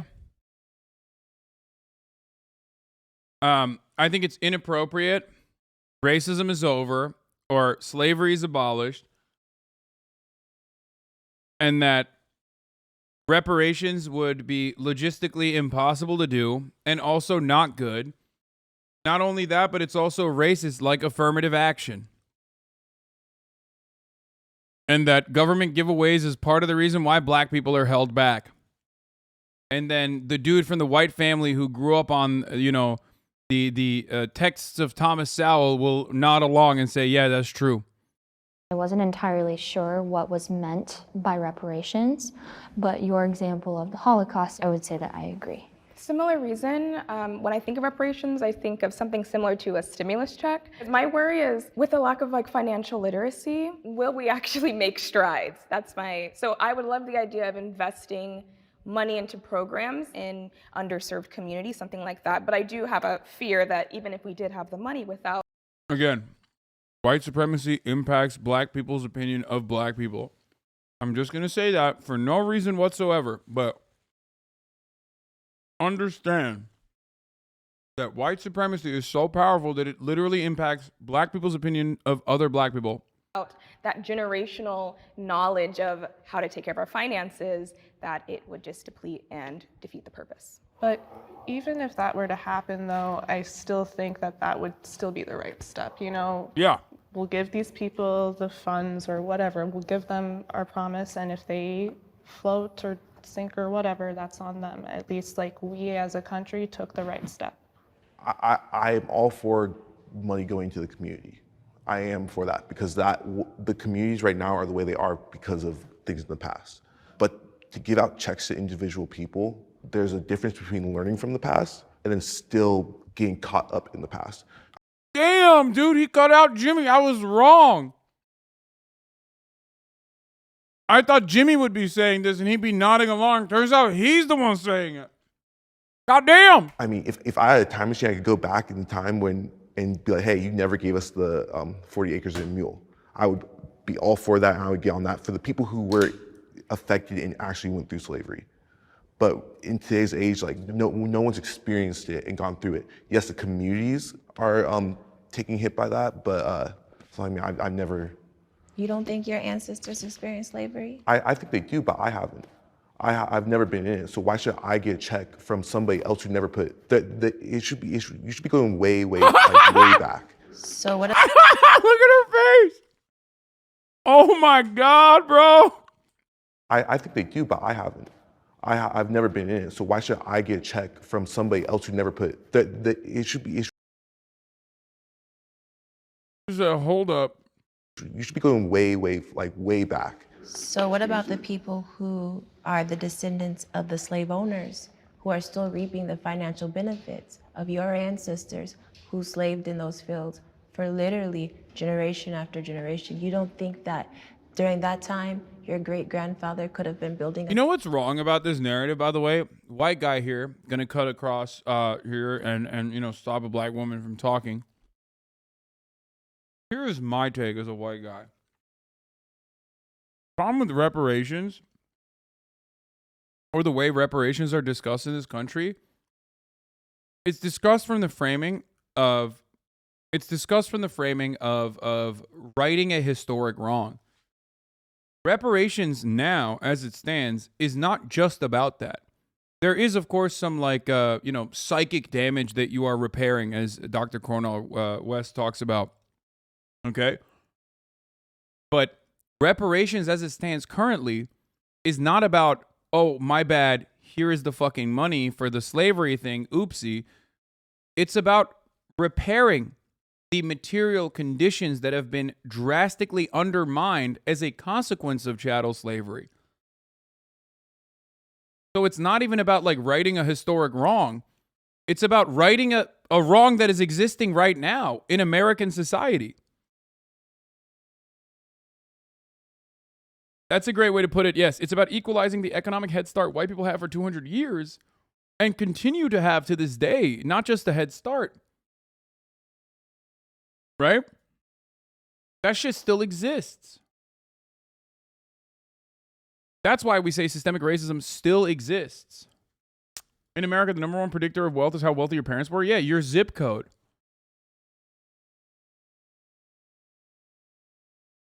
Business that could be flourishing by now, and you would have a multi-million-dollar franchise as they do off the backs of others. You don't think that deserves some rectification for you in the present time? To be honest, like, no, because it's something that happened in the past. Again, I haven't experienced. Bro said he's never experienced racism. I don't think you're gonna be able to crack through. He literally said he's colorblind. I'm doing fine right now. I'm doing fine, and I'm not going to be all upset over somebody else's ancestors who I don't even know who enslaved my ancestors. I don't need it. I have no reason to have it. So for me personally, I'm not upset about it, but I do feel my grandfather, on his side, they were the first family in the state of Texas to actually file for reparations. The irony of that sentiment is that quite literally part of the reason why he doesn't know who enslaved his ancestors is because of the systemic racism that he does not recognize. Literally. Like, that's the reason why you don't know, bro. What the fuck? That's crazy. He doesn't even see that. His white parents 100% fucked him over.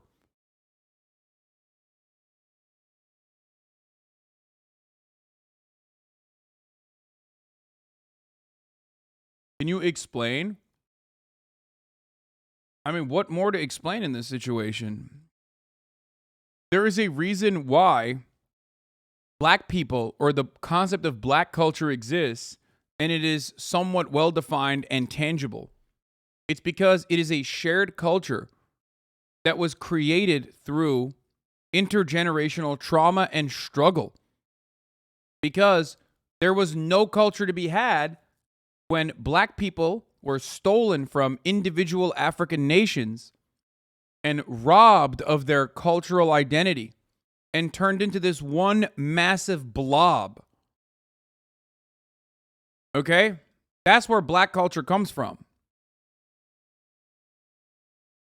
That's the reason why there's a concept of black people or black culture, because it was one that was born out of the struggle of experiencing and overcoming chattel slavery.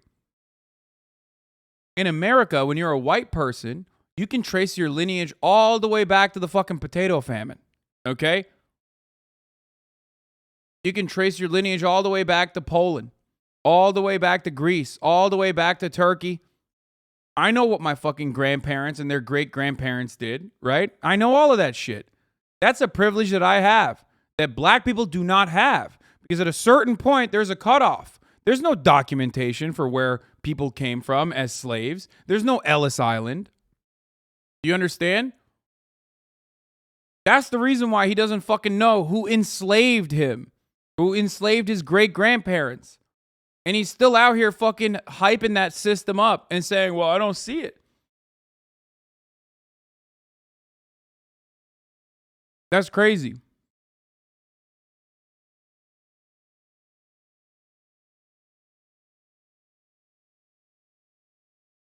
Like when I have family records going back to the mid 1850s, I told my friend about this who's black and said, must be nice law. Many don't have historic family records like that. What you just went over. Exactly.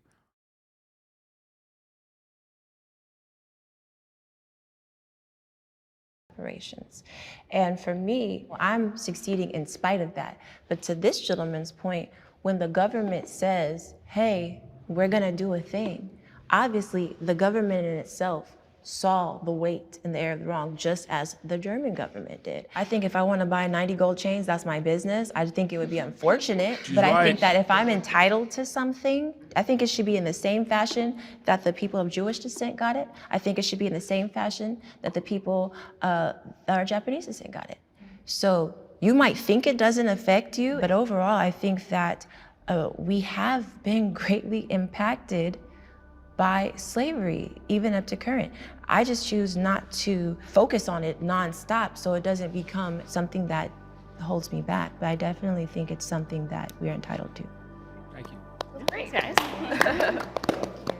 Oh, actually, Thank you. Thank you. I really It's nice appreciate meeting your you. contribution. And you know what? That was good.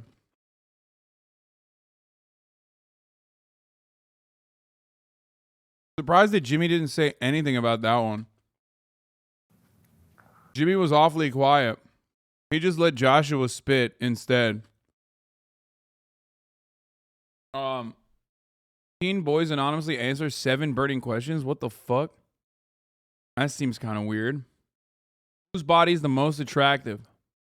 I see particular body type on the internet or in the media, and I know that I want that, so I work for that. Like when you see on social media and stuff, it's just kind of like very glamorized. Growing up, I thought like, okay, if I want to be attractive, I have to have a... People love Jimmy and hated Sierra in the comments. Shut the fuck up. You are lying. No shot did people fucking watch that. I just more races, are you Hispanics, Asian? This is a really great conversation. You know, made me really think about intergenerational wealth, poverty, trauma. Part of the reason Joshua didn't feel as strongly. No, that's...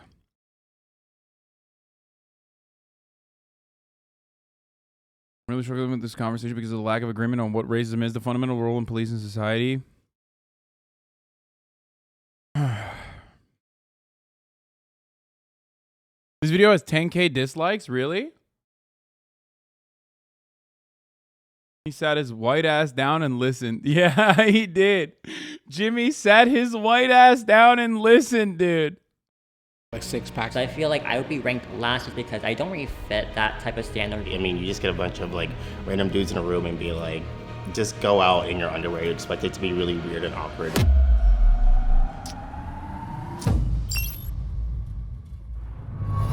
For this episode, we're actually going to reveal the audience ranking first. Okay. Surprise, surprise. Let's see how much people hate us right now. Ariel, why don't you switch with Omari? Avi, switch with Eric. I mean, this is ridiculous, dude. What do you mean? Like, what the fuck? This is ridiculous. Tattoo dad bod will win? Shut the no way, dude. What? Now, this is actually interesting. Do men and women see bodies and attraction differently?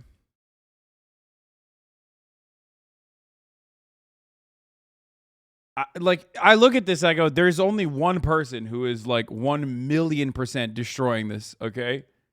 Like, there's no way.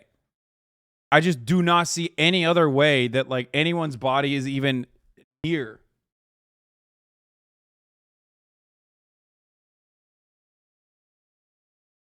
Like, that's crazy to me. I don't know. This is making me mad, lol. Switch with Omari. Albert switch with Omari. And Albert switch with Avi. Yeah, this is what my ranking would be. This is my ranking. And this is how the world has voted most attractive body type. I totally understand the audience ranking, because if you're looking at just physicality, not even knowing our personalities or who we are, of course we're gonna have, sexy six-pack over here and, me over here. Why not? I think Latinos are hella sexy, so I don't get why we're over here. Come on, guys. But I respect this. I like it. How do y'all feel? I'm comfortable, but I don't know. At the end of the day, it's hard for me to really... Bro, you can see his striations like when he's not even fucking flexing. Are you insane? My man is on a totally different planet than everybody else. Holy fuck, dude. But then again, when I look at dudes like this, I'm thinking about it like, what would I want my body to look like? And not necessarily like, oh, I want to fuck them. You know what I mean? But that's insane when you think about that. Like, this dude is on a different playing field, okay? Really judge on it. I guess the audience has voted. I was expected to be probably more down the line, maybe like 3 or 4. Growing up, I was always like, told like, hey man, you look like a twig or you're very skinny. I feel like it's pretty okay to feel comfortable when you're the 2 slut though. You know what I mean? Yeah. Oh no, this is fine. I'm the second hottest in the room. I guess I'm okay with it. I think it makes sense for the way that I think people generally view the world just based on what you see in the media, social media, whatever. Do I think that it makes sense for anyone as an individual? Not necessarily. Yeah, I'm not shocked because when I was younger growing up, that's exactly the body type that I wanted to look like. My whole life I compared myself to that, so I think it's expected. So I'm not surprised, but I did have a little bit more hope. You guys can kind of discuss how you want to do this ranking, and then it's all up to you guys. And as you're talking, feel free to move each other around as much as you want. I had that body. I know what that's like.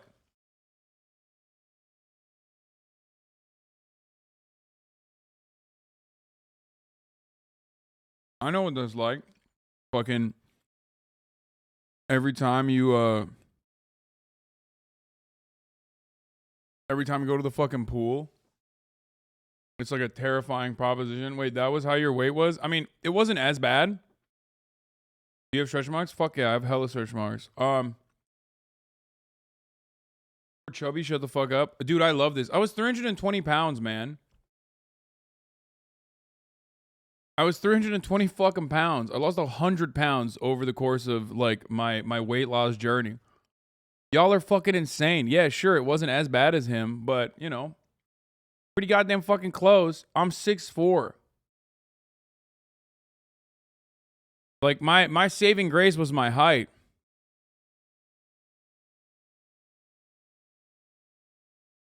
Brother, I have pectus excavatum, flared ribs, and gyno. The beach is a nightmare for me. Yeah.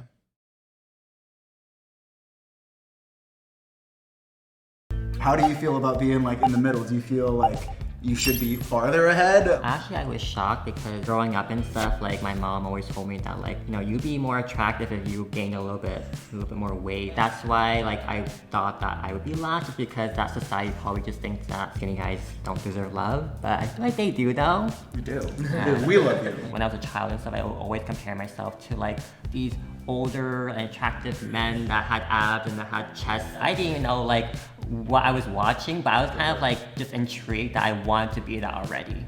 For me, I'm not sure how old everyone is, but I grew up in the whole Abercrombie and Fitch era. You walk in, it's 6-pack abs on the wall. I'm not gonna lie, that motivated me. I wanted that growing up. Do any of you guys think it's wrong to want to look like another body type? Yes, because I feel I had a similar, thing to you, where I used to be, roughly 110 pounds bigger, and I remember people treating me a certain way. Dating was very tough. People didn't want to, date the type I was, and then I lose all this weight, and I start getting treated differently. And it really showed me I was the same person, and I wanted so bad to look like a certain type and lose a certain amount of weight. But in the day, I was I almost kind of hate the way society's treating me as a smaller person. Well, that's definitely an interesting answer, but me personally, if I were to answer that question, I think it's fine to want a certain body type, because for me, I just use it as fuel, like motivation. Like I'm just gonna try to drive as much as I can to get to that point. I think for me, it's like there's a difference between it being like a motivator, something you love, something you're passionate about, and something that can like deeply consume you into like a dark hole. And it's going to that dark hole where like check yourself. So as a group, do you guys ever like get any like criticism, or is it a lot of like self-criticism? Because sometimes your own thoughts can like sabotage you. I think a lot of it for me is self-criticism. Like I know I'm ranked all the way over here, but like when I look in the mirror, I still see like 5 things, 10 things. Homie has body dysmorphia 100%.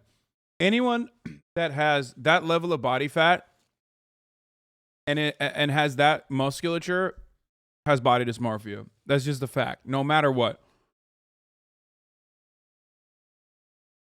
Like no matter what. That is I would say the only unfortunate byproduct of going and working out aggressively. There is no other, in my opinion, there are very few negative consequences of working out. That's why I always talk about fitness. That's why I always talk about fitness top of the hour ad break into my rhetoric and how you can actually avoid that by going to the gym or more importantly in this circumstance, subscribing for $5 or for free with a Twitch Prime. By connecting your Amazon Prime account to your Twitch account. Oh my God, that was the best debate. Holy fuck, I just ended you, dude. Oh my God. You can subscribe for $5 or for free with the Twitch Prime by connecting your Amazon Prime account to your Twitch account. You get 1 free Prime subscription a month. Or you can get gifted a sub if you're lucky. Here's the 1-minute ad break now. Thank you, Let Me Eat Cobra, for the 5 gifted subs, allowing 5 people to no longer see the ad breaks. Here's the 1-minute ad break now. Did that feel good? Yes, it felt fucking fantastic, dude. There are so few things on this planet that make me as excited as serving a fucking fat debate and then watching the tomatoes fly in the chat.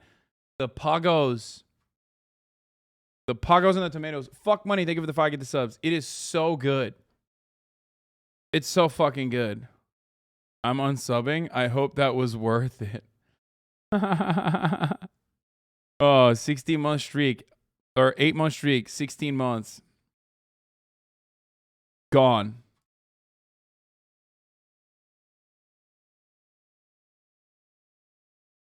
I think that thing that bothers me about comments like this is body dysmorphia in men is ignored. No. I lost 130 pounds and gave back 100 pounds thanks to the pandemic, changing shifts at work and hospitalization. Yeah, I lost many, many years ago 100 pounds across like many years, right? And I would like yo-yo back up to like 250 max. You know what I mean? That was the highest I ever got to. And then I'd go back down to like 230. And I've usually maintained stability at 230, right? That was my like best. But the lowest I got to was like 225. And during the pandemic, or especially during my GTA RP era, when I was living with my mom, I got all the way up to 285, I think. And now I'm down to 200 and... bro, will you debate IRI or call him out? All he does is hate on you and act superior. Fucking take him down. No. Fuck that is. So no.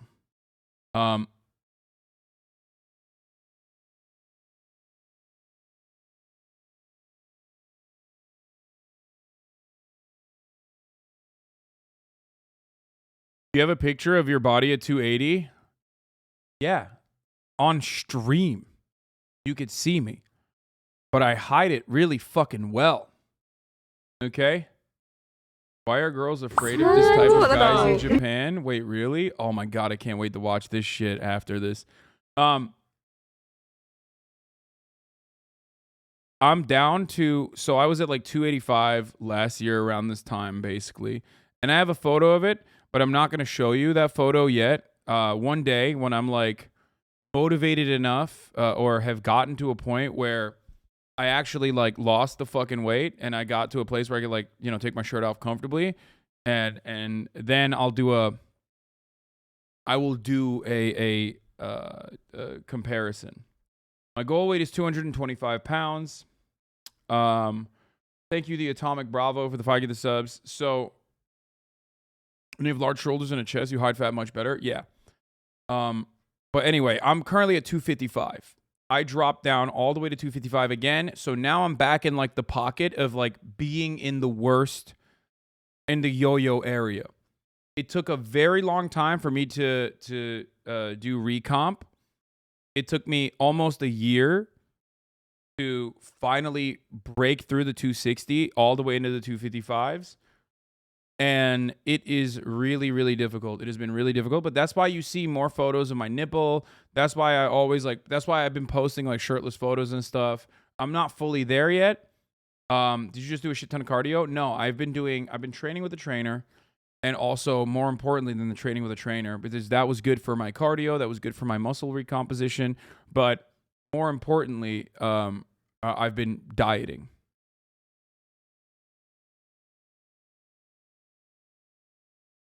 Why is that way your specific goal? Because back when I was around 225 pounds, I had a six-pack.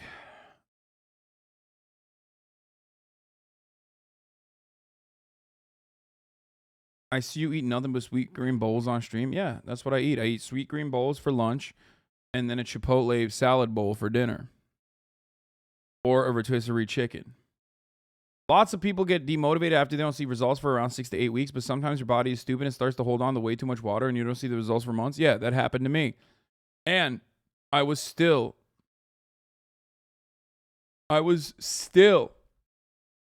eating at a deficit, or at least I thought I was at a deficit. And I'm pretty sure I was at a deficit because my resting metabolic rate was like really fucking low. And one thing that truly changed my perspective was a biometrics device. I will not name which one I'm using because I don't want to give a hashtag ad to them for fucking free. And they're also incredibly expensive in my opinion, so I don't recommend it for anybody unless they like have the money for it. But there are plenty of other ones that you could use potentially.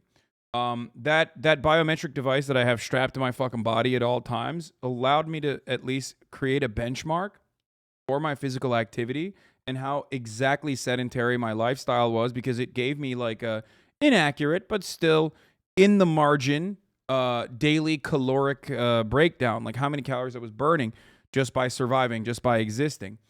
And I realized that Good Fitness is obesity a bid by friend of the show. Oh yeah, I should have Jeff on at some point. Anyway, but I feel like your biometric device's calories burn number is accurate. It's way lower than any other device I've used.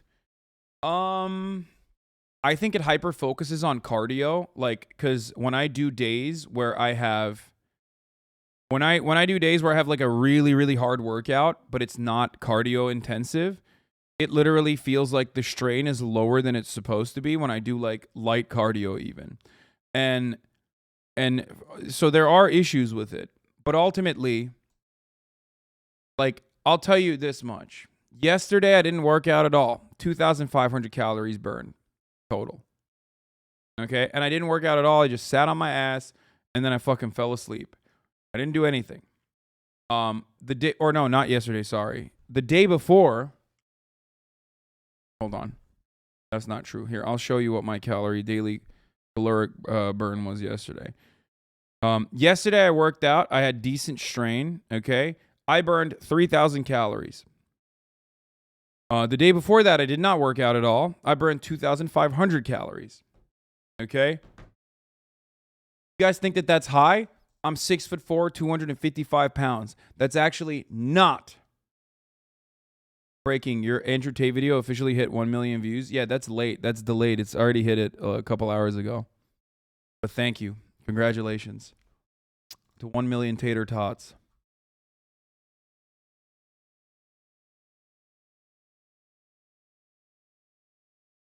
$2,500 calories without like even without like any sort of working out or whatever is fucking insanely low for someone of my size and my stature, for the record.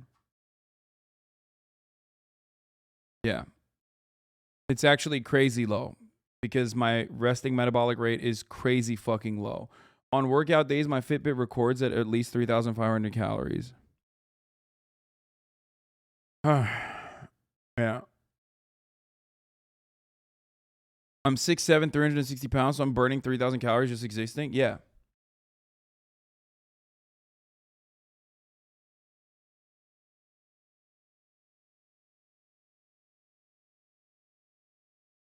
So that sounds insane because it sounds like you burn 3,000 calories working out. You burn 500, which is not crazy for a 30-minute workout. I don't work out for 30 minutes. I work out for 2 hours usually, or an hour and 30. But that workout wasn't cardio intensive. But if I go play basketball for an hour and 30 minutes straight up and I'm fucking constantly running, sprinting, I'm burning like 1,400 calories. That's what I mean. I think that's too high, and only burning like 700 calories on a super, super crazy workout is too low if it doesn't have cardio featured in it. So let's continue. I don't think about myself, and that I still want to change about myself. Yeah. So a lot of it really is self-imposed, definitely influenced by the people around you. So I still have work to do myself. Absolutely. Yeah. I feel like that's always going to be there. Yeah. But also surrounding yourself with individuals who like want the best for you is also good. After I work out, so I'm like, wow, I look like the sexiest, hottest person on this earth right now. Like, you are the I could like really date myself if I want to, but then I'm not gonna, just because like I would want to give other people the chance. But then like put this guy in first position. But then like when I look back on it, like sometimes I do like have like my low days where I'm like, I look like the trashiest rat in the garbage. For me personally, a lot of like my criticism was like projected by other people. I was plus size my whole life, so I would get made fun of in like elementary and stuff like that. They would call me like Ariel the Little Big Mermaid and stuff like that. Oh, like this kid smells, or like this kid somebody farted. It was that. Oh no! That just gave me fucking flashbacks, dude. Oh no! Oh, that's the worst. That's the fucking worst. None of you skinny motherfuckers know what that's like. Fuck you. That just literally fucking opened up like a little door into unrealized trauma that I had cast aside for so many fucking years, bro. Oh my God. That is also the reason why I like shower in fucking cologne and shower every day and like sometimes twice a day, and still to this day literally fucking douse myself in deodorant, and like that paranoia stays with you. Stays with you forever. It's permanent. Wait, why are fat people called smelly? Is that related? Because like when you're fat, you sweat more and you got more folds and shit. Flashbacks to having to switch shirts at early school because my weight made me sweat a little more than usual. Definitely. This kid, like, I think I carry that a lot throughout my life. And like, I definitely want to like get healthy, but it's no longer about like being a certain body type. And you know, when I lost 120 pounds, the first thing, one of my idols, like somebody that I really idolized in my life, the first thing that I heard is like, oh, you looked better when you were fat.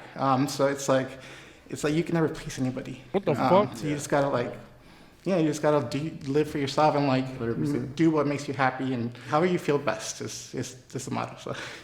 I'm very open to being placed anywhere. I don't know which side to go on, so I might as well just put myself in position 3, just be in the middle maybe. If we're ranking each other in terms of attractiveness, I'm gonna go with the people who I feel energy-wise, who I think I'd be most attractive to in like a hangout scenario.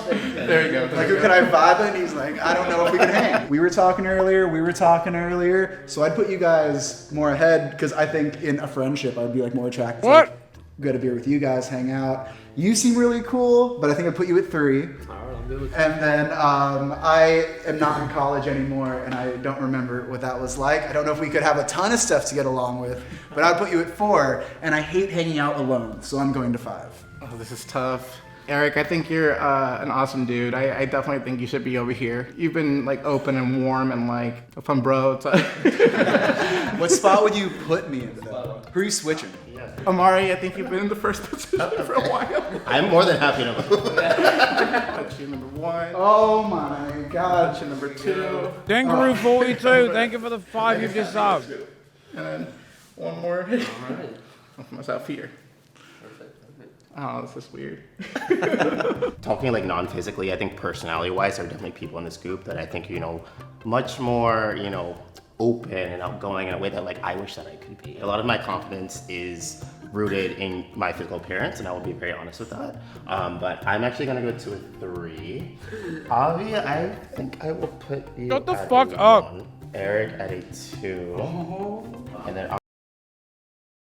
This is so stupid, dude. I mean, it's wholesome, but like, it's failing the main goal of the fucking thing. I'm sorry. That's not how this shit works. You know what I'm saying? Ariel at a 4. I'll put myself last just because I feel like I'm more like laid back and reserved, and like I don't really like take the initiative as much, and I don't really kind of like show my personality like to kind of like random people. Avi, I put you as 4 just because your number 4 is just your vibe, your spot. That is the nicest way to be like, you're the 4th, it's just your energy. And then I would actually have Omari be 3. Just because like you kind of feel like the neutral stance of like being like introvert but also extrovert too. But also because like you kind of stand the ground between the skinnies and also the thickies as well. I would actually put Ariel at number 2. Eric, you're number 1 just because like you embrace like your body no matter like what anyone else thinks. And I feel like that's the type of like mentality I want to have no matter what. I loved that. That was beautiful. That was great. I feel so warm. Thank you. I'm stoked about this. I think gay men and straight men would probably rank them similar. But I think women might have like a different ranking overall. I think gay men and straight men would probably rank them similar by like physical appearance, like who's shredded. Maybe a little bit of a difference because like some people like bears, some people like twinks and whatever. But I think like maybe the women would rate them differently. I don't know. I'm totally okay with this line. Gay men turn into Mussolini when it comes to the male body. Oh yeah. The way Austin sees his own body is so funny. Like, he's crazy. What is this? 100 girls versus 100 boys for 500,000? Build 2 massive circles and put 100 boys in one and 100 girls in the other. And whichever... What the fuck is this? I won't say no.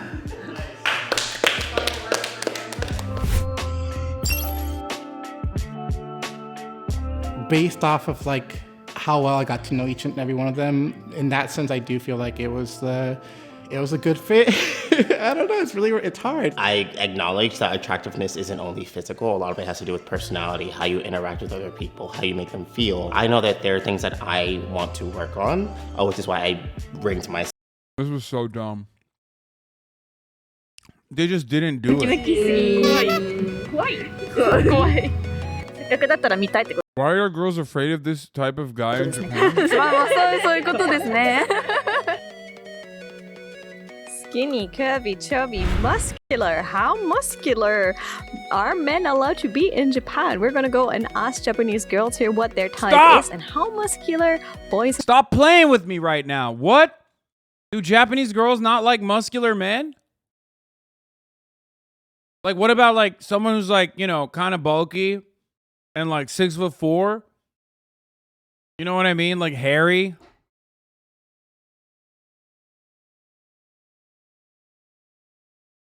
What about those kinds of guys? You know what I mean? Like, muscular often means arrogant. No, you need 400x dad bod. In Japan are allowed to be. Let's go and ask Japanese. Macho, 好きですか? 細マッチョが好きです。私も細マッチョが好きです。私も細マッチョ。No! 細マッチョって何ですか? パッと見あんまりムキムキに見えないけど、なんかちょっとちらっとお腹が見えた時に腹筋バキバキみたいな。なんか見た目めちゃひょろっとしてるけど、ちゃんと筋肉もあっていいなって思います。シャツ開けないとマッチョかどうかわからないじゃないですか。それなんかそれが逆にギャップが。あ、見たらガリガリくんと思ってて、ひょっと見たらあらみたいな。おー、じゃあちょっと海外のマッチョの写真持ってきたので。Bro, why? Okay, I don't want to be inappropriate, but like, what's going on here?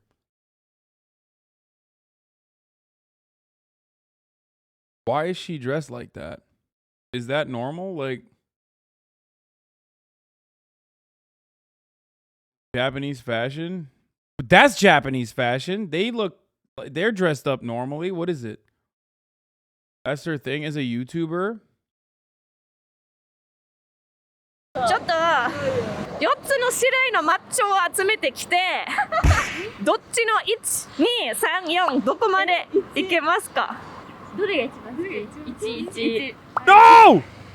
あ、みんな一番1？じゃあ2はどうですか？2はガチすぎる感じ。なんかめちゃくちゃ鍛えてそうな感じが。Bro, what the fuck? っていう領域まで行ってそうなんか自分の筋肉好きすぎるみたいな。3は3はちょっとムキムキすぎ。怖い。4は4は多分もうプロな領域でボディービルダーみたいな。じゃあ付き合うって言えば1みんな。2はまあいけるかも。でも1がいいかなみたいな。2はもしかして生活によるって感じですか？今日みんなに聞いてるのは男性の体のタイプのマッチョは海外で結構人気なんですけど、自分的にはマッチョはどうなんですか？マッチョ？でもあんまマッチョすぎるとちょっと苦手かも。ちょっと筋肉あるぐらいがいいです。いいですね。 Bro, this is literally the reverse Paolo for me, okay? This video, unironically, is doing like don't go to Japan propaganda. Like every time I watch a Paolo video, I'm like, oh man, Japan looks so sick. I can't wait to go one day. This is the first time I've been like, God damn, maybe Japan is not so fucking sick. Japanese people in general also hate body hair. No!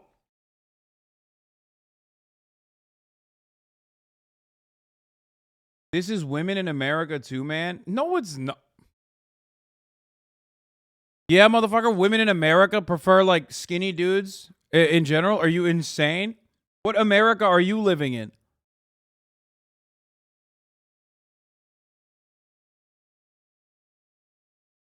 Like for every Timothy Chalamet, there's like fucking multiple Chris Hemsworths. What are you talking about? It's way broader in America. It probably is broad in Japan too. This is anecdotal. どうでしょう？私もちょっと、筋肉ありすぎるのは、体が大きすぎるのはちょっと苦手ですね。なんで苦手でしょう？なんで？なんだろう。男しすぎてちょっと、並べないなって思います。海外のマッチョを持ってきたんですけど、自分はどこまでいけそうですか？見えますか？タイプ。うわ、1か2だな。私1か2か3か3かな。Oh! 私2です。 Let's go! 私も2です。おー、じゃあ2選んだ理由は？Okay, we're getting places. They're getting more muscular. なんかちょうどよく筋肉が程よくついてる感じでかっこいいなって感じです。ですね。どうでしょう？2選んだ理由は？細すぎず太すぎず見てて一番楽しいからです。見てて楽しいですってどういう意味ですか？見てて魅力を感じます。じゃあ海外の人はよく腕出したりとか見えるじゃないですか。日本ではもう腕出してる男性見えないんですかね？あんまいない気がします。確かに。じゃあ腕を出して一緒に並んで歩くの人誰にしますか？やっぱ2番ですね。私は2か3かな。3でもいいです。ね。Oh, she likes them big ones, dude. Look, 3 is muscular territory. She's like 3. She keeps saying 3. She's like, I want some meat on them bones. You know what I'm saying? Thickums. She's like, yeah, a little bit more musculature for me. Okay, I like that. Okay, this is salvaging. ここで3選んだ理由は？ちょっと力強い感じが頼りになりそうだからです。こういうゴリマッチョと一緒になんか散歩かデートかできるのであれば何したいですか？海とか行ってみたいです。せっかくだったら見たいってことですね。まあまあそういうことですね。私も海とか行きたいし、まあ肩車とかしてほしいですね。肩車、ここ原宿でやりますか？やります。じゃあ肩車、姫様抱っこ、どっちがいいんですか？ああ、それはお姫様抱っこです。もちろん。もちろん。もちろん。姫様抱っこの日本人女性が憧れる理由は？こう包み込んでもらってる感じがかっこいいです。自分を可愛がってもらえてるからみたいな。まあ頼りになるからですね。姫様抱っこされたことは？ちっちゃい頃にパパにとかそんだけこれからです。これからどうでしょう？ありますね。教えてくださいよ。友達も気になってるんで。ちょっと待って。家でお姫様抱っこしてもらいました。今誰って言ってたんですか？家でしか。家で。2回だけです。2回だけ。好きな人に？あ、そうです。Why in the West it seems to be more of a thing to woo women with your muscular biceps showing off them guns? Here in Japan, it seems to be more like less is more kind of attitude, even though I think that the boys in the pictures all already had more muscle mass than I've seen on any boy here in Japan. I haven't seen it. Even someone who is as muscular as number one on average. Bro, why does she sound like a VJ from the Netherlands who can also speak Japanese?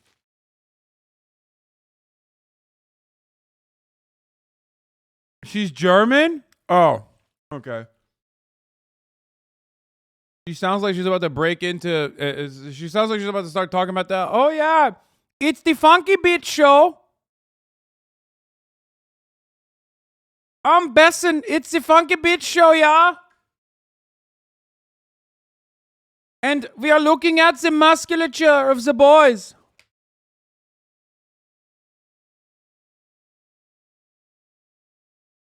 Hardcore.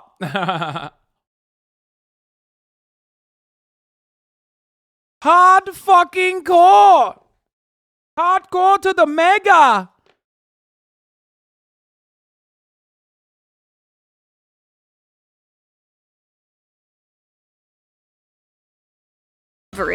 Maybe on the beach or in Halloween.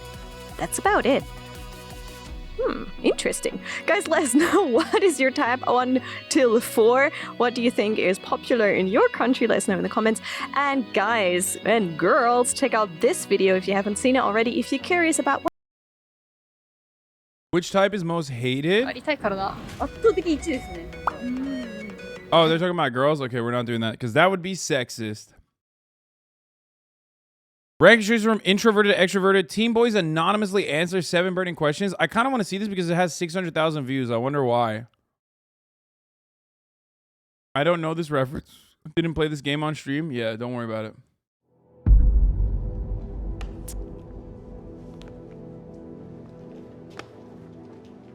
In an age of call-outs, culture wars, and perfect facades, people can be afraid to express how they really feel. So we brought together 7 strangers, protected their identities, and asked them all 7 burning audience questions. What will be revealed when we take the mask off? They're gonna ask them, are you ashamed of your HasanAbi 38-month subscription? That is the most burning question that you can ask a teen boy, okay? Whether he admits that he's a HasanAbi head or not. Most people will say no. Or most people will say yes, they are ashamed. But only the few Giga Chads will say, no, I'm not ashamed. I say it all the time. I wear it proudly on my sleeve.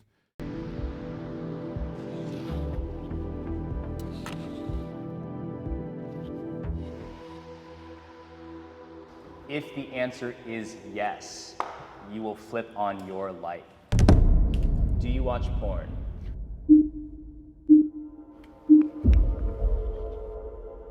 It's accessible, and because it's accessible and it's there, people use it. I'm one of them. I think most guys can agree that they have at least at some point watched it, and I mean, it's if you can enjoy it in a healthy way, if you can enjoy masturbating in a healthy way, I think then by all means go for it. But Yeah, I do watch porn. God. A lot of my teenage years, I spent a lot of time self-obsessing over it to the point where it kind of became an addiction. And it took until very recently to get out of the hole of, paying for porn. I do watch it, but I don't like that I watch it. I'm gonna bring Homie's everyone got a else into the fedora. conversation. I said no. I used to watch it a lot before. I would say I was addicted to it. My dad is in prison, so there was no one really for me to talk to about sex. So porn was my education on sex.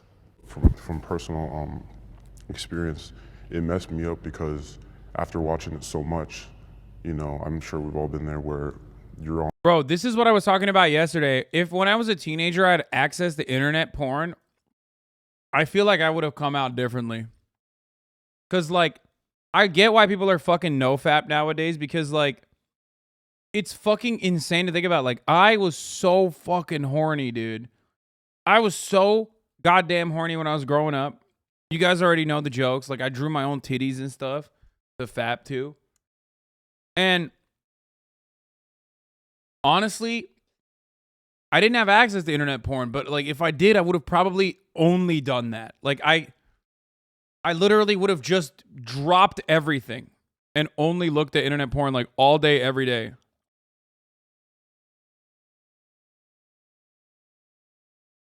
No internet in Turkey? You're not that old? Internet pornography was not readily accessible to me when I was growing up. I'm 31 years old. Especially because we had one family computer. Computers were not as like commonplace. iPhones and shit did not exist when I was growing up, when I was young. You have to remember. Yeah, the PSP was revolutionary for me, for sure.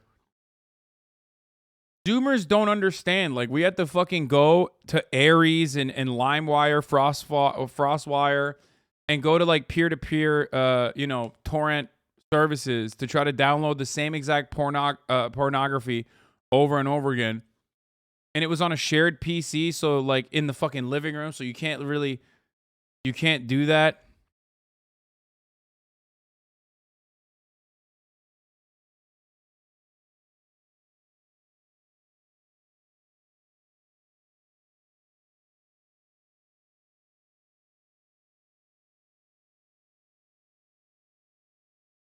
Anyway. On page 5 and like nothing is right. Like you're looking for that right video, but your dopamine like receptors and everything is so messed up at this point that. Hey, what's your views on it though? I love porn. I think porn is great.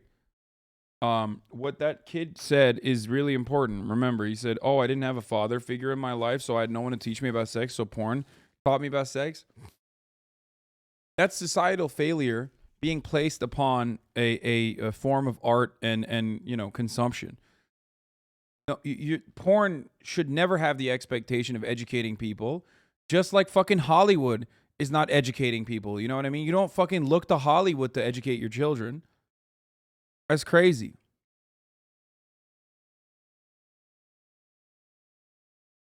The same thing that would get you off wouldn't get you off anymore, right? I went so deep into it where I'm a straight man, I started watching trans porn because it was just erotic in a different way that I've never seen before. I needed more stimulation.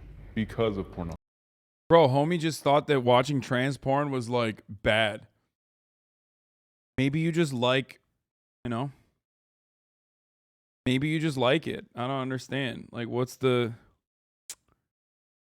Dude, you are fucking asinine. That shit's dark. Wait, what? Hey, you asked me what my views on porn are. I said I like porn. I think porn is fine. I think porn can be great. Porn can help you experiment safely with what kind of kinks you might have. And that the expectation should not be... The expectation of, like, educating children on sex should not be placed upon porn. That's an asinine, dark fucking thing to say. Like, what do you mean? I'm failing to understand what you're trying to say here. Why is that asinine or dark?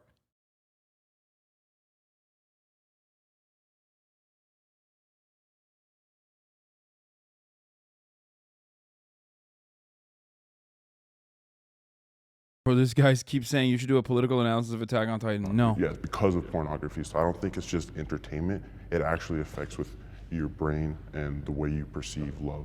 Do you think that a lot of teenagers or teen boys are really educated on the effects of pornography? No. No, not at all. Have you ever cried in front of someone else?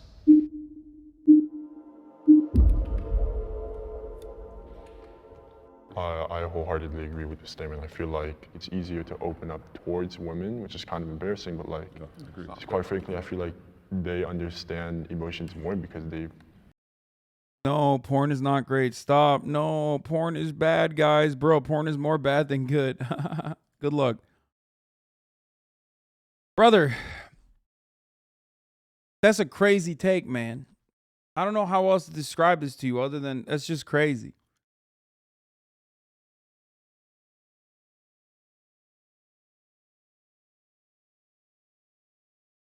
Watching the stream, I've learned many people's fetishes. Hasan saying no. They really understand the whole crying. I mean, I feel like crying is sort of normal to them, and they see of it as like a way to express themselves. It's interesting that you said that you're more comfortable to cry in front of women. I had a girlfriend and she broke up with me over text. And before that, we were like talking and I cried in front of her and I was being honest, and I thought that's what you're supposed to do. That's what my dad taught me, right? But I guess she interpreted it as being insecure. Why do you never touch on how the industry abuses or exploits women, though, or at least emphasize how important it is to consume ethical porn?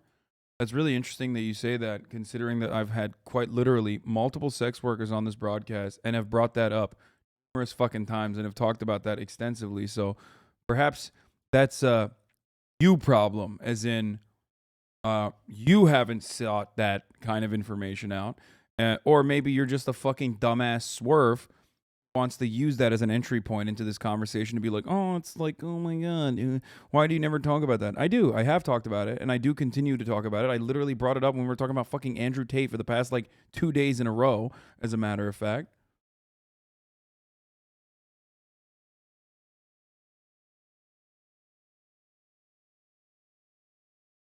The reason people have this porn is bad attitude is because they've been taught that sex is bad. Sex isn't bad, it's natural, it's fun, it's necessary. I agree.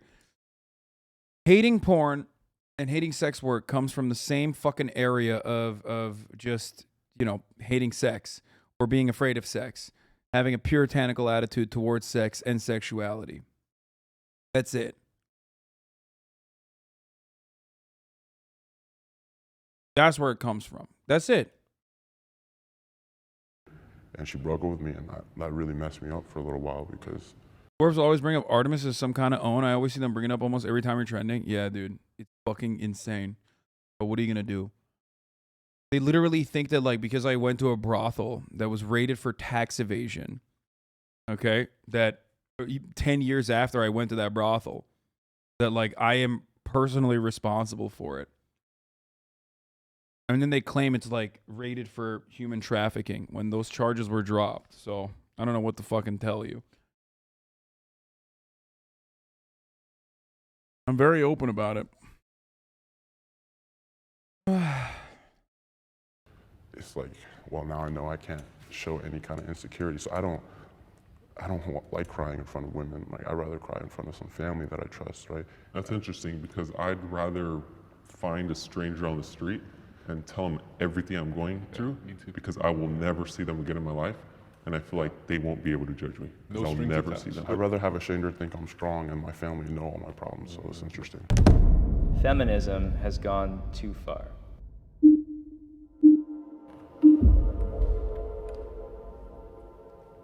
In the feminism movement, there's so much of tearing down men or trying to put men back in their spot. But if the women want us men to step up, then I feel like it'd be a lot more productive instead of tearing down men and telling us all what we're doing wrong, than to, on the other hand, to build us up. I guess for the sake of keeping us accountable for our actions, and as men, we also need to step up. Giving females more opportunities to certain things, I just think that's quite unfair, and it's like you got to put in the work, you got to put in the certain things to earn these things, and it's not like women are granted less access to these jobs. I mean, I know there's plenty of women who are in business, who are doing good things for America. I just find it counterintuitive that this whole feminist movement is advocating for equal rights in certain things when they already have access to them. I'm a feminist, I guess. I believe in the equality of men and women. I think that when we talk about feminism, a lot of it boils down to employment. I think that the bringing down of men, you guys keep on saying bringing down men and shaming them, I think that is way overstated. I have never been shamed for my maleness. I think, you know, if you look at any movement, there's definitely going to be like a radical portion of that movement. But at the same time, like I want to open up the question to you guys. Do any of you guys have personal experience? Let's go! Let's go, dude. That's what I'm talking about. Some smart ass fucking teens, bro. Talk about how feminism has gone too far. Brought down, you know, like to bring a woman up? A little bit like in high school. And it's not like the worst thing in the world. We have like an ASB in my sophomore year, there was like happy thoughts, right? Like every Friday you just write something and you put it in the bin. It'll just be the girls and then some, you know, more of the feminine guys complimenting each other, which is not a... The guy who claimed that, who Dasha retweeted, writes for Peter Thiel under an anonymous pen name. Oh yeah, wasn't that guy getting fucking dunked on Twitter like last week actually, or like a couple days ago? The guy who said like the guy who, because I said like Hunter Biden is based or whatever, he was like, oh Hasan, I bet you would love to do child sex trafficking or some shit. Jubilee, literally still a group of incels, yeah. Yes, they were shitting on him for dunking on you, GGs. No, they weren't shitting on him for dunking on me. They were shitting on him for something else. I think he had like a weird coffee meme or something. What was it? Fuck.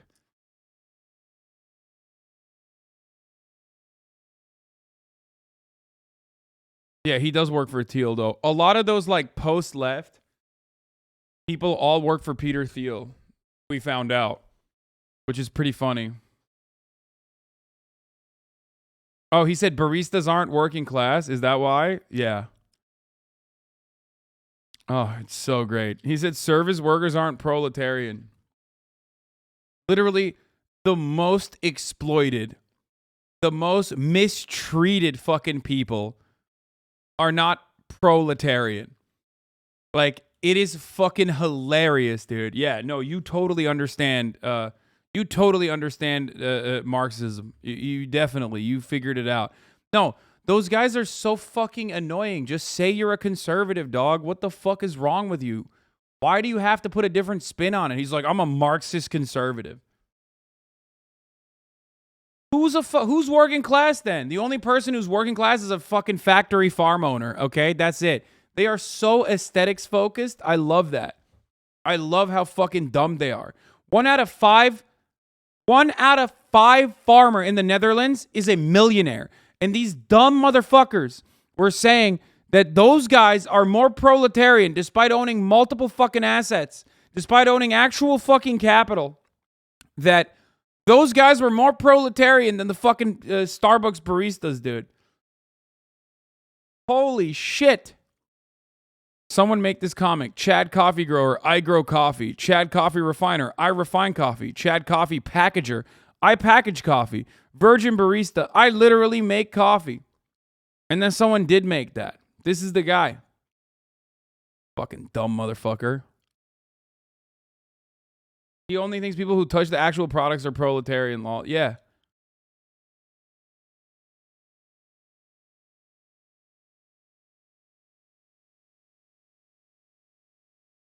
So stupid. Pat Sock and socials are contradictory. The international proletariat belongs to no nation, and I'm fucking sick of tapping the sign. Yes, dude. National boundaries. You can't have a fucking... You can't... I'm not even going to get into it. OG tweet. Oh, here it is. The definition of proletarian matters because it distinguishes reactionary unions of bourgeois service work from proletarian labor, which is unionized. The Amazon union is proletarian. The Starbucks union is not. If you don't understand this, you never will. Wait, what? Society does not need Starbucks workers. Society does need Amazon workers. Wait, what? Homie just said the definition of proletarian matters. And who makes up that distinction? Me. I decide. Oh, I'm sorry. Did you think that it had anything to do with the relations to the means of production? No. It has everything to do with the relationship you have with me. I don't drink coffee, so fuck you. Dude, that's awesome. He said bourgeois service work, dude.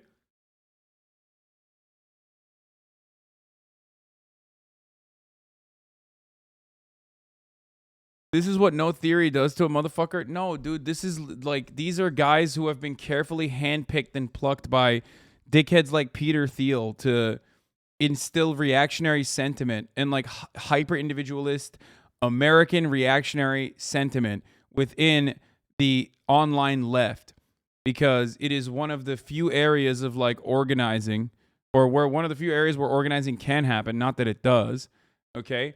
But it's still incredibly fucking fractionalized, okay? So it's super easy to further undermine the little marginal kind of fucking power you have on the internet, or the marginal organizational capacity you might have on the internet.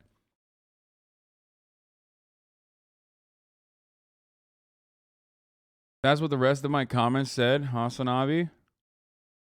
On a real note, this is the most likely intended as a fractionalist capitalist attempt to divide the working class. Yeah, exactly.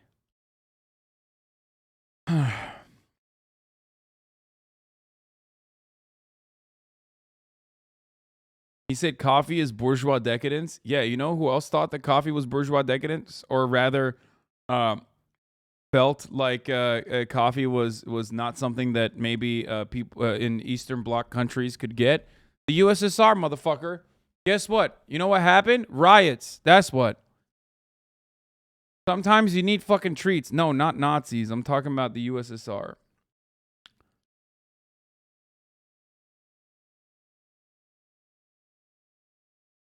But Hassan, you don't understand. You're not proletariat if you're exploited by who I see as the privileged class exclusively. Luxury commodities are essential to sating the population? Absolutely.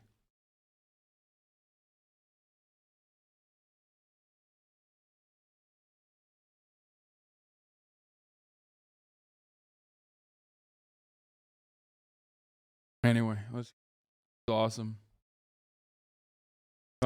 This shit is so dumb. Sorry, let's get back to this. Problem, but as they're complimenting each other, oh, look at you, you're killing it, and then they'll even like insult me. It went from being happy thought to build up Women Day. You know what I mean? I feel like there's a wall, and we should break down that wall and focus on the human race. Not women, not men, not Mexicans, not this. We should all bring each other up. I've been anxious about my penis size.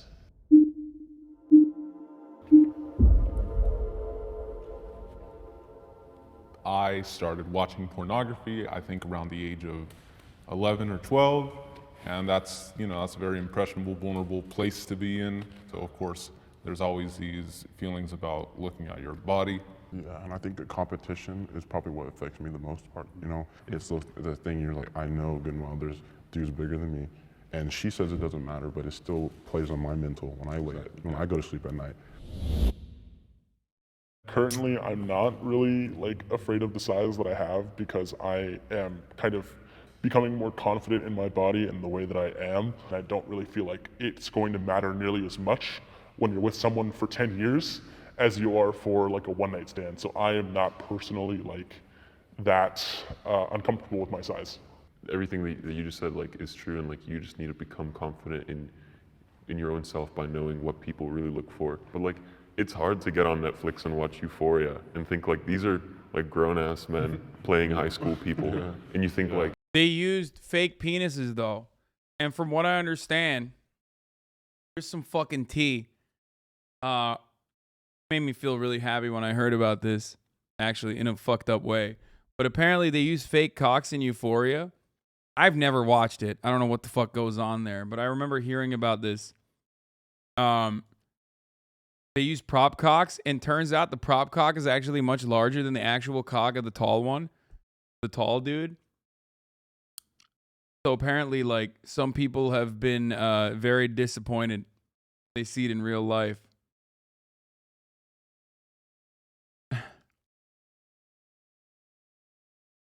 That's so crazy, dude. Holy shit. What a weird situation to find yourself in as an actor, because you're like, oh yeah, I'll use a prop cock. But then also at the same time, you're like, then everybody has the expectation that you're going to be fucking hung. Terrible. Speaking of prop cocks or stunt cocks, Willem Dafoe has a fat one.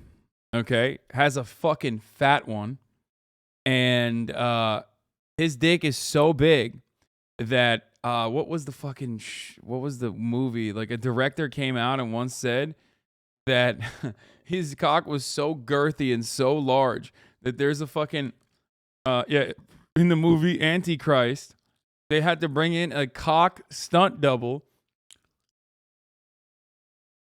because his dick was like out of place.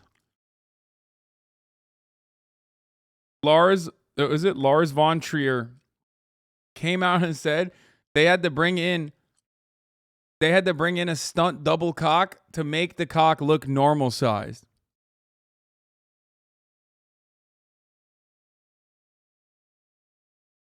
Yeah. Lars von Trier finds Willem Dafoe's penis confusingly large. You had a stand-in dick for Dafoe? Yes, we had to have, because Will's own was too big. Too big to fit in the screen? No, too big because everybody got very confused when they saw it. People would get intimidated, especially when he ejaculates blood. That was, that was the double. It's quite a trick.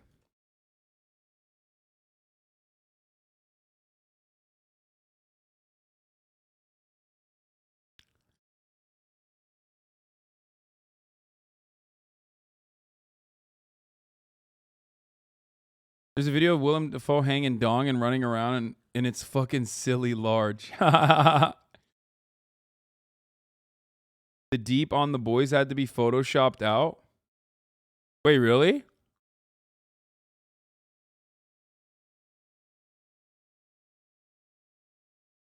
Someone link his cock. Any advice to small cock owners? Yes. Learn how to eat pussy. And also, don't let it fucking... don't let it ruin your life.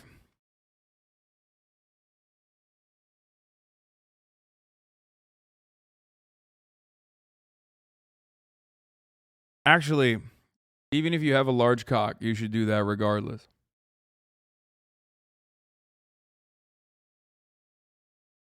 A lot of people who didn't hear about it are going to find out without a link. No shot. Chase Crawford is that hot and has a massive cock.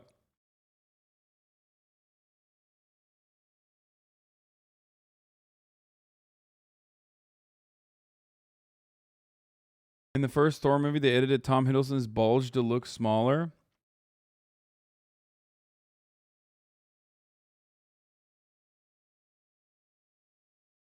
If you have a small peeper like me, make sure you know how to find the clitoris and do finger exercises. I do judo, so my fingers are like machines.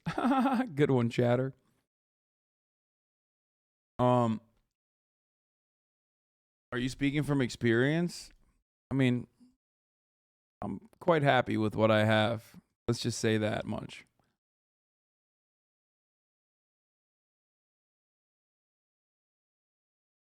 But yes. Oh, another thing I'll tell you. As far as porn goes, yes, there are dudes with like incredibly fat dongers in porn, okay? There's like 10 inches, 13 inches, all the stuff, right? But ultimately, a lot of the porn dicks that you see aren't even that big. There's just camera angles and shit. Not the 13, but yeah, okay, I'm just exaggerating. A lot of it is camera tricks. Like, I think, what is it? Like, the average porn cock is actually like 6 to 7 inches or something. And the girls are very tiny, too. And I can confirm, I dated a porn star. A very famous one, as you guys know.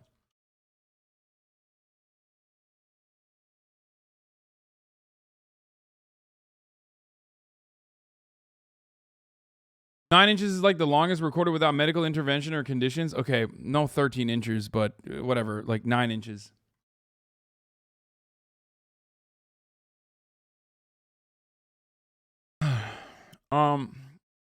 It's just that all the dudes are 5'5" and always skip leg day. What percentage of your audience is female, Hassan? Because I think it just went up 20%.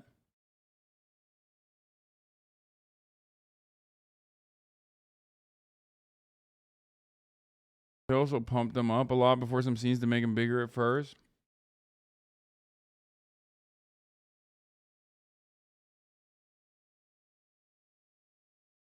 Also, losing weight will put inches on your penis, as I've said before. Well, that's not what I look like. And then you think about. What's the biggest misconception when dating a porn star, would you say? I mean, I can't speak for all porn stars. I have hooked up with plenty of sex workers. But in my experience, I think a lot of sex workers are more into like less kinky shit than you would think in their personal life. Missionary, straight missionary, just like regular missionary. Undefeated, it's goated.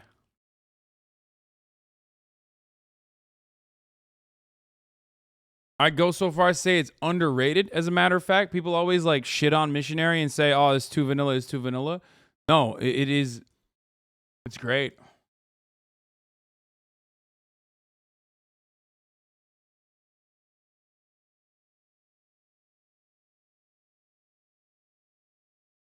Like every person that I have been with or will be with has probably seen this. I think that's really where that anxiety comes from. It's just the fact that other people probably have expectations. Yeah, eye contact. I have questioned my sexuality. It's the intimacy, yes. Eye contact and intimacy is what makes it. I guess growing up, I was never one of like the jocks of school. I always was into music, I was always into theater, and so growing up, you know, I was always bullied because of that, because I was being too gay or whatever, and I always hung out with the girls. And so I definitely did kind of buy into what everyone else was saying, their peer pressure of. No spreading bad weight loss rhetoric, bitch. Losing weight does not add inches to your penis, lol. You can just see more of it if it was covered. Yes, obviously, that's what I mean. It doesn't like magically make your dick bigger. Like saying, oh, you're gay, this is how you're gonna end up turning out because this is how you are now. With where I am now in my life, I've just kind of gotten to a place where I've grown to be confident and I know what my identity is. People thinking that definitely, like, it gets you thinking, you know? It gets you thinking like, well, like, am I? Or should I be? You know, it's like, should I be attracted to dudes because I like things that are quote unquote gay? You know, but then I guess it just reveals the issue that like, we've made certain things gay and made certain things straight. Yeah, right. Mine didn't stem from any kind of like extra like curricular activity. My stuff stemmed from porn, as I mentioned before. And when I started watching trans porn, and it's weird to say, but like I got really nervous. I got really nervous because I thought maybe I'd be gay. And so, you know, I did my research on it and I was kind of obsessed with trying to figure out like what this could mean. And all the stuff I would look up was saying like, if you watch trans porn, you're still straight because they're women and stuff like that. But I'm thinking like, what would my family think? Dog, that is that's a bad question to ask, okay? What would my family think? Like, check Twitter trending? No thanks. Why would you fucking have that convo with your parents, dude? That's such a weird convo to have. Hey, Dad, I'm watching this kind of porn. I'm watching that kind of porn. Like, what the fuck?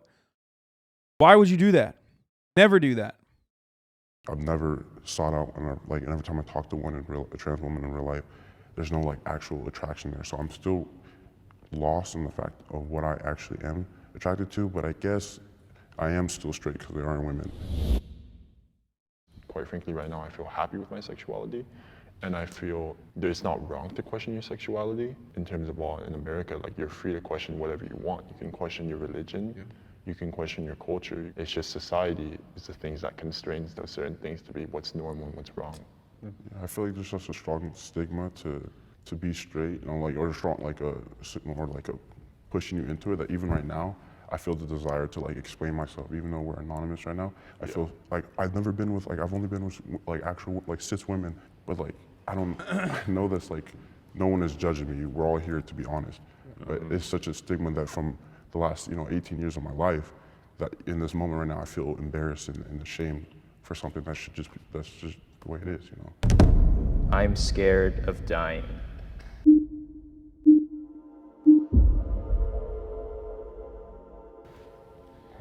I think of it as like, I'm extremely scared of death. I mean, I watched my father die like right before me. It's a scary thing. They just stop breathing. And just the idea of like Jesus Christ. nothing is just extremely terrifying to me. It's like you don't really know what's going on. Like, are you even thinking? Are you even there? You're just a blip out of just space. It is terrifying. We don't know. And as a Christian, I want to pretend that like I know that there's, heaven and hell, but at the end of the day, I genuinely don't know. Yeah, I think I always had the fear as a kid growing up that, I'm gonna die and like not fulfill like what I wanted to do here on earth, right? But every time I thought about dying, it was as an old person. But 2 years ago when I started working as a lifeguard, this lady and her friend came to the pool and, I haven't been going and she just starts having a seizure. And luckily, I did everything right and EMS showed up and she was safe. But then 2 weeks later, she unfortunately had another seizure while driving and she died. And that's when I realized life is like, it can happen to anyone at any point. And if I just die and don't do anything with my life, then that's what I'm scared of.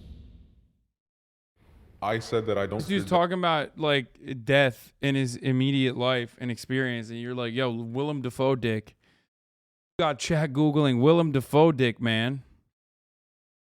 Yes, because unlike you guys, I don't really have an experience, so much hands-on experience with death. Am I afraid of the The only thing you should be afraid of is the top of the hour ad break, dude. Okay? That's it. And of course, there's ways to avoid that fear. Like by subscribing for $5 or for free with a Twitch Prime. Okay? Or by getting gifted fucking anonymously 20 subs. Okay? And no longer living in fear of the top of the hour ad break that comes at the top of every hour. But if you're not lucky, you can make your own luck by subscribing for, like I said, for $5 or for free with a Twitch Prime by connecting your Amazon Prime account to your Twitch account, where you get one free Prime subscription a month. Use it on your favorite streamer. Hopefully it's me. There's the woman ad break now. Shouts out to the anonymous gifter. that I will die someday? No. But I think, obviously the fact that it might come way sooner than you expect is a scary thought. But it's the one thing that makes life like special. You know what I mean? It's the one thing I feel like that actually gives meaning to it. Because if you would never die, then you would never do anything. Because you would always have more time to do it. Do you guys feel like you can actually be your genuine self when you're like talking to a girl or hanging out with a girl? There's definitely a difference between like talking or opening up to like my friends that are girls versus like a girl that I'm interested in. Like obviously if you're trying to impress a girl, you're gonna be dressed nicely, you're gonna wear some cologne, you're not gonna like fart around her, right? It's like it's a filter thing. But like when it comes to your mom, like your mom's a girl, and I wholeheartedly trust my mom. So I'm gonna be myself around the people I trust more. I guess that's what it is. There's a lot of times I walk away with talking to a girl I'm really interested in, and I'm like, man, I didn't just go up and be me. And then my best friend, right? He used to be my best friend. He's kind of a womanizer, but I see him get so much success. And every time I've gotten success is doing things that he's done, which is just putting on a facade, telling them what they want to hear. I think it's good to be yourself because, you can only put a mask on for so long. It's refreshing to talk to people and realize that I'm not the only one who feels a certain way about things. It's nice, and it's a step in the right direction for me in becoming more comfortable with being open and honest with everybody. I think just the whole open conversation, like this won't bite me in the end later, or like someone's not gonna listen to this and think, oh, that guy's bad. I have more safety of expressing my honest opinions, and whether those be good opinions or bad opinions, it's a better way to express one's true self without trying to be influenced by what high school is and all the people influencing you. Austin show. A big dick is nice to look at sometimes, and it's sometimes suck on, but not practical. This man failed booty boot camp, brother. Okay, he couldn't get past the tutorial mission. The fuck does he know about big dicks? In high school, because frankly, high school is just popular culture, what people think is popular. He flunked out. Thank you so much.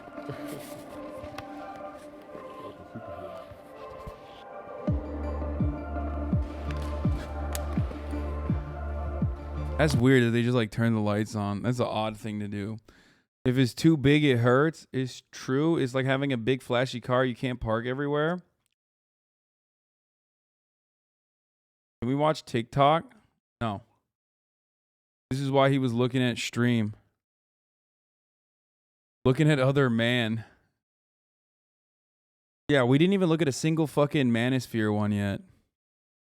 I kind of want to see what this Circle is has though. more people after 100 hours wins $500,000. But if you touch the red line, you're eliminated. We got that! Oh, we got that! I'm not leaving.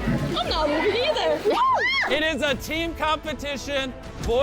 Bro, I clicked on this specifically because I wanted to see what he looks like without hair. Didn't he buzz his hair or something? 6 queer people versus 1 liar. That's what I wanted to see. I wanted to see like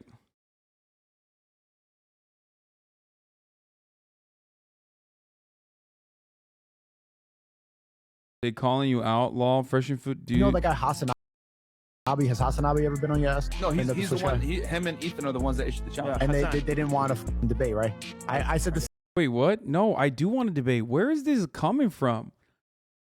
Bro, Sneeko is like that fucking little kid who did like the alt-right adjacent commentary and now is like doing the young wannabe Andrew Tate. Straight up. Said the same thing. I tried to debate him and he didn't answer. He tried to debate me? What? That's just a straight up lie, bro. I don't know you like that, little bro. I've never fucking... They're trying to preempt denying you the debate? Yeah, what is happening right now?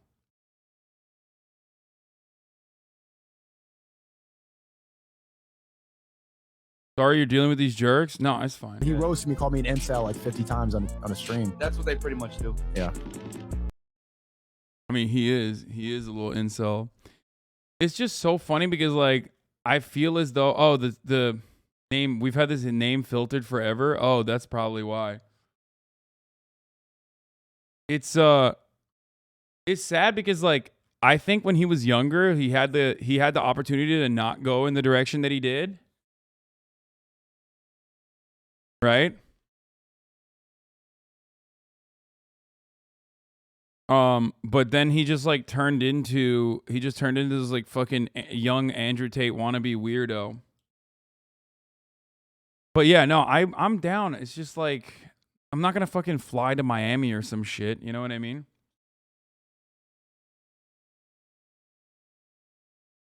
Not agreeing to their terms means you're pussing out. Yeah. I don't know why. Gotta love clout chasing, I say, while adding a streamer for a response. Yeah. One of the things I never will understand is why people fucking do this thing where it's like, oh, dude, if you don't want to debate me on a Wednesday afternoon at 7:30 p.m. in this predetermined destination, then you're just afraid of debating me. It's like, no.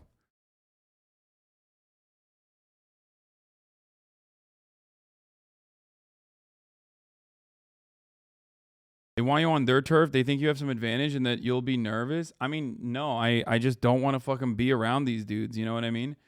I'm not going to take multiple days off to just like go and fucking debate the fresh and fit boys. First of all, they're not clouded enough for me to do that. Let's be real. There was a time and place when they were like popping off way harder when I still wouldn't like go to them to debate them, but I would have considered debating them or at least like changing shit up. To actually end up debating them. Here, this is what I was going to show you. Challenge offer. Tell y'all daddy Lasan to respond. Also tell him to stop meeting people's mics during debates. I guess the fresh and fit. Lasan. They're going to spin this into an excuse? No, I mean, I'll debate him. Hasan? Bro, it's free content and they will 100% get their backs blown out. You know what I mean?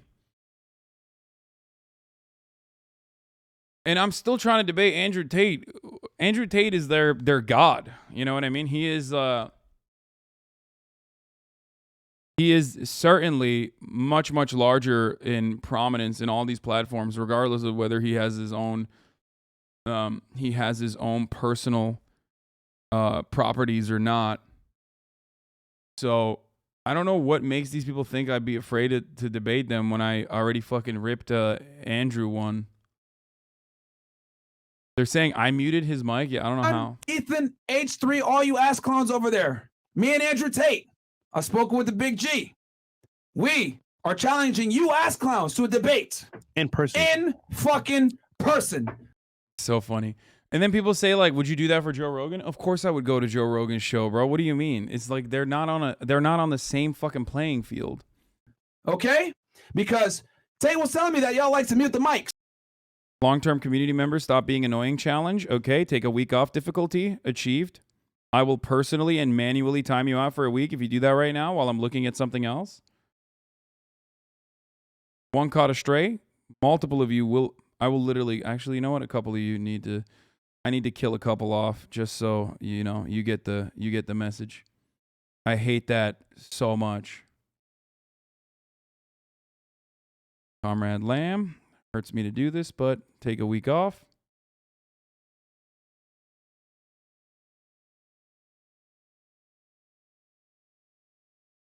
You have more YouTube subs than Fresh and Fit? Yeah, but they were... Okay, so YouTube subs are one thing. There was a time, however... when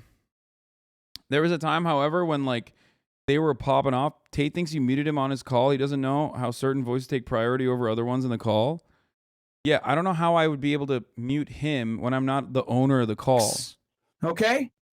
So, if you guys aren't cowards, like I've already proven through the DMs and everything else, you'll debate us.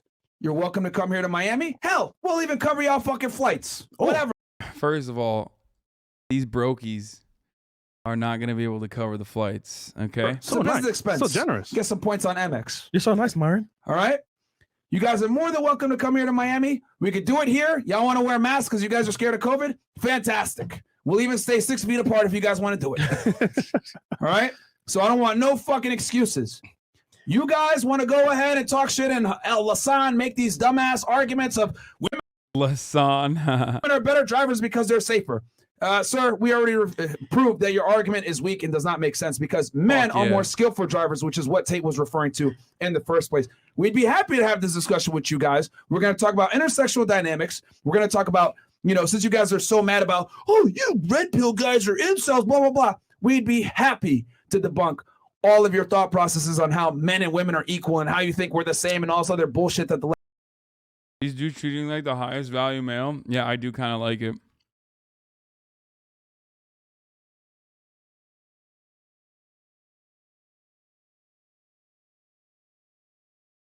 I like it. It's cute.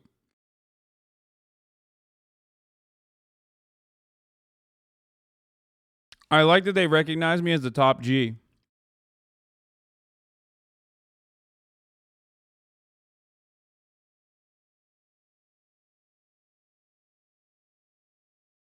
Left tends to believe. I would love to debate you guys because Hasan, I've watched you debate. You don't know what the fuck you're talking about. Oh, that's awesome.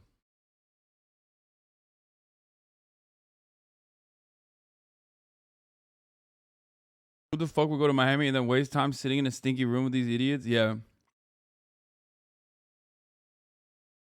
This is pretty insecure.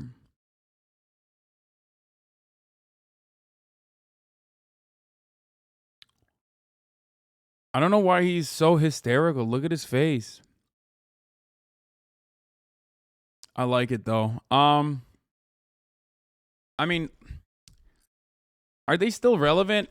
I feel like they got their backs blown out a little too hard multiple times and kind of dropped in the cultural relevance bracket a little bit. Oh, but I'll still, if I'm running out of content, I'll still throw them a bone, you know?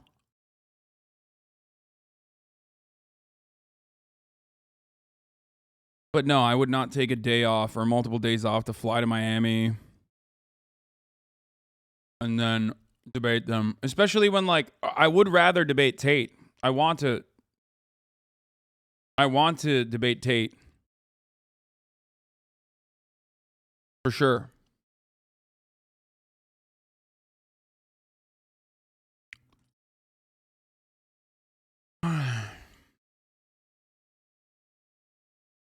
He looks nervous, like he's asking you if he can go to the movies with the friends.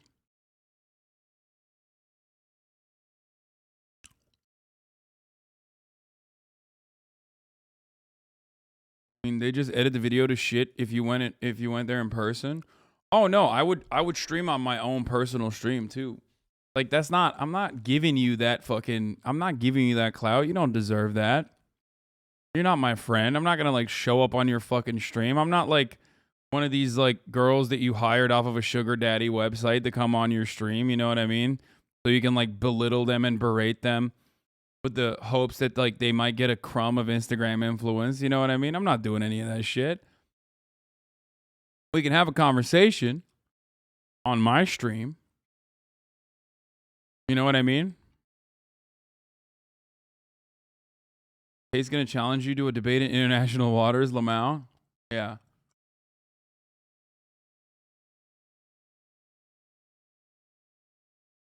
But yeah, if I have time, I can, you know, I'd consider debating them. It could be good content.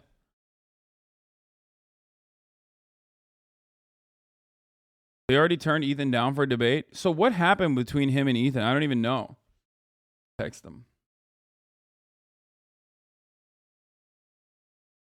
Cat did a great video on the Manosphere. This video is sponsored by Surfshark. Let's get into the Manosphere though. This is a good segue into Manosphere stuff. You get me talking to a wall? It doesn't matter, folks. I told you this already. Like, this is the exact same shit y'all said, and these are the exact same considerations and worries you had before we talked to Andrew Tate, right? You were like, "Oh, don't do it. Don't do it. It's a waste of time. Don't do it." But it didn't matter. It was not a waste of time. It was a fucking thorough dismantling of his ideas. He looked silly. He looked terrible. I don't know if I put a dent in his like wave, but I think I probably slowed it down a little bit. Like slowed down his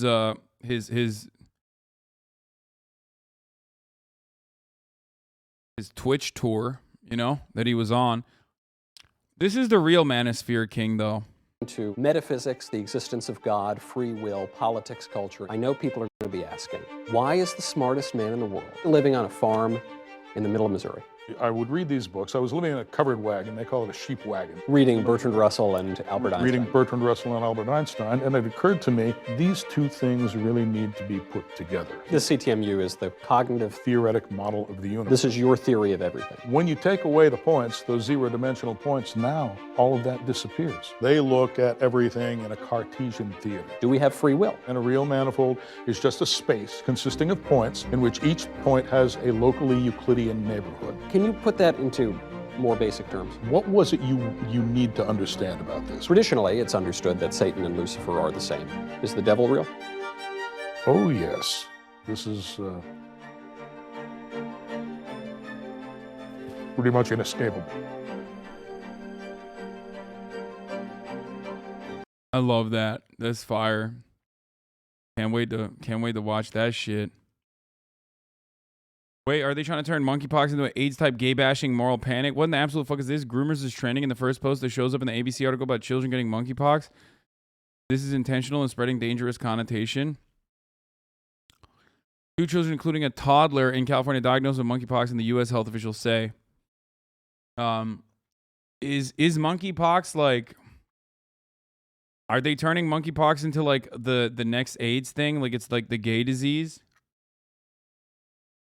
Manosphere viewers will listen to any man smoking a cigar. I saw 3 separate teasers from Tater Tots who you swayed in that debate, so definitely success. Wait, really?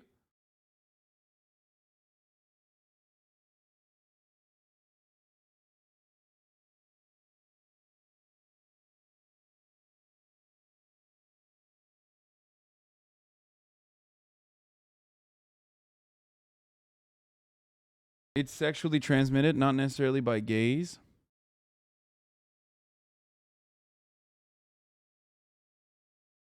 Monkeypox isn't even an STI. It's an STI in the same way the flu is an STI. Spread by rodents. I don't know enough about it. I probably have to look into it further. I don't want to talk about it yet. Chappelle ridiculed protesters outside the Varsity as transgender lunatics criticize a woman in front of a row in the front row for wearing a mask and called monkeypox a gay disease. What?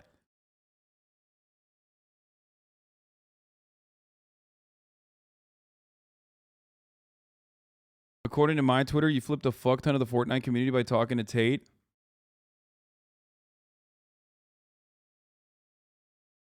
One of the people you swayed came in here after and got banned, apparently, according to his tweets.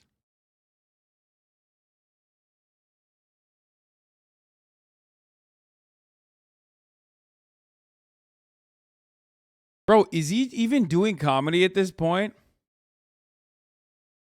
I feel like a lot of what Dave is doing now is just like yelling like an old man. Dude, trans people really break people's brains, dude. Like there is a it's kind of wild to think, but I do unironically believe that like there is such a thing as trans brain, where it's not like, I'm not talking about like the brains of trans individuals. Like I'm talking about like cis people, okay, that just make this their life goal. And then their entire worldview it revolves around just like shitting on trans people. And it turns everything like, it turns their very existence into like, here's the thing I don't understand. It's like, even fucking like, I don't know, even like racist people for the most part are not like always thinking about racism in the same way that like, trans people will like throw everything aside. Like even fucking Klansmen will at least like do the effort to hide their racism sometimes to like get by in normal life. Whereas these homies are just like, and by the way, I'm not making a moral equivalence here. I'm not saying that like anti-black racism is better than transphobia or anything like that. Of course not. But it turns into this like very weird obsession. You know what I mean? Like the moral panic is genuinely, the moral panic that they experience is like genuinely worrisome. I've never seen anything like this.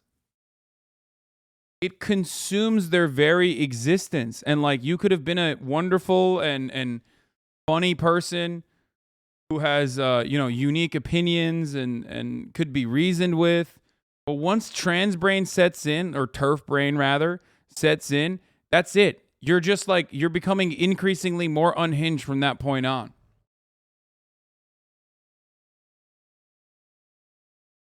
Was the gay panic a lot like this? People were obsessed with gay people ruining things. Now it's trans people. I don't.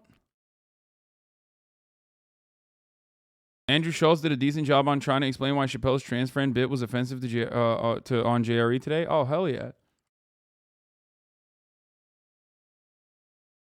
Like TERFs calling cis women trans for not looking like a woman is fucking deranged. Well, that's pretty funny because a lot of TERFs don't exactly fit in the you know, Western centric beauty standards themselves. So the fuck do you mean? You know what I mean? What's your problem then?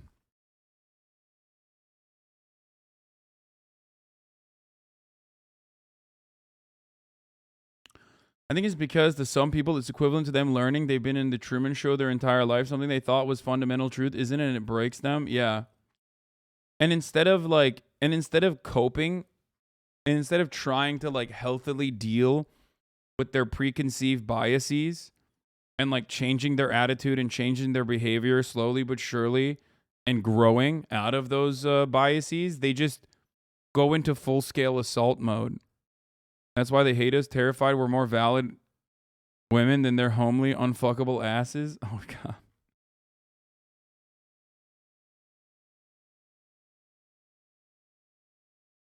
A sad TERF story in 3 parts. Obsessed transphobe Jane Claire Jones deems the female silhouette too male to be a woman. Jane then awkwardly learns she has an identical side profile. TERFs, unfamiliar with who Jane is, start referring to her as him and a trans woman. Oh my God. I didn't see the third part of this. Trans woman by the looks of him. Oh my God.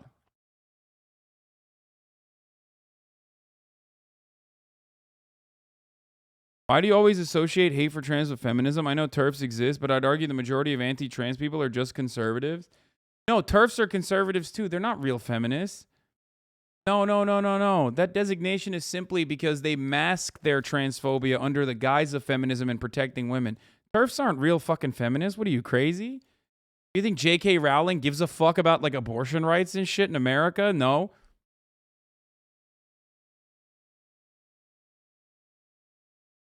No.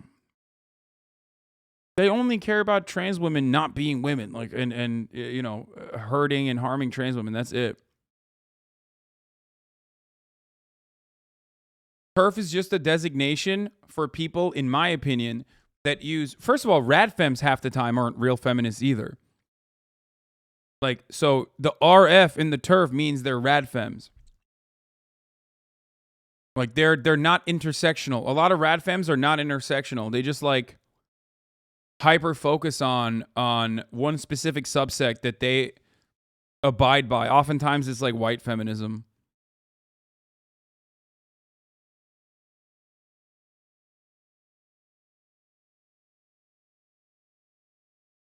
Raised by a very racist, wealthy, conservative POS dad and stepmom, growing up in LA, I learned pretty quick that something was way off of their worldview.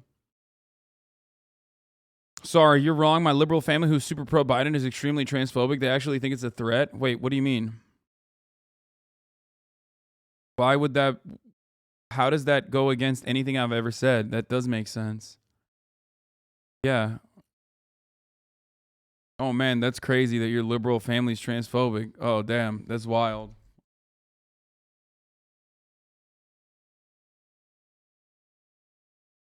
TERFs are trans-exclusionary radical feminists. Radfems, in the best way to describe to you what a radfem is, remember in the anti-SJW era when like everyone would do those like compilations about hysterical women?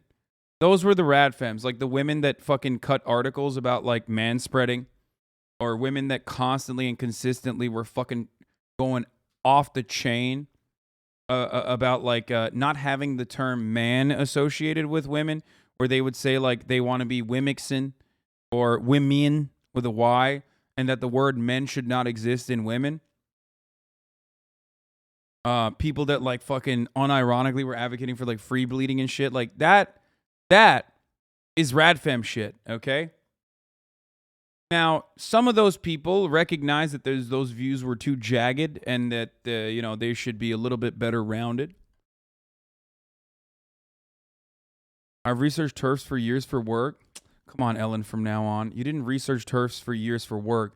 You researched them because you're trans in TERF Island.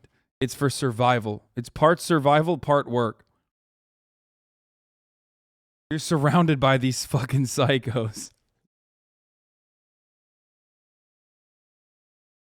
Does rad mean radical? Yes. I'm just kidding, by the way. I'm sorry.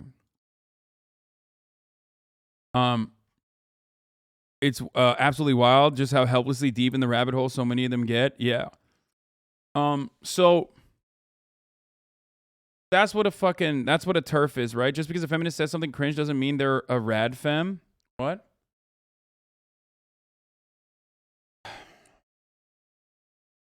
I feel like radfem is a misnomer considering how focused they are on liberal aesthetics. So there's a distinction between intersectional feminists, even someone like myself, and someone who's a radfem usually that is hyper-focusing on one specific subsect. So radfems have certain modifiers, I guess. Trans-exclusionary radical feminists are TERFs. Sex work exclusionary radical feminists are SWERFs. Oftentimes, sex work exclusionary radical feminists are also TERFs too, and vice versa. Okay? So, there's like an intersectionality of hatred on the other side, basically. Sometimes some of them hate men, like a lot, to a degree where it's like misinterest. Still funny. There's no systemic consequence of misandry, but to a ridiculous degree. But a lot of them have damn near the identical opinion on trans people as the average conservative. Okay? That's it. They just despise trans people, and once they get full turf brain, that's all they can think about. Same with swerve brain too. J.K. Rowling is a prime example, yeah. And they will literally drop everything. They will cast aside the previous good, the previous like good opinion that so many people had over them. Like they'll throw their fucking brands aside. It doesn't matter. It's like it's unhinged behavior. They basically become professional turfs. Like they literally drop everything. They literally drop everything and just only focus on that. And oftentimes they find themselves, of course, aligning with conservatives as well. J.K. Rowling praised this guy like yesterday or the day before. This is either eliminationist rhetoric, the goal is we die, or dissolutionist rhetoric, the goal is U.S. dissolves. I wish they just say which they want, if not both. These hearings on abortion are instructive. The liberal witnesses have refused to condemn infanticide, refuses to define the word woman, and claim that men can get pregnant. We cannot share a country with these people. There can be no unity. They are lunatics and monsters. Like, TERFs will find themselves now regularly aligning with unironic anti-feminist reactionaries. Okay?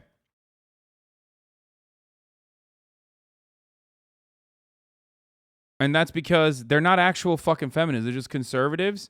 And the only thing they care about is like the elimination of trans people from society.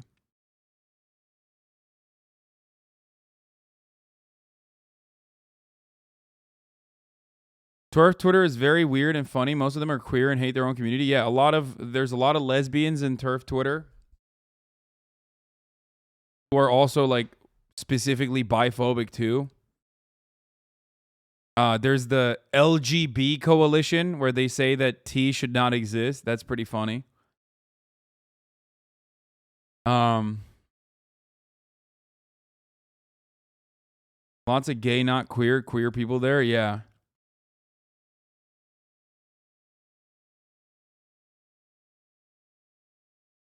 It's that Twitter thing where they get the wrong opinion about something and will reorient their entire political opinion rather than admit they're wrong. Yeah. I'm sorry if you find yourself agreeing with Matt Walsh, you're just a fucking idiot. Exactly. The LGB alliance is mostly straight. So J.K. Rowling is just openly transphobic at this point. Yes, there was a point in time when J.K. Rowling would try to hide that she was openly transphobic. That time is long gone. Now she's just like straight up posting transphobic shit all the time, like regularly. No, there was a time when she tried to hide it. Like, there was a point in time when TERFs would try to say that they're not like transphobic at all, that they simply care about like protecting women, blah, blah, blah. Or they even care about like protecting trans people, or they're simply asking questions. I remember she fucking wrote an article about how she's not transphobic. Right?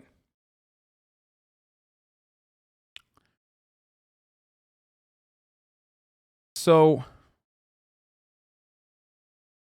you know, that was definitely what her original perspective was, like just hiding that shit. And now she's just straight up like, you know, openly transphobic pretty much.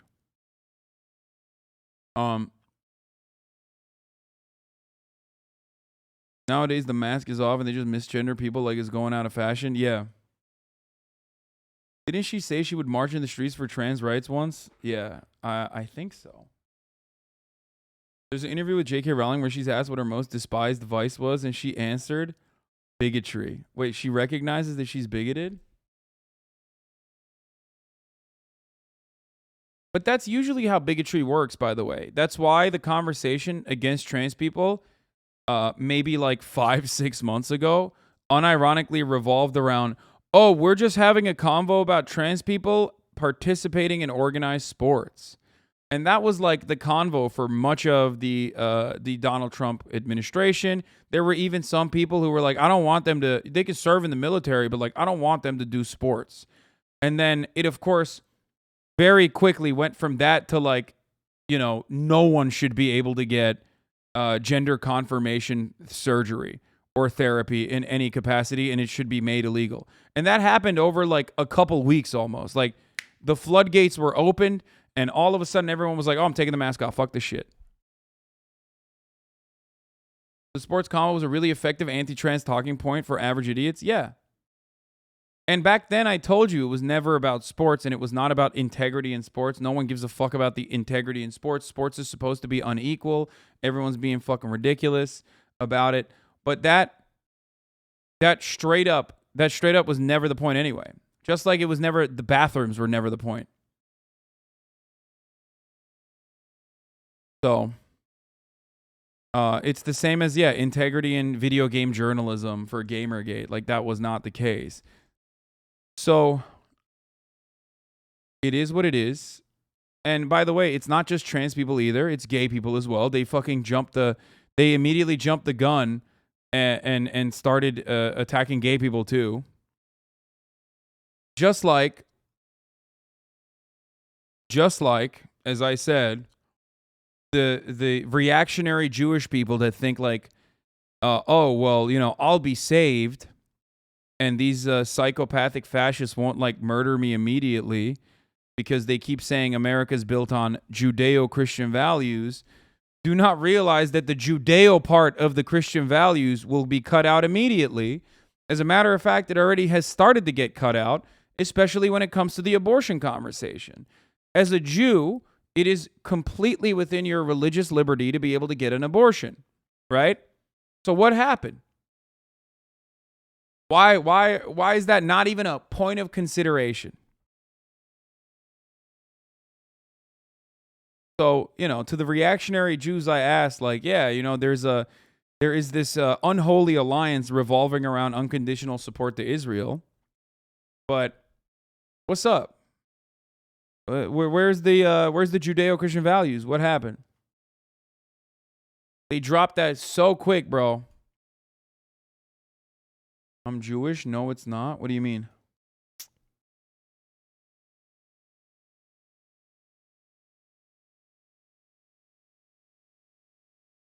I'll pass the message along to them. I hang out with them at every Shabbos. Yeah, so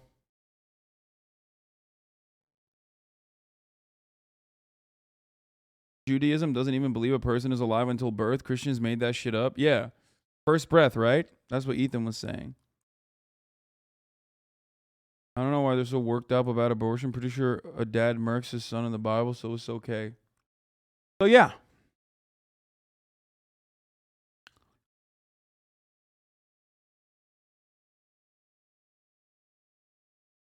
Yeah, Islam is similar to Judaism in that respect. That's why Muslim countries don't ban abortion. And the abortion, okay. The ban on abortion goes back to Christian hysterics that were created at a time when the population size was diminishing as a consequence of illnesses and disease. It's just totally fucking made up. It's not like in the Bible in a meaningful capacity. That's why the passage that you have to point to with respect to abortion is always about like whether life begins at fucking conception or whether you should not be able to spill your seed. It's completely fucking modernized interpretation, just like anything else is in religion, really. And it's completely fraudulent, just like the same as like marriage should be between a man and a woman. That idea is also relatively new in comparison to the inception of Abrahamic religions or mass adoption of Abrahamic religions.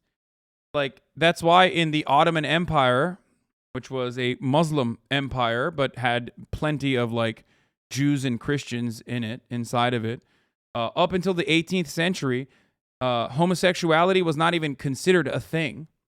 Okay? Butt fucking was very normal.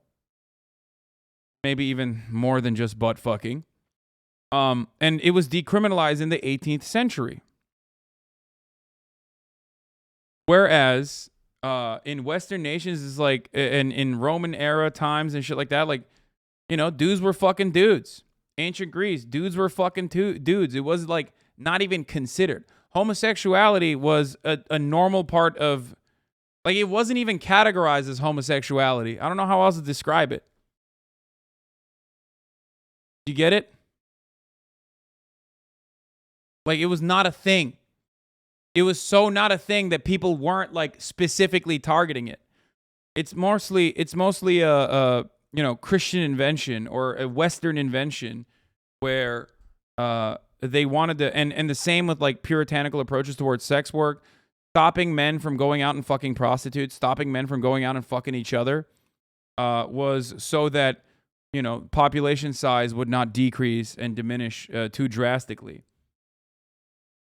So yeah, our understanding of homosexuality is a relatively new phenomena in comparison to the grander scheme of historical relevance. A lot of history doesn't have the same words for things like different aspects of queerness, but it has existed for as long as humans have. Yeah, same with genders. Same with the concept of genders, by the way. And not just men and women either. The current shit right now is religious fundamental interpretations. The Bible said God wants to be fruitful. They think anything that isn't fruitful is sacrilegious. Yeah. So it's crazy because up until now, I really thought everyone was over being homophobic. Yeah, no, that never went away. So that's it. The idea is like not even as old as time itself in the way that these people try to fucking claim it is.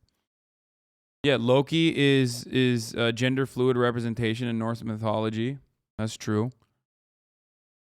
But yeah.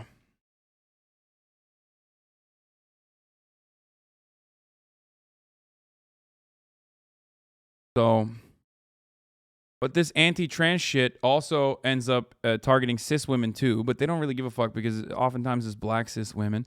So when we say holding trans women to impossible biological standards for womanhood would also affect cis women, this is what we mean. It's no surprise that black women who have a history of being excluded from white supremacist feminist standards are targeted. 2 more cis black women were banned from the Olympics for their natural testosterone levels. Christine Maboma and Beatrice Masalingi are the latest accomplished athletes to be excluded under the rule that devastated Caster Semenya's career. There you go. An example of hypocrisy is Michael Phelps, who is known to have biological anomalies, exceptionally high lung capacity, lower lactic acid production, and double-jointed ankles. He is revered in his sport, but when the same standard is applied to minorities, they're excluded.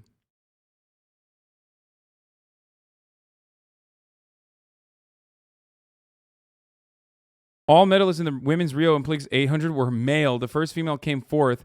Not remembered, no medal, no lucrative career. They were all male. I wonder why.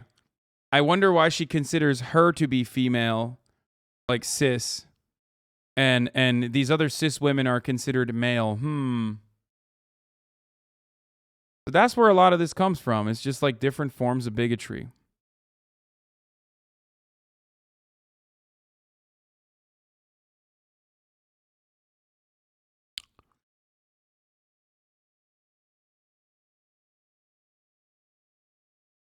But once again, as is the case with most TERFs, I know plenty of trans women that pass significantly better than like 99% of TERFs.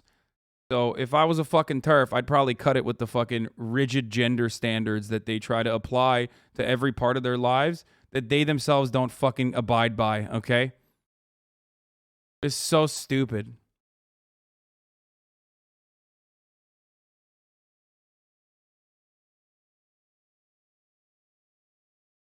But I think that's where it comes from.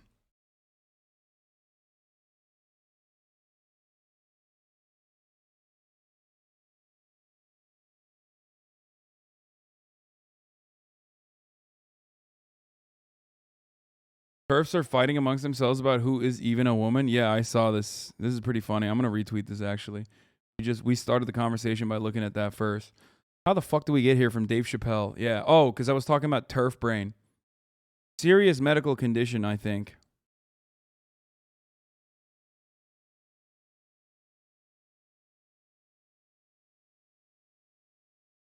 What's the fair solution?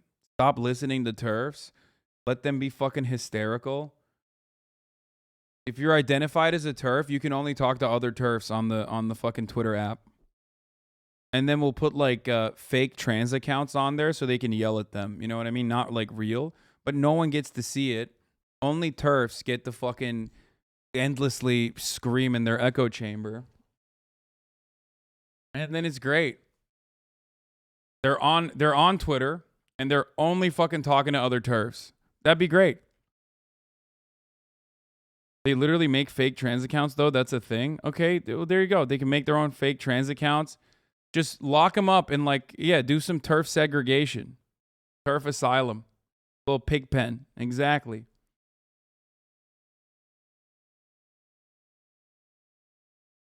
You seen this Tate Talk? Yes, Hey. bro. Yes, I have. It's pretty good.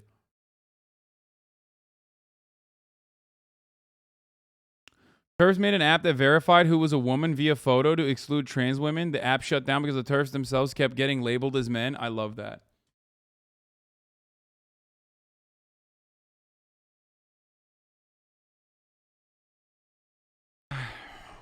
So funny.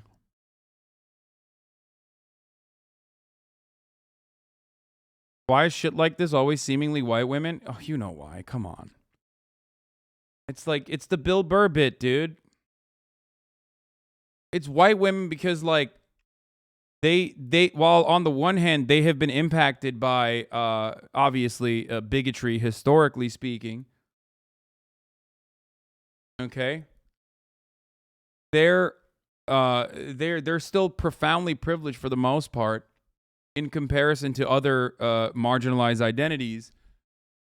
I think I was listening to Michelle Wolf last night. She brought up a good point. It's like those white, you know, we talk about white men, right?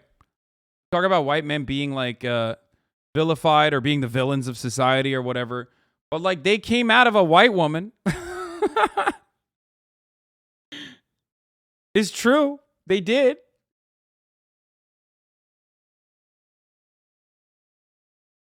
Why were you listening to Michelle Wolf? Well, I thought it was a Bill Burr stand-up special, and then I got debated, and Michelle Wolf popped in. They snuck her in there.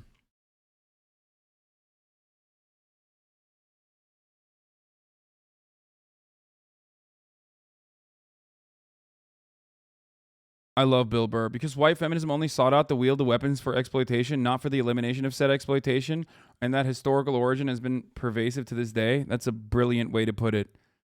Thank you, Chatter. You did a really good job. What's wrong with Michelle? She's all right. I think Weeby doesn't like her because Weeby hates women.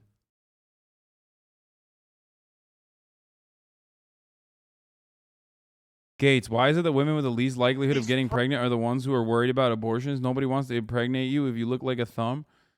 A lot of people in that fucking hall are catching strays, Matt. You're at the conservative conference, brother. What do conservative women look like? You know what I mean? Like what? Also, you're a man. You can't get pregnant either. The fuck are you talking about? Like, hey, maybe you should apply that can't get pregnant. Why do you care about this? A principle to yourself, you know? I mean, you also are not really interested in, I mean, you may or may not be interested in women in general, so. But we do know you're not really interested in people who are of age regardless.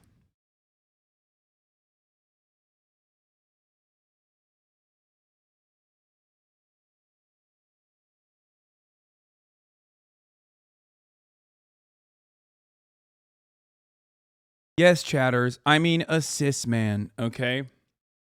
Yes.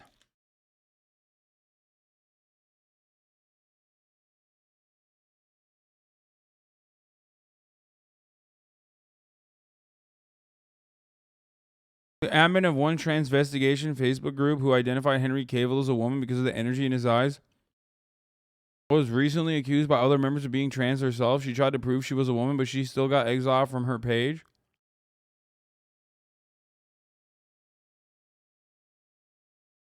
That's awesome.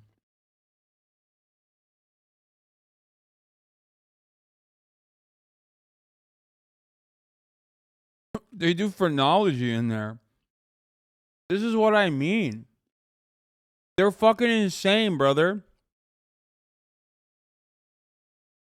Social media has really broken people's brains, but like, there is no better proof of said fact than being in a transvestigation group,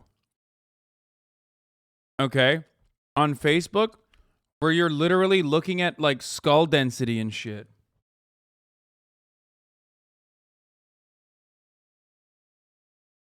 This is what I mean when I say turf brain.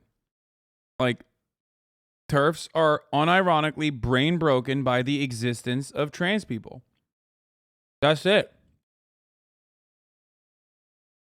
I mean, look at this shit. To you non-believers, I just got muted because I pointed out your queen has a male skull. He then again, which is probably funny because like they immediately start misgendering. He then again posted his biomarkers pic that proves to show no female markers and pointed out I got girl's eyes, lol.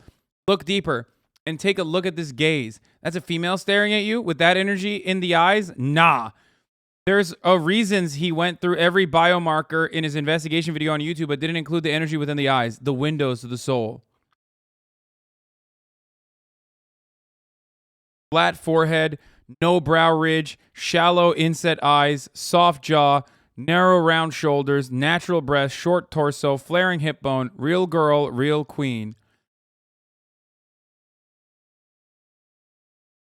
There's a transvestigation Facebook group that I looked at recently that started accusing the lady running it that she was trans, and she responded by accusing them back and then posted a video of herself highlighting all her feminine features. Transvestigation disclosure now 3.0, free from Inanna censorship. That's awesome. Obsessed transvestigators have gone so far on their hateful fake gender signs that they're actively erasing the existence of cis people. Whoops.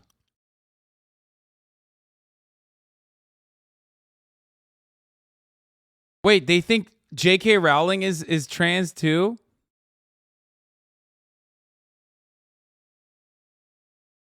Oh my God, they're trans. This transvestigator started tweeting about becoming convinced that there are people in her own life, including a former coworker and a best friend, were secretly men in disguise.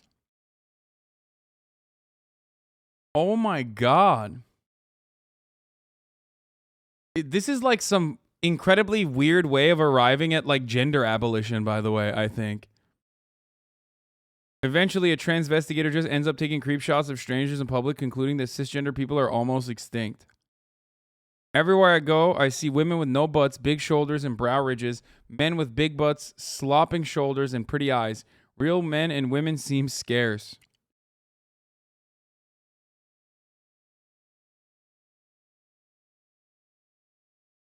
When everyone is trans, no one will be? Yeah.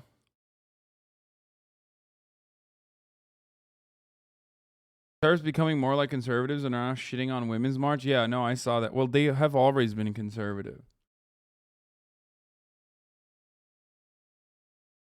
These people literally don't have anything other than their biological gender to define themselves because their lives are so shallow and meaningless. They're also just unhinged. Yeah.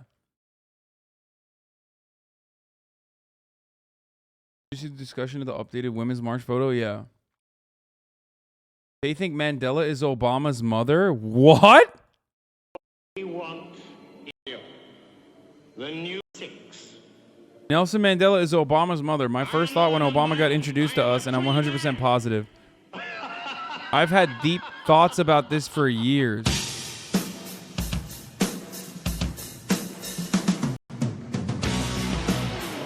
My movie.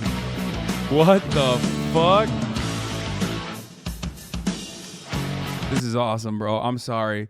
Many of you are going to say, Hasan, you're being ableist. These people are clearly having like a schizophrenic attack. And to them, I say, yeah, you're right. Sorry.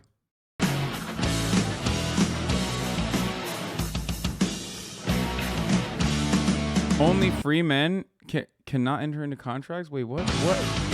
Oh, where she's pulling it away. Wait, hold on.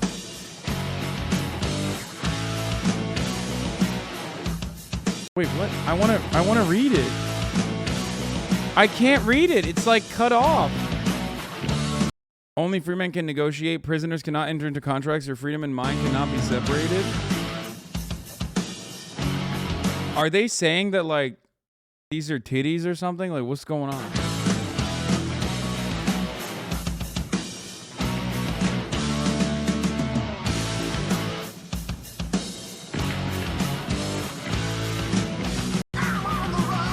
Oh my God, FTM Nelson.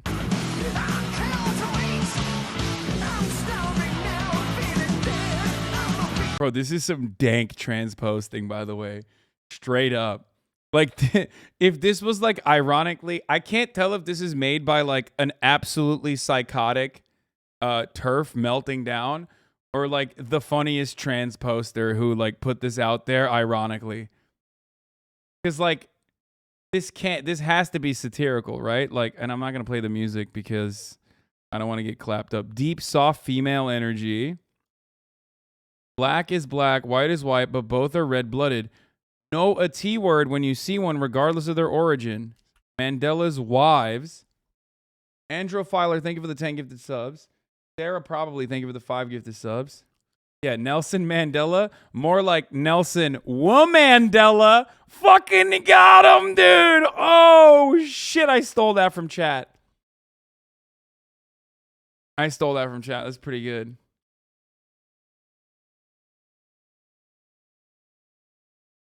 So what? Is she saying? What, dude, they're so fucking racist, too. Welcome to Hoax Images. Obama's parents. Fake! These two are fabricated faces in staged photographs.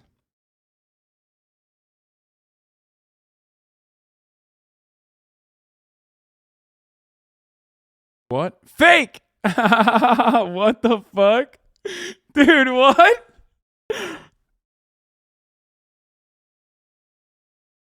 What would be the purpose for this?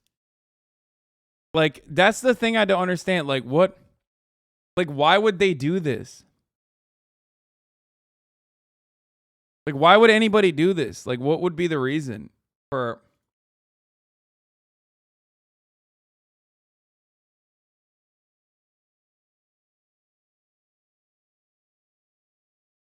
Okay. Every single photograph is staged, as you already know. Wait, that's the proof? Why? But like, where? Why? Wait, do they think Michelle Obama is trans too? Because that's like a conservative meme, right? Like that's. Wait, they're saying Michelle Obama is fake too.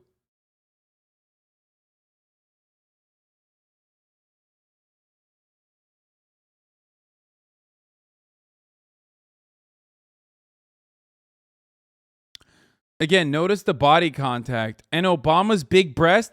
Wait! What? They're saying Obama is trans too? What the fuck? They're saying Barack Obama is trans?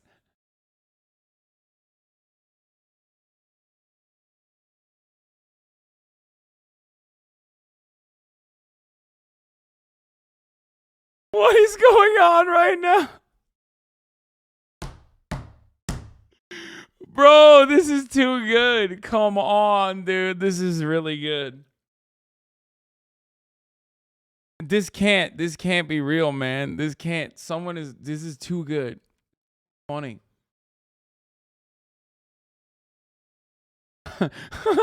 More like Barack Obama. Brother, this is less than 700 views? No, it doesn't. It has 13,000 views. What the fuck do you mean?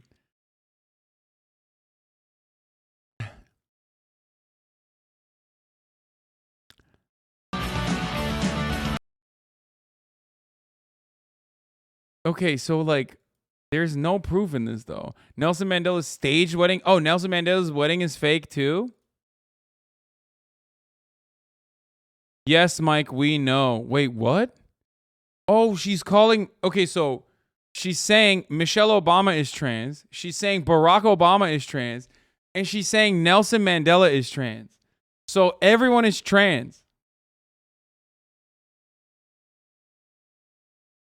You have a great gift of observation, standing ovations and thumbs up. Great job, AP. You figured it out. Life is a stage. We've all been deceived. Okay, they're fucking with them. They do share a resemblance, like they could be related. Thank you very much for your time and dedication in these videos. Heart, can you please do one in Nightwish Band? I agree totally. He definitely is female to male, especially in his elder years. I've been looking into another inverted family, Chip and Joanne Gaines and their children. They're only a reality show about fixing homes up or something about homes. The one son looks very female in some of his pictures. Also, if you listen to the husband, you could tell he has a voice that could have been altered with hormones. And the wife, Joanne, she has gigantic shoulders with big feet. She's a man. Could you do some more research on them and do a video if you get the chance?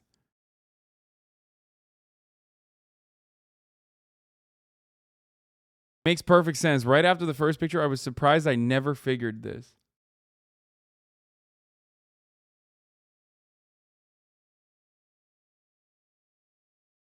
Prisoner number 66. Remember the song intro of The Prisoner by Iron Maiden? Lyrics. Okay, this is just, I'm sorry. This is literally like, don't say I'm being ableist, but like this kind of like numerical pattern recognition is like, isn't this literally schizophrenia? Like this is just someone having an episode and then, you know, this is schizo posting. It's paranoid schizophrenia, right? Like it's a symptom.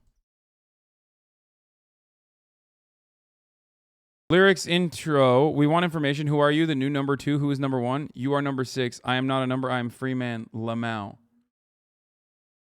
Episode. Someone's having a whole series. Yeah.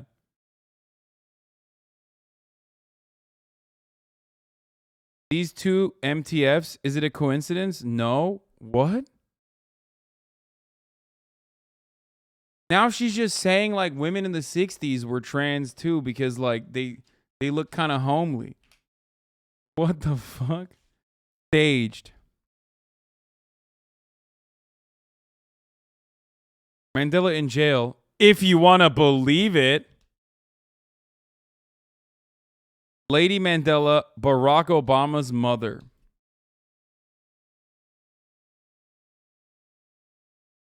And then it ends with a beautiful quote. I think women are foolish to pretend they're equal to men. They're far superior and always have been.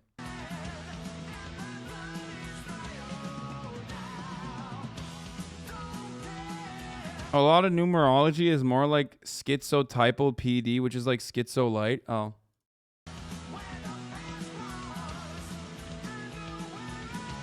No wonder we've only had powerful female to male presidents so far.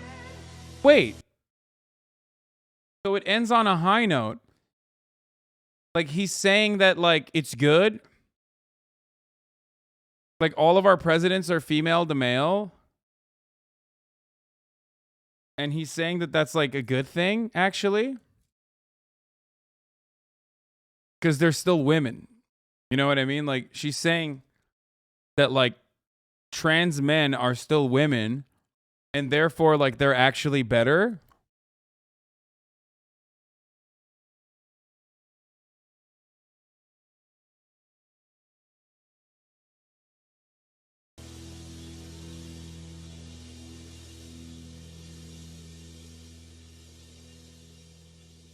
By the way, Obama's wearing fake dental. I don't mean teeth implant, but fake dentals. What does that mean?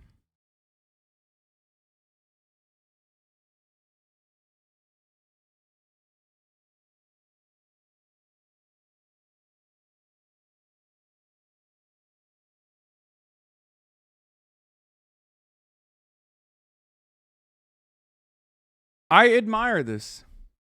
Johnny Depp is trans too, apparently. Dude, this transvestigation shit is over, dude. It's literally for the rest. This is what I'm so glad we went down this rabbit hole. I love this. This is awesome. Because of her wide pelvis, when a female descends stairs, her knees separate. Stairs. The wide female pelvis causes the leg to swing outwards, creating a space between the knees. Knees together, it's a man. Swings out, it's a woman. Johnny Depp versus Stairs. Knees apart, female. Female. Female. Oh, and Kate Moss is a trans male. What? Or wait, no, I mean a trans woman. Dude, my shit's all fucked up now. I'm trying to adequately misgender people.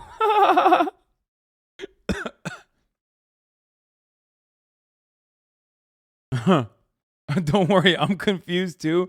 Yeah, they went so far in the other direction, I've lost the plot. We actually produce a human without sperm. Can we insert female DNA into another woman's egg? What?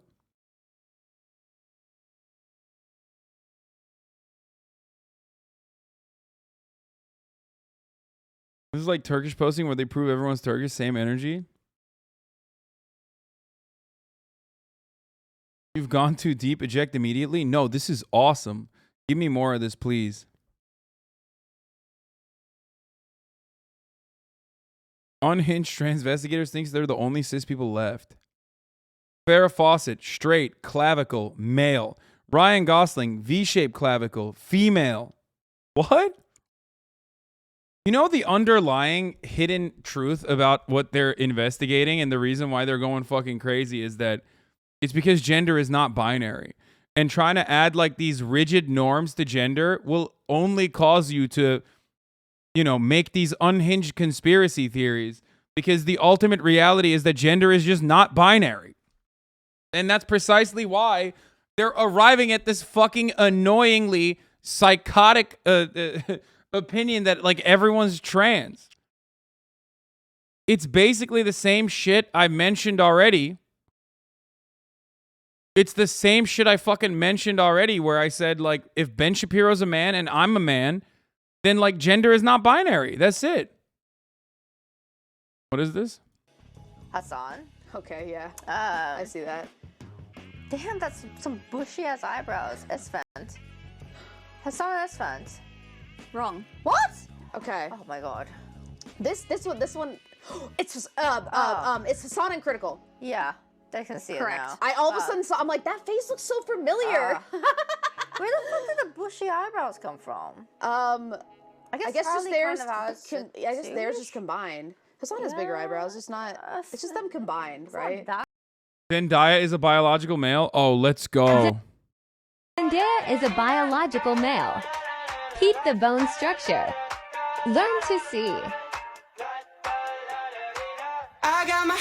I love like playing Sunroof, Nikki, Urine, Daisy to like the most unhinged conspiracy theories. You know what I mean? Like somebody put this entire thing together and then turned around and was like, oh, I need to make sure that this like pops off. Like I'm going to put like, I love that. I fucking love that.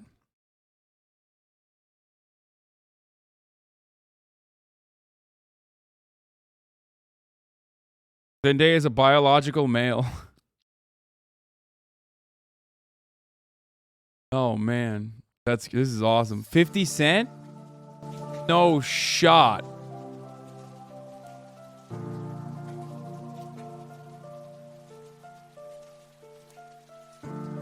A chatter had the audacity to stop!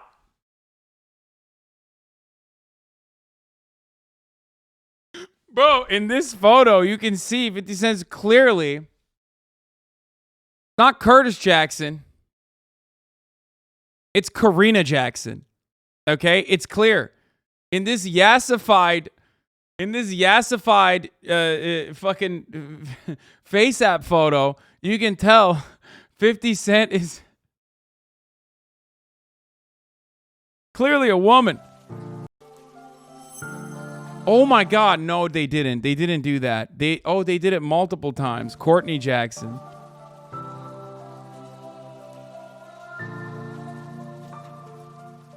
What?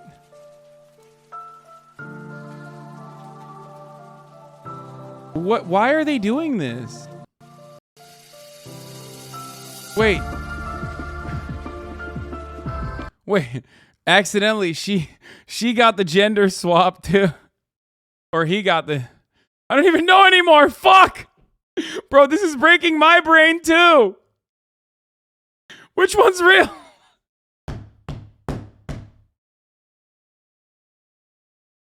No! Oh, these are so good.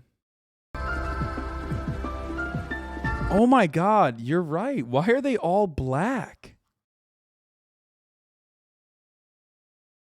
Most of the people that they claim are like trans.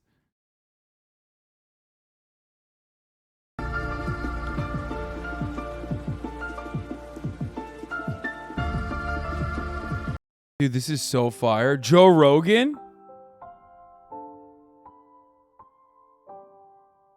What is this music, bro?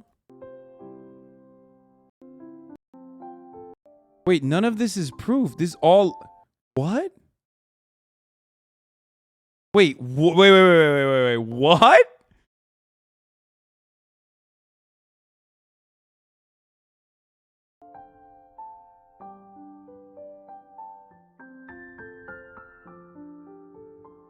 Joe Rogan is... Wait, this is Joe Rogan's wife. Okay. Jessica Ditzel. Are they saying she's trans too? Why is everybody... What does this have to do with anything?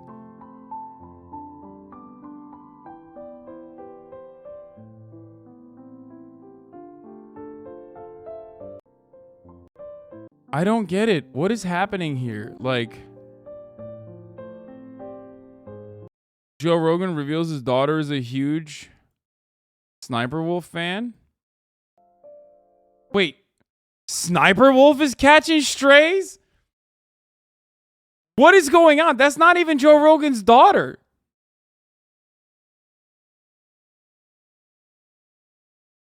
So Sniper Wolf is trans too? What is happening right now in this fucking slideshow, dude?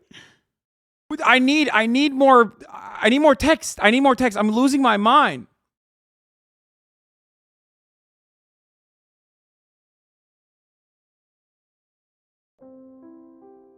Where's the Hasan transvestigation? Yeah, it's kind of fucked up. Wait, now they're just posting about Sniper Wolf. What? Joe's a shape-shifting lizard. No, he just went bald, man. That's kind of fucked up. Also, he's your ally. Why are they attacking their own allies? What is this? All repped trans-related images? What the fuck is happening here? Now he's just like interviewing female fighters, which I assume she's saying are also trans.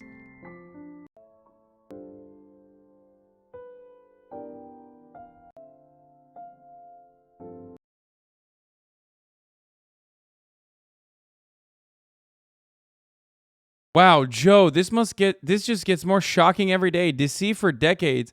I now find myself looking at everyone. What a sick world they had created. Thank you for all you share for us to see. You are amazing. Bro, I don't know what's happening, but I do think that I think we are entering like a very weird place in society where I think there is just like mass psychosis happening. Like, I don't know what it is. I don't know if Hasan, are you trans? Yeah, I mean, think about it.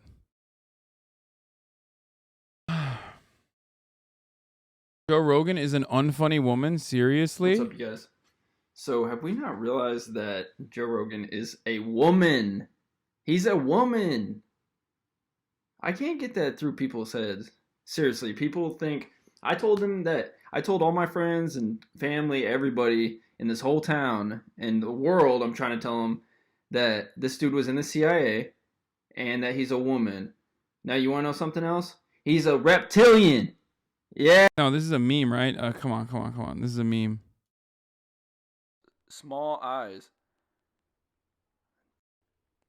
Shoulders. There's no muscle there. Wait, what? What do you mean there's no muscle? He's got fucking insane shoulders. Collarbone. What are you talking about? His delts are fucking ripped. What? Homie, where are your shoulders? I can't believe I'm defending Joe Rogan here, but like, what the fuck? Joe Rogan, bro, I'll fight you. Look at the way he loads it up, dude. Joe Rogan, bro, I'll fight you any day, but I don't be fighting women. No, this is a troll. This is a troll. Okay, this one's not even funny. It's just a troll. NFL, I'd be down as fuck for female version of the yo. You're missing the biggest one. It's not that Paul McCartney is dead, but that all of the Beatles are trans. What? Unironically love transvestigators. Here's one who thinks some things about the Beatles. Walk Like an Egyptian, the Beatles, Flagship Gentleman with Female Gait, Poster Girls for the Music Industry, and The Unsuspecting. Can you handle it? Oh, I'm going to be able to handle it all right. Nearly 40 years ago, a transgender FTM asked me if I knew what all the people on the cover of the Beatles' Sgt. Pepper's album secretly all share in common. Hashtag Trans Secret Societies. Hashtag Forensics. Hashtag CSI. 158 likes on this.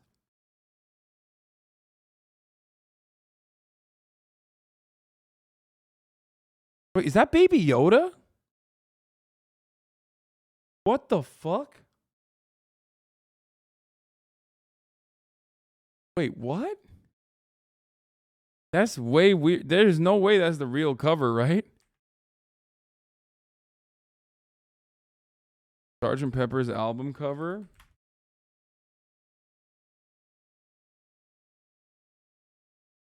Oh, that's not even real. What the fuck?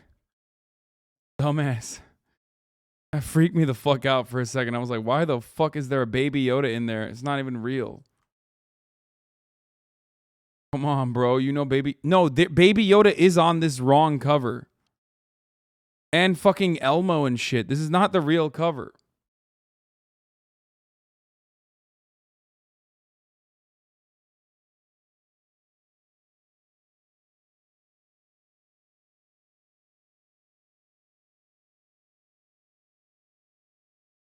Oh, here it is. Oh, yeah, it's not the real cover. Yeah, this does have Baby Yoda on it. Nearly 40 years ago, a transgender FTM asked me if I knew all the... I was advised to take remaining education experience with a large grain of salt. I'm going to play Hide the Sausage. It's a big club. She's saying Hitler's trans, and so is Jacinda Ardern.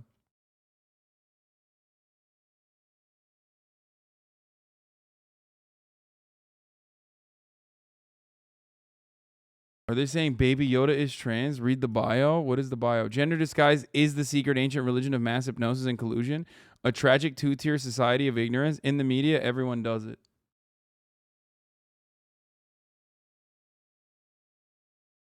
Can you guys stop doing this? It's like making me look weirdly young. It's freaking me out a little bit, okay? Stop. Even the mods are fucking... Even Fizz is like throwing up flushed. You made it? Hassan Piker, a transvestigation? Wait, is that real? I really wish it was.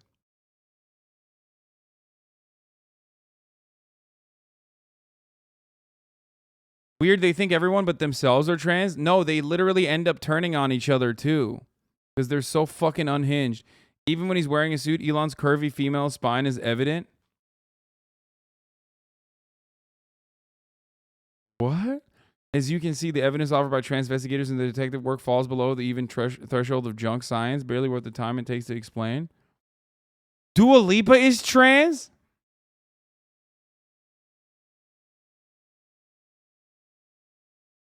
He's so rectangular. No waist whatsoever.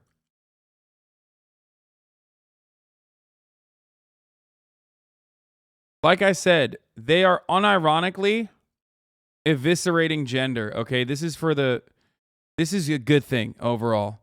Now that we're done with transvestigations, though, the top of the hour ad break is the only thing that you should be investigating ways of avoiding it, by the way, even if it comes at 17 18 minutes off the top of the hour. And our investigations found that you can avoid... Say the G word? You can avoid the top of the hour ad break by subscribing for $5 or for free with a Twitch Prime.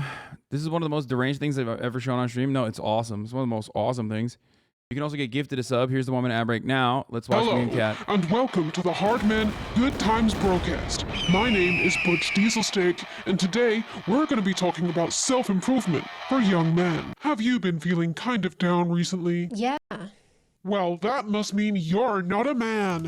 When's the last time you consumed 4 raw eggs? Have you ever invested in crypto, or are you not brave enough? When's the last time you flipped a tire over? When's the last time you ate yourself into a week-long meat coma? I don't know. Well, what do you think can be done about it? Fund social programs to help young adults find hobbies and socialize with each other, and more support for young men suffering with mental health issues. It's the feminists. It's the cultural Marxists. Now the femoids have got their own little jobs, gluing acrylic nails to horses or something. They only want to date the wealthy chap. There are microplastics in your sperm. You're never gonna touch a woman. Your skull is the wrong shape, and your balls are not tanned like Tucker Carlson's. You will forever be maidenless. Just drink the soy milk, Jeremy. Just grow your soy boobs and accept your bitches. No bitches. No bitches. No bitches. Is the Hard times. collapse in Strong testosterone men. levels in Strong men. Man, how are we gonna do without men? This time.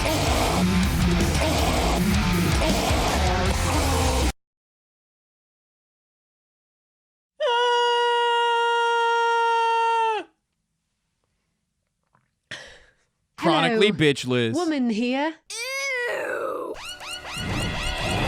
Guys, gals, and NBs, I've got some news. Someone found the rotten corpse of Gamergate, ripped it out of its shallow grave, and is letting the maggots slowly crawl out of it for hours upon hours, propped up in front of a Shure SM7B mic. Straight men are having a crisis. If you'd like to have a laugh and an aneurysm at the same time, I suggest you check out the Incel Wiki to read up on some theory. There, you can enjoy reading up on peer-reviewed concepts such as female sneakiness. They've even provided us with a picture of Eve with bare boobs, eating the apple, even if told not to. And you can click on the word boobs there if you're not sure what those are. They even provide helpful citations, such as the music video for No Scrubs by TLC to demonstrate hypergamy, even though their ideology is much the same as in— Okay, I'm gonna be honest, like,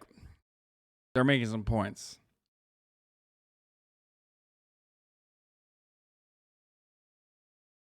Okay.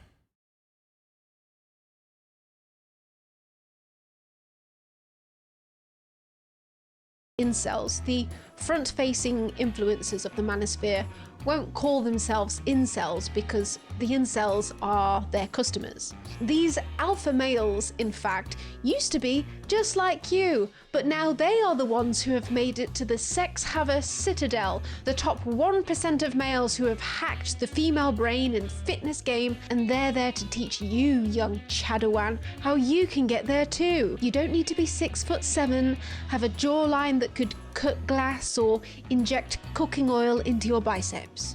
You just have to take the red pill.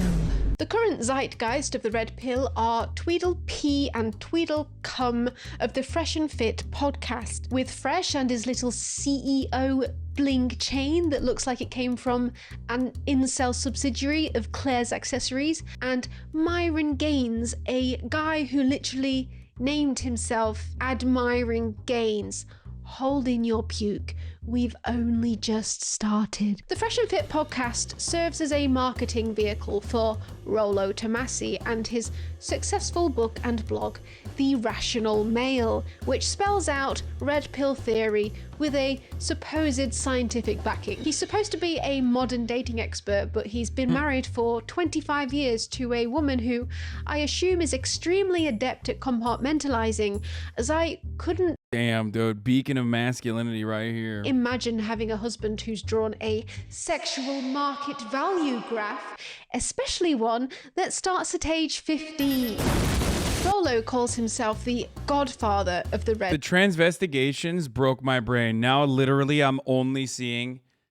every time I see someone, I'm like, they're trans.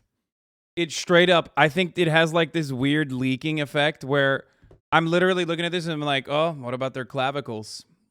Typical FTM, okay? Straight up.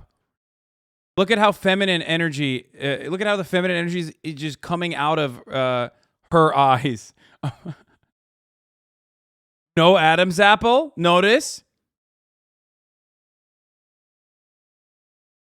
Red pill, but I think he looks more like the incel crypt keeper, the one who's Riddles 3 you must pass to enter the sweaty basement of the Manosphere.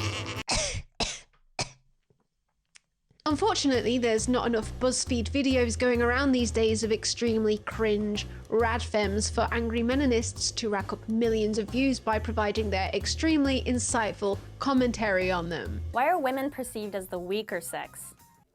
Probably because statistically speaking, see, if you understand what humor is and how it works, which I'm guessing you don't because you're feminist, then you know that the things that make people laugh have their roots in very dark subjects. To quote the amazing actually broke this down. Wait, let's do the humor. They don't think humor is like that's why we separate. Because humor makes us laugh.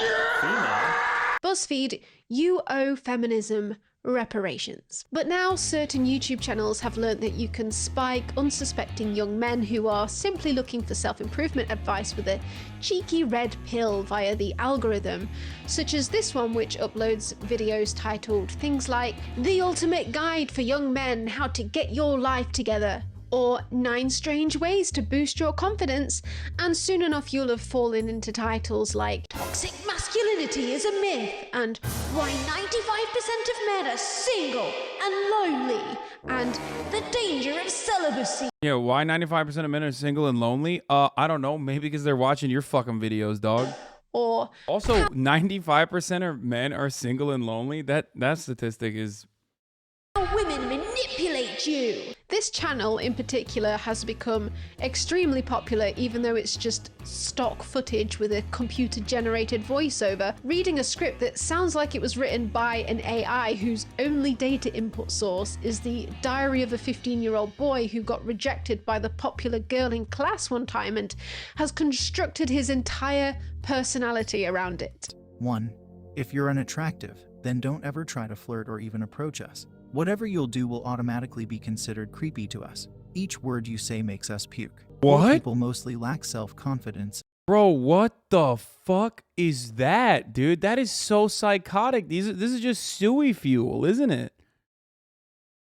That's what this is, right? And also, many poor guys are desperate to get girls. Being rich makes you valuable. Women love it when they get attention from someone who is valuable in society. It's every girl's fantasy. Remember 50 Shades of Grey. Yes, their favourite media to reference when applying generic armchair psychology to all women is the movie 50 Shades of Grey, of course, because that book was written by all women.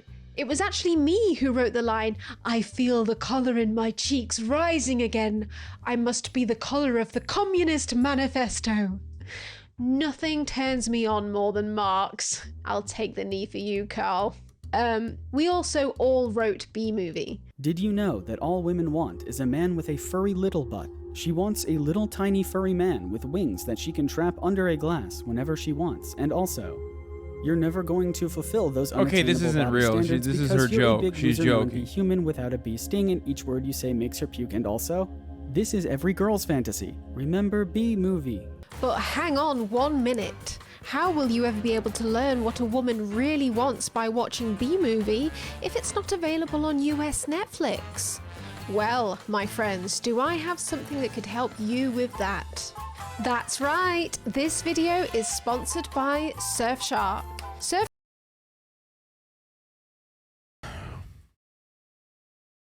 To talk to that guy.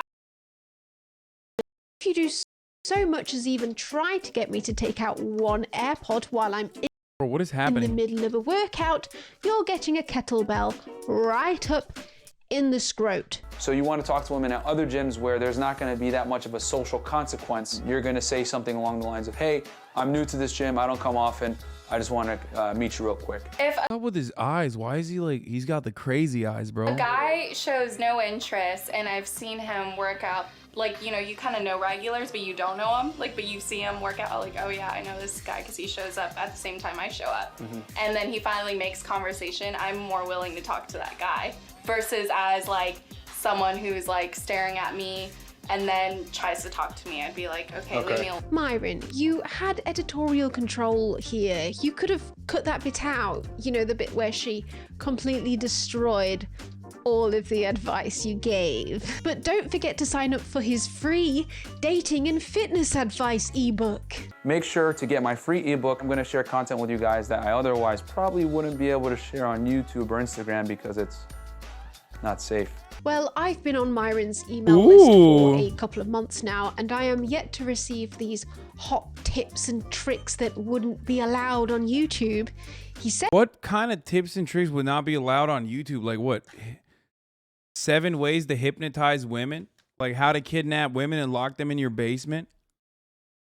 How to use revenge porn? How you can use it for extortion? Days that they wouldn't be allowed on YouTube, but he links to videos that are hosted on YouTube. Myron hits all of the usual scammy sales funnel tactics. Sob story about getting bullied in school, fake sex. It's so funny because like all of the fans of these fucking idiots unironically are the same people that call me like a grifter. You know what I mean?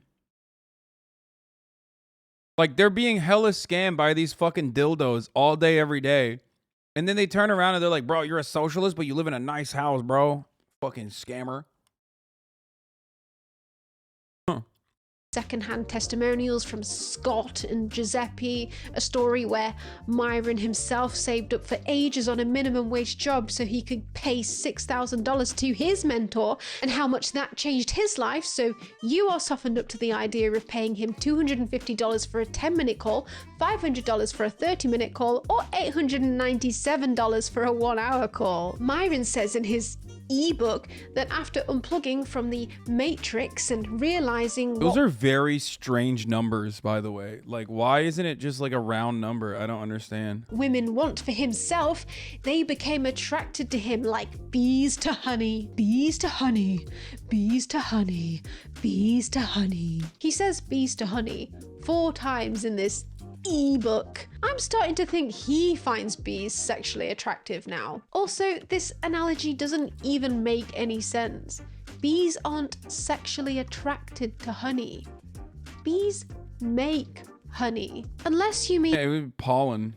That your workout regimen caused a swarm of women to consume various plant secretions, which they then regurgitated, and using the resulting viscous substance sculpted you into existence and stored you to consume over the next several years as a non-perishable food source, because if so, that's pretty impressive. So what's this information then that Myron's been hiding from us that's too hot for YouTube? In an email called Fitness Industry Lied to You, Truth Revealed, we get to the truth about losing weight. I bet you're all dying to know. I filmed an entire YouTube video for you on this exact thing. Check it out here, breaking down the truth on fat loss. These truths are often seen as controversial, so this video could be taken down at any time. We'd better click on the link now. What are these controversial secrets, Myron? So for weight loss to occur, guys, calories out needs to exceed calories in. Holy shit! It's over. Are we? I'm gonna have to call my account manager for that one. Fuck. Might get banned off Twitch for this one, boys. I'm sorry. This shit is like, I didn't realize the video was gonna have TOS. These are truths that literally cannot be shown. Susan! What are you doing leaving this off? We can't have this on YouTube. So what about Fresh? Well, he's an expert alpha, banging 9s and 10s all the time too, don't you know? Sometimes 3 in a day. But today we're gonna talk about my W in terms of having 3 women in one day. Now, it sounds crazy, right? I met this guy at a pool party. He's an NBA player. I won't say his name for some reasons, but, you know, he's a pretty top-tier guy, head-value guy, right? So he's like, yo, dude, you know what? So is this the fresh or is this the fit? Because I really don't know. Which one is the fresh and which one is the fit? Because this man does not seem fresh, nor does he seem fit. So which one is he? He's the ampersand. Oh, neither.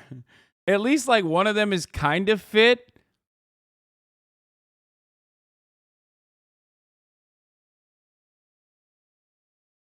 Yeah, he's the ampersand. Mansion party, like the next day, come through. I got you. Legit, guys. I could have a threesome with them. Did my thing with one of them. Came back outside. Hopped in the shower real quick. Talked to the other one. Went back in the room later on. So basically, I had 3 girls in one night. First rule of that happened. Caravan Club is that everyone gets some. He then uses this 100% very true story to sell his DMs on Demand course for Instagram dating. Plus, it's only $1,000 for a 1-hour Instagram dating consultation call, after which you could have women react like this to your Instagram too. No, be honest. I don't really care. Be honest. Be honest. Okay. Why? I think I'm almost like, I feel bigger than you. Loki kind of looks like a new fraud in a way. Right? I'm a Nigerian scammer. Oh my God. Why did he fucking oh my God. This was a bad idea for him, wasn't it?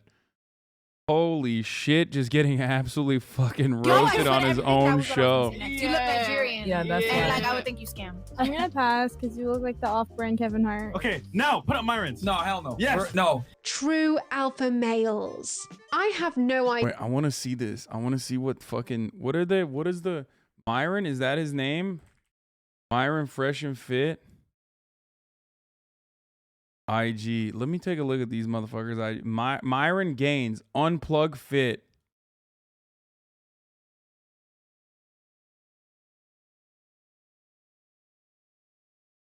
Okay, shirtless, holding up a dog. That one's all right. With Ak and Kodak Black.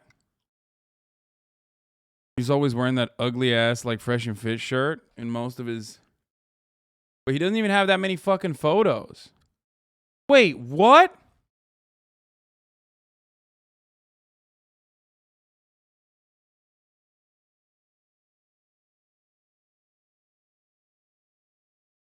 Why would he post this?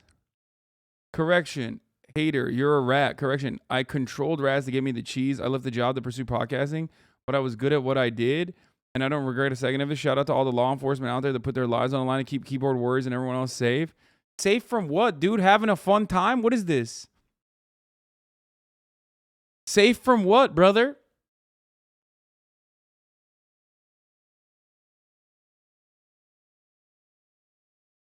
Oh my God, this guy, I thought it was like, holy fuck, dude. This might be too soon, but in the picture without the shirt and the dog, you can tell he's trans. Okay, stop. We can't do that. Come on, guys. We already do too many like LGBT faux jokes and shit. We can't. Like, to the uninitiated, they're gonna think we're like literally psychotic transphobes, okay? They're not gonna know how many trans people are doing these jokes. It's funny, but you gotta stop. Please. And also, simultaneously, I'm thinking it as well, but I'm trying not to. Okay, wait, there's a second pig? Damn, bro, look at him. He's so cool.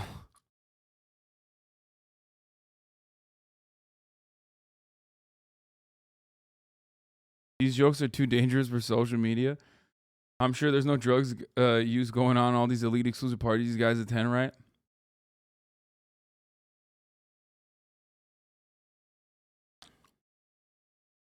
I'm trans and these jokes are fucking hilarious. Lol. They are, because this is the in group. But I'm saying, like, for the out group, they're going to be like, what the fuck? You know what I mean? Because, like, there's hella people coming in and out of this stream on a daily basis. It is pretty funny, though. He got kicked off the force because he was not thumb-like enough. Yeah, he was too fit.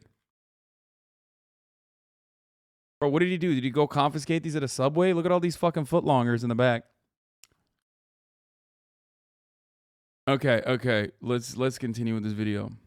Idea why you'd go to Twitter for dating advice, but there's even Twitter accounts that offer seduction tips. And just so it sounds like they know what they're talking about, like it has a basis After you in masturbate, actual women can sense it and keep their distance. female psychology or something. They sprinkle the red pill bullshit in there to make it sound as if it's scientific, like these are guaranteed seduction techniques based on peer-reviewed research that will work on any woman.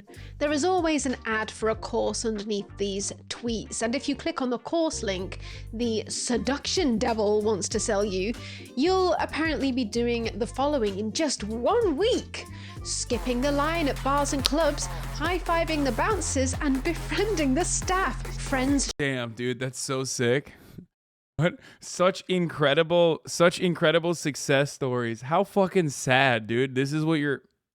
Shocked, staring at Thank them you, in disbelief, Serendipity, for the 5 get the attracting subs. 9s and 10s effortlessly without saying a word to them, entering a cafe with their girl, receiving a warm welcome, and discovering that their regular has already been prepared. What? Walking into any social setting for the first time and leaving happier, smarter, and richer, having made meaningful connections. Beautiful women dropping every excuse to be around them, shooting DMs even when she's got nothing to say, finding time for them when she's busy for everyone else. And women will bring you sandwiches with chips, braless, not asked for, right after you've got a double kill bot lane on League of Legends. It's a tried and tested grifting technique of gradually convincing men that they can externalize their self-confidence and masculinity issues and solely place the blame on women. A simple enemy is always more enticing than the complex and nuanced issues of late-stage capitalism and the social stigmas of male mental health. I missed the ninja women, reference, sadly, yes. are an easy target. Once they hate women, they no longer treat the women in their lives as equals. And then when the women are not responsive to their supposedly scientifically proven game techniques or are unwilling to be subservient wives, they will hate them even more, blame feminism and a woke society, and possibly regress into inceldom and or other alt-right pipelines. This keeps them in the grips of the manosphere for as long as possible, paying for courses and watching the content in a paradoxical mental state of both hating women and being obsessed with them, wanting to talk about them for hours on end, day after day. And this is what made it so difficult for me to try and curate all of the main talking points of the manosphere into a simple set of teachings. The space is full of like 90-minute podcasts during which they just gargle each other's Kool-Aid, regurgitating the same ideas over and over again. And here I am, worried about the runtime of this video like a beta little cuck. Ooh, will anyone watch my video if it's 90 minutes long? It took me 3 months to make, but I don't know if it... Welcome to the 9,725th episode. Next 3 hours. Enough scams at this point to know that if you need to convince people of an idea that initially sounds absurd. I'm gonna skip some parts of this because it's very long, right? And I want to see the meat of it. Dude, it's 1 hour and 52 minutes long. I want to see like.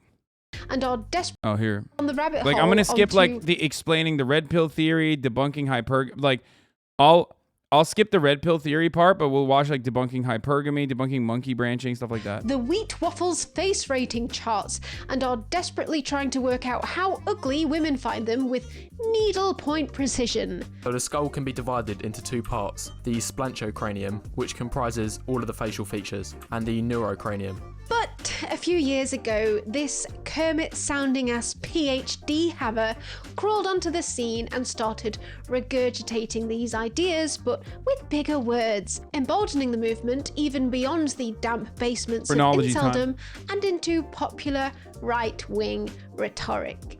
This man. You guys have is heard the. You guys have Cthulhu, seen the phrenology inserting his aspect of slimy incel shit, tentacles obviously. into every video I make now, and each time he does, I realize more and more how dangerous he is. Fresh and Fit came along and took the podcast format, but instead of shouting the talking points in other men's faces, they will invite unprepared women on as guests under the guise of discussing sex and relationships, and then when Wait, isn't that fucking what's his face? Isn't that one of the dudes who hates me or some shit? Like the ones that were doing like hella fucking videos on me.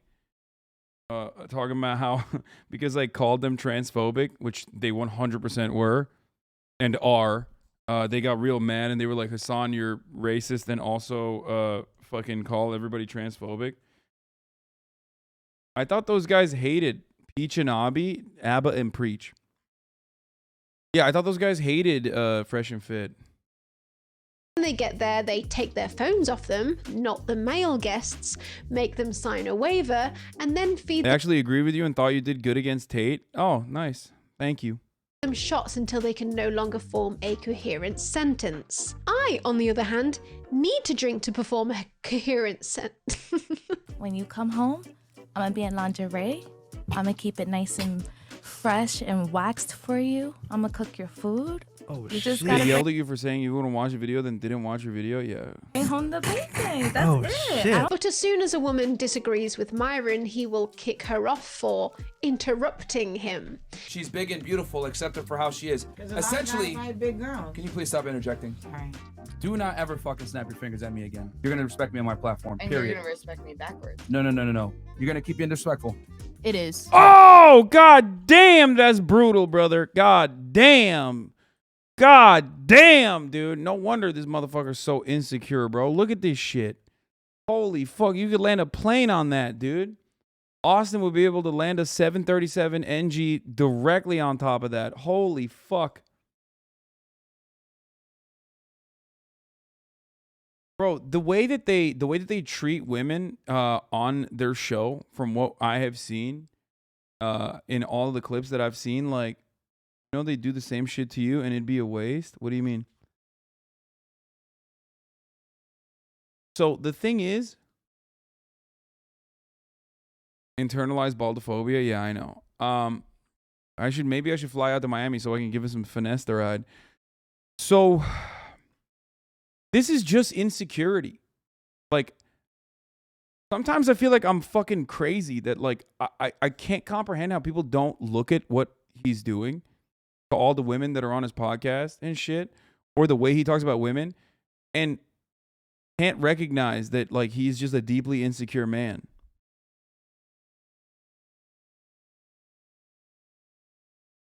It is very weird. Like, how do you not recognize that? It's so obvious, like, what they're doing. All right, get the fuck out. No problem. Real talk, get out. All right, go ahead. Take your headphones, get out. Let's take several seats, guys. It's okay. I'm dead ass. Like, get the fuck out of here, bro. Like, I'm not gonna tolerate no chick coming on here thinking like, oh, I'm special, but it's like, you can walk out now. He's not in his feelings though, like a woman. No. Yeah, that's the funny part about this. This is why, I'm sorry, but this is how it works. This is why the person who, like, takes these motherfuckers down can't be someone even like Ethan Klein, really. Okay? It can't be someone like XQC. It can't be someone like Ethan, because their audiences don't respond to that. And it certainly cannot be a woman, because they literally just, like, even though half of their audience looks like XQC or looks like Ethan or looks like, you know, every other person that they're going up against, they see themselves as, like, they look at shapes and sizes and colors. That's all they look at. It has to be someone who, like, who just looks like a Chad. You know what I mean? And not only that, but it certainly cannot be a woman, no matter how they look like, because like, automatically the audience does not respond to women as, like, human beings. Straight up. It's not an emotional female reaction. No, it's a fact reaction. Because, like, she's so right. She's nailing it here. Like, when these guys get incredibly hysterical, that's seen as, like, macho, masculine behavior. He's holding his ground. Like, bro, no. Like, that's any woman behaves like that, you're gonna be like, that's a bitch. She's being like a bitch. She's being hysterical. Typical hysterical woman. But no, when fucking, which one is this again? Fresh? Whatever. Fit? When Fit is doing it, what's his name? Byron? Whatever. This one is doing it, then they're like, oh, that's like, he's an alpha. The Fed. Yeah, Fed and Fit. Fed and Fit podcast. You just The got bald me one. super mad. No. It's rude to cut people off. Goodbye. Get the fuck out. Goodbye. Thank you. Okay, bye. You gotta respect the platform and not cut people off. Yeah, That's an emotional reaction. No, listen, it's a fact reaction. But this isn't surprising. No. It's not emotional. It's facts. Really, when he literally thinks women should be silent. Okay, I'm gonna offend some people, so I can't wait for him to queue up the "How dare you" sign. Oh no, my man. Oh no.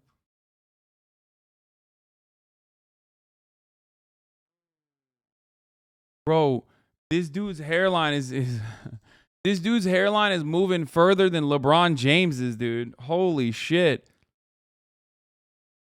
Women are to be seen, not heard, bro. How dare You know what I'm saying? Especially if I bring you to a function, shut up and don't speak unless people speak to you. Are you triggered, Myron? Each episode goes a little bit like this. There's more and more single mothers with mental disorders and all of their kids are criminals, and it's all feminism's fault, guys. I'm sorry, it's not because of the wage Why gap. did you guys feed me so many shots? Because the wage gap is a myth. It's all down to women's choice to earn less. And grape culture is also a myth, okay? We have the studies and the stats to prove it. It's all there. It's just the Facts. I'm sorry. I'm sorry if you can't deal with it because you're in your feelings, because you're a female, but that's just the way it is. It is what it is. I totally agree. See, she gets it. We love it when a female tells the truth on the Fresh and Fit podcast. I don't think what he's saying is right. I mean, Why not? It's the facts. It is what it is. Are you just in your feelings? She's in her feelings. No, it's because. Don't interrupt me. And another thing, did you know girls only have 2 holes? Yeah. The third one is just a myth. The females say that there's a third one down there just for attention. We have the studies to back it up, linked in the description, all right? Okay, come on. The only one here telling the truth. Ooh.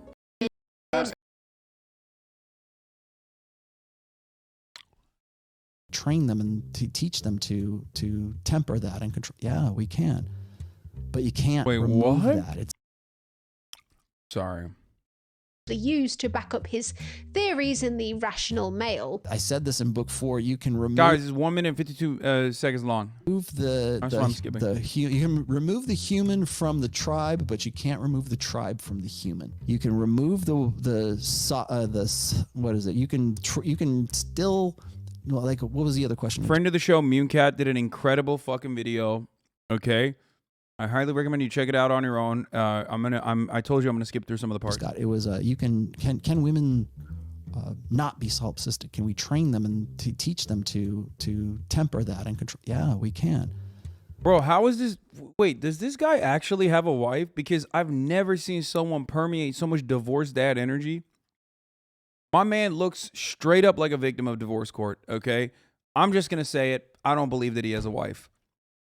I've never seen a figure embody every characteristic down to the fucking like weird distressed bandana, all the way to the Nike golf glasses that he has, all the way to the fucking long hair and the guitars in his soundproof audio room.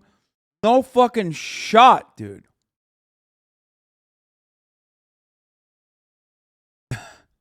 What? No. No, he did not write what this what? No. That's a joke, right? Stop. Listen, Jack, my wife left me.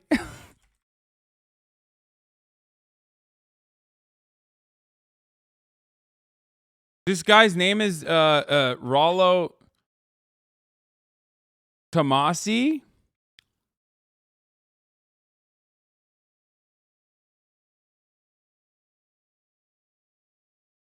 No, dude, wait. Rollo Tomasi, wife.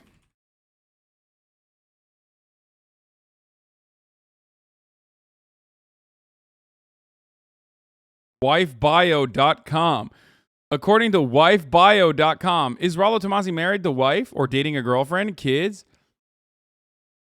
He's 53 years old. He's American. He's the author of The Rational Male. He's been publishing blogs. He's been married since 1996. Rollo Tomasi and his wife got married. He's been married for 25 years, even though he has negative perspectives about marriage. He and his wife's married. Life looks bright. I don't believe that. He's on the Red Pill subreddit. Please break up with me. My girlfriend and I are both working with people in solid jobs. What? Now, a bit later, he gives a thread and a status update. What is he doing? He's just like writing blog posts about Reddit posts? What the fuck? But you can't remove that. It's still there. It's still an influence. Much of the red pill is based on pop evolutionary psychology, which is a widely criticized field of psychology in general. It is impossible to conduct studies on EvoPsych without forcing a set of humans to grow up in a life devoid of any societal stimuli, although you could probably argue that incels are the closest we've ever got to that. But they will base their theories on experiments from the modern day on people who have already been shaped by modern societal stimuli. So there's even an anti-Manosphere. Manosphere that rose fresh and fit, but still talks on the same points. Yeah, isn't like Abba and Preach basically that? I thought that's what they were. They were like Manosphere adjacent. all the Manosphere can do to back up its claims is use its shaky pop EvoPsych and statistics and survey data from the modern world. And they have attempted to do this with flaws. Many flaws. No, I don't want no scrub. A scrub is a guy with no 1-to-1 ratio on his splencho. So we're not gonna talk about the red pill theory because we already know what it is. Today, and she's gonna get more into like the each individual aspects of this, so I'm skipping that part. We're gonna talk about hypergamy. Female hypergamy is the idea that incels believe in, that like all women want to do is level up. That's one of the driving forces of the insecurity that a lot of these fucking incels have. Okay, where they just genuinely believe that women are constantly looking for like a higher level male than their current partner, and that's it. That's like something that women are always interested in, even if they're in a relationship, even if they're happy in a relationship, they're always looking to level up. Talking about hypergamy. 5 forms of female hypergamy. You know the word hypergamy or hypergamy, however you want to. On this podcast, we don't cry about hypergamy. So hypergamy, this is a huge subject. Human females engage in hypergamy. Women mate across and up dominance hierarchies. I love that. Jordan Peterson is such a fucking red-pilled piece of shit cucklord. And it's like people didn't see it for the longest fucking time. Part of me is like, I told you so. It took you motherfuckers like 6 years to get to where I was 6 years ago. But still, the other part of me is just happy that like finally you're here. You know what I mean? You've arrived. I don't feel so fucking lonely anymore. God damn it. Small percentage of men hogging a large percentage of women can't get rid of their hypergamous nature and then just leave the men at the bottom to be cast away. That's fucking terrifying. It's widely accepted that women are hypergamous. That's it. First of all, let's look at the supposed evidence that they have for hypergamy. This is a study which revealed that 5,000 years ago, after the rise of agriculture, a huge uptick in wealth disparity meant that there were a small group of very rich alpha males that reproduced with, on average, 17 women, cooking the rest of men into sexless oblivion. To deal with this, we developed the monogamous system, which ensured no man was left out of the reproductive sexual marketplace. This was an example of women's ingrained hypergamous nature at its peak, and if we allow the current sexual marketplace to expand to its natural conclusion, it will all happen once again. You know, they were the incels of thousands of years ago. Yeah. They were the original, right? So they might group up to rebel against the Chad, and they will take the women and separate them among themselves. The Marxists, for example, they came to America and they destroyed thousands of years of cultural evolution. We live in a primitive sexual market. Yeah. Just like It existed thousands of years ago. For a start, there is no consideration that this may have not been the women's choice. Many of these powerful alphas Yeah, that was the guy in the Jubilee video that I did a video on. He's like an incel. were probably R-wording the women in all reality and not allowing her any choice in her mating preference whatsoever. One of the things your research has indicated is that there is a manner in which women are attracted to people who manifest dark triad traits. Yeah. Yes! Yes! Dude, this is fucking crystal mommy shit. God, it's so fucking tight being a man. I'm sorry. I'm sorry to all the ladies and the MBs in the chat. When you're a man, you could just get away with the dumbest shit, okay? You could say literally the absolute stupidest shit, and the overwhelming majority will look at you and go, no, that's actually pretty good and so smart. Actually, thank you. I love that, dude. I love that. I would It's add awesome. a qualifier that it tends to be younger women, teenagers or women in their early 20s. There is no modern day evidence that women prefer bad boys, either when they're ovulating or when they're not. There's actually more evidence to prove the opposite. There is evidence that women are attracted to men with dark triad traits, but one of these traits is narcissism, which correlates with physical attractiveness and extroversion. And in much the same way, men are attracted to women with dark triad traits as narcissism correlates with physical attractiveness. So once the physical attractiveness and the confidence is controlled for, dark triad traits actually add nothing for either gender. Basically, you can be confident and nice and you'll still be attractive to women and men. But this doesn't stop JP stomping around podcasts talking about this like it's science-based fact. The only other evidence they have for this is the Pop Evo Psych evidence, which has not been proven to the point of peer-reviewed consensus. Peterson will maintain that cross-culturally, women have always dated across and up. Females engage in hypergamy, and hypergamy is and this is also true cross-culturally, and it's also quite it's just as extensive in Scandinavia. Not quite. There's a bit of attenuation, but not much. Women mate across and up dominance hierarchies. Men mate across and down. Okay, and that has to be the case because obviously it has to work that way. If one goes up, the other has to go down. This is only half true. Up Peterson yours! consistently fails to point out the hordes of studies that show that hypergamy is much less prominent in more developed countries because as an economy develops and is able to provide social safety nets and less children die at a young age, they will have less children at an older age as it is safer to do so, and they will choose a spouse later in life based on other needs, such as emotional needs. You're probably not familiar with this concept, Jordan, but people are finding other people that actually like them. So I don't know, this kind of sounds like a much better solution for all genders rather than trapping people into marriages they entered for the needs of bearing children and economic stability. But that's apparently the red pill utopia that we're all striving for. No, that's literally the Peterson opposite. and his incel minions also Because that way, fucking a lot of men are gonna get left behind. They're not gonna be able to fuck. don't account for the fact that men, on average, thanks to millennia of patriarchy, earn more than women still. So it's not surprising that we're still living with the norms of a husband earning more than a wife. Divorce rates are actually lower than ever because marriage rates are lower than ever, because people are actually waiting to find someone they actually fucking like later in life after their frontal lobes are fully formed. And this is actually decreasing the chances of younger, less wealthy men being left with nobody and of old female spinsters being left with nobody. But hang on a minute, say the incels, there is evidence that women are initiating divorces when they get promoted. I wonder why. This means they're looking for higher I wonder why. It's almost like all of this entire conversation hinges on giving women more autonomy, unironically being devastating for some men who are too insecure to fucking be in a comfortable relationship with a woman that is a peer.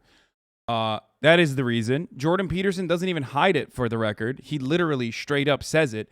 He says that we don't know the consequences of birth control. That is one of the first things that I heard from Jordan Peterson that was like, oh, dude, like this guy is just like a fucking straight up sexist weirdo. Why is birth control devastating? Because it offered women sexual liberation and sexual freedom, the opportunity to make their own choices, in like when they have a child and whatnot, the opportunity to be able to work in a workforce. So that's it. That's the whole, that's the big secret. Status men. We tell guys all the time that marriage isn't really a good institution in the United States anymore. A woman choosing a bartender who is broke over a rich guy is just so far removed from reality. The concept is known as monkey branching. 70% of all marriages end because the woman petitioned to have it end. Because it's set up so that the one with less money is the one who gets spousal support. Because they've been incentivized to do so because of the wealth transfer. For women, like the richest women in the world, either got their money through inheritance or they got it through divorce. They just want to protect themselves. That's generally why they do it. A woman breaks up in order to trade up. I could struggle with you, or I could take this money that the government's giving me, and all I got to do is sleep with you. Ultimately, this could also be her searching for a bigger, better option. And they believe they've got relationship equity that they can make a withdrawal on at a later date. Women do initiate more divorces now because when they feel that they can support themselves, they are less likely to trap themselves in an unhappy marriage in which they are. It literally doesn't make sense. If promoted women are more likely to divorce, then they're not doing it for the fucking bag. Okay? As a matter of fact, they're doing it because they have the bag. They are financially secure on their own independently, and they are no longer reliant on any like financial support from a partner, and therefore they have the fucking capability. They have the capability of like maintaining autonomy. So it doesn't even fucking make sense. It's the opposite of the argument they're making. Expected to do most of the household chores, causing them stress. There is no evidence that they are leaving them for higher value males. There is also another apparently hard To be fair though, like they probably are leaving them for higher value males, because if you're listening to the fucking the Fresh and Fit podcast, you are a low value male. Like, I don't believe in the high value, low value spectrum or whatever the fuck they've created for themselves. But like unironically, if you are getting your advice from these fucking dickheads, these like insecure dickheads, then you most likely are a low value person. You most likely are just as insecure, if not even more insecure, because you can't even recognize how insecure these people are. The people that you've platformed, the people that you've put on a pedestal are literally just like an empty vessel, an empty shell of a fucking man. Therefore, you probably are even more insecure than they are and probably not great to be around, okay? But you can change that. And I'll tell you how. Swallow pill that women will cheat on their beta male husbands with alphas. Another theory that Peterson backs up with particular fervor. And I'm not saying anything for this or against this. This is a purely factual biological claim. Is they pick a monogamous marriage and they cheat with high status guys. Now, obviously in the confines of the marriage. So what does it work? How does it work when you have a high value, high status like husband and then you fuck the pool boy then? Like, what is that? Then you're cheating with a low status guy? Is that how that works? Because like, isn't that also unironically a thing that happens in the eyes of these people? Like, so why is that happening? I'm too old for Twitch. Thank you for the 10 gifted subs. By the way, what is the fucking biological explanation? There is none. It's just like women be doing this and women be doing that. Meanwhile, women are getting served the top of the hour ad break at the top of every fucking hour. I know that was a great segue opportunity earlier and I totally flubbed it and I apologize. Okay? So I'm just running it now. I'm too old for Twitch just allowed women, 10 women, to no longer see the fucking ads at the top of the hour. But if you also aren't lucky enough to get gifted a sub, then all you need to do is subscribe yourself, which you can do for $5. Or you can do for free. Here's the 1 minute ad break now. Twitch Prime is free. That's a terrible thing, but that's a very uncomfortable subject, though, for women in particular. Well, it's an uncomfortable subject for everyone. Right. Is there any evidence to back this up? Absolutely not. From survey data, men admit to cheating on their spouses more than women, but the women are catching up with the men because the most common way for someone to cheat is with someone they know, like a work colleague. So now women have been allowed to leave the Sky house Spy more. 7, thank you for the 5 tier 1 beginning gifted. to cheat as much as men do, but there's no evidence that they've ever cheated more than men. And What is happening right now? Why is my fucking computer slowing down, or is the YouTube video It's still not slowing the down? norm to cheat either, like it's somehow become socially acceptable. There's no societal shift away from monogamy. We still want to get married or settle in long-term relationships. Humans pair bond, that's what we mostly do.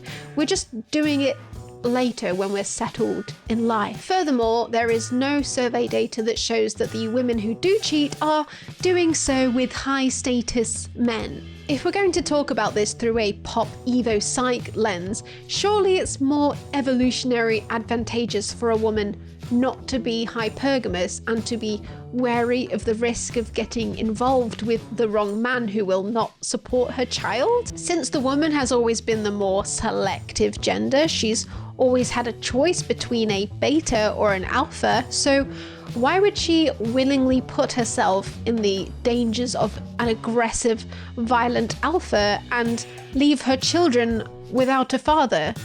Why not just settle down with the beta from day one who will protect her from all of the prey? Is there a big like lag or something? Or is it just is my PC dying?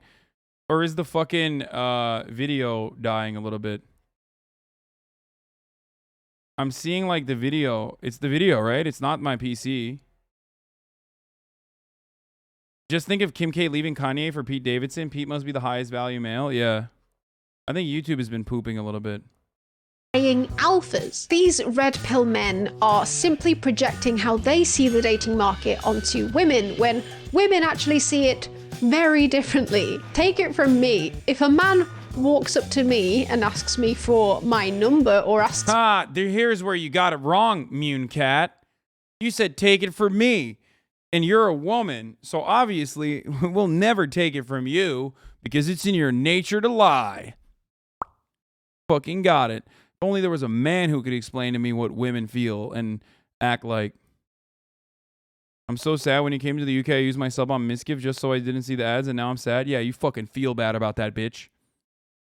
Me on a date, I'm not thinking, oh wow, I wonder if he has a nice car.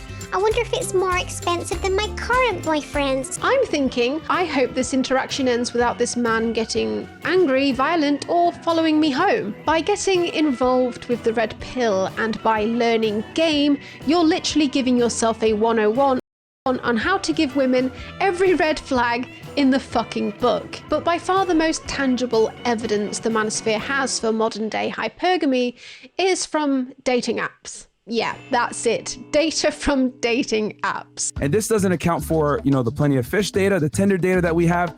Men do not get nearly as many options as women, and even if we're talking about top tier guys, they still cannot compete. In a since deleted 2009 official blog post on OkCupid showed women rating men as worse looking than medium 80% of the time. Most of the men on Tinder, of the profiles they come across, females, they'll swipe right on 60% of them. When it comes to females, they'll only swipe right on 4.5%. But the reality is, guys, you look at OkCupid's data, and they behave a certain way. On Tinder, yes. Women are, they like, swipe right. They like the profiles of only 4%. Men, when they see female profiles, they swipe right or like more than 60%. That's a great example of hypergamy. Time to get debunked again, bitch. You like this? Being thoroughly debunked by a vagina haver with a second-class degree in music production? There was one infamous blog post made by OkCupid in 2009, which supposedly exposed the hypergamous nature of women. It showed that women rated 80% of men on the website as below average in attractiveness, whereas men's ratings for women's attractiveness resemble more of an equalized bell curve. They jumped on this as proof of their Pareto principle. It's generally believed that this is one of the main catalysts of the modern incel movement, and the blog post was 80% of the women are attracted to the top 10% of men. Top 10% of men get 80% of the women. eventually taken down not long after the incel attack in Toronto, where 11 people died. The incels took this to mean that big tech was trying to hide the truth of hypergamy. Ironically, that same blog post actually showed that women are more likely to be open to messaging men they see as less attractive, whereas men are more likely to only message women they rate as more attractive to themselves. So it showed that even though women rate most men as below average. I mean, we already knew that though. Women's standards are low as fuck, okay? And they have to be. They literally have to be. As I've said time and time again. That's why I always say all you need to do is be a 7. And every man can be a 7, folks.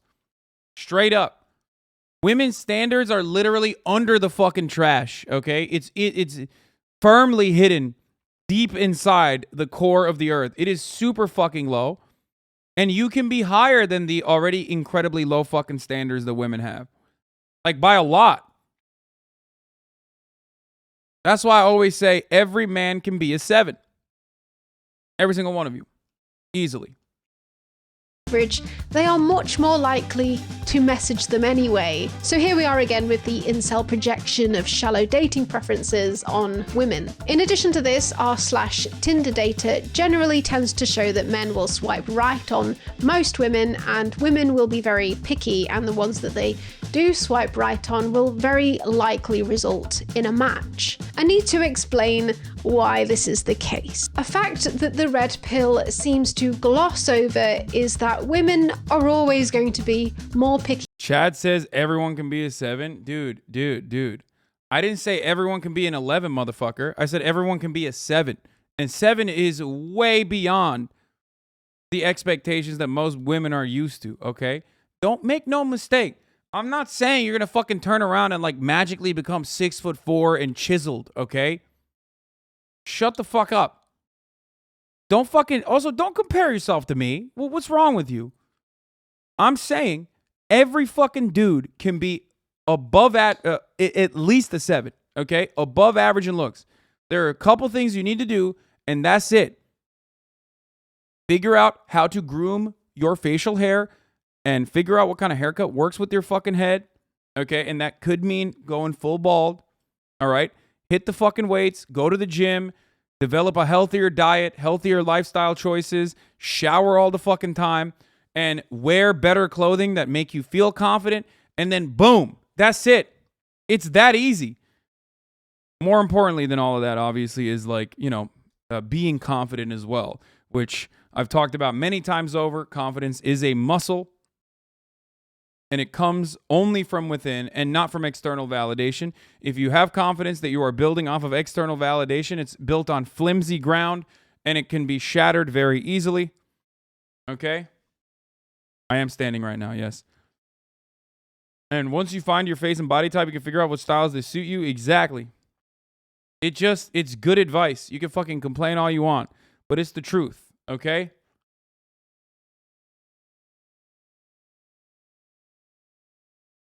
Than men when it comes to dating due to the increased risk of violence and pregnancy, not because of hypergamy. Let's have a look at some stats that the manosphere completely ignores. Younger women who have used dating sites or apps are especially likely to report having negative interactions with others on these platforms. That's too much. I'm gonna keep it real with you. I ain't doing all that, bro. Okay, then fucking, keep seething, I guess.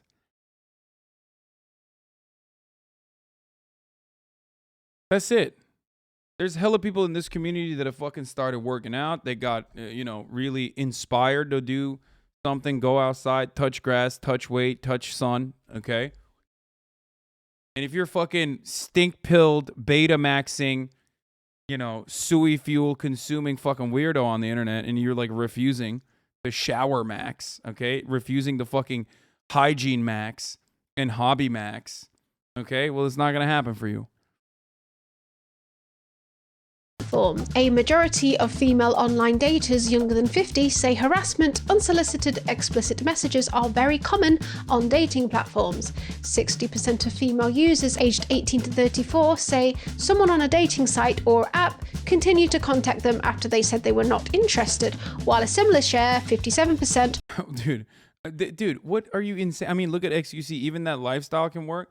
Brother, XQC is also like a traditionally attractive person and also pretty fucking confident regardless of his lack of social awareness.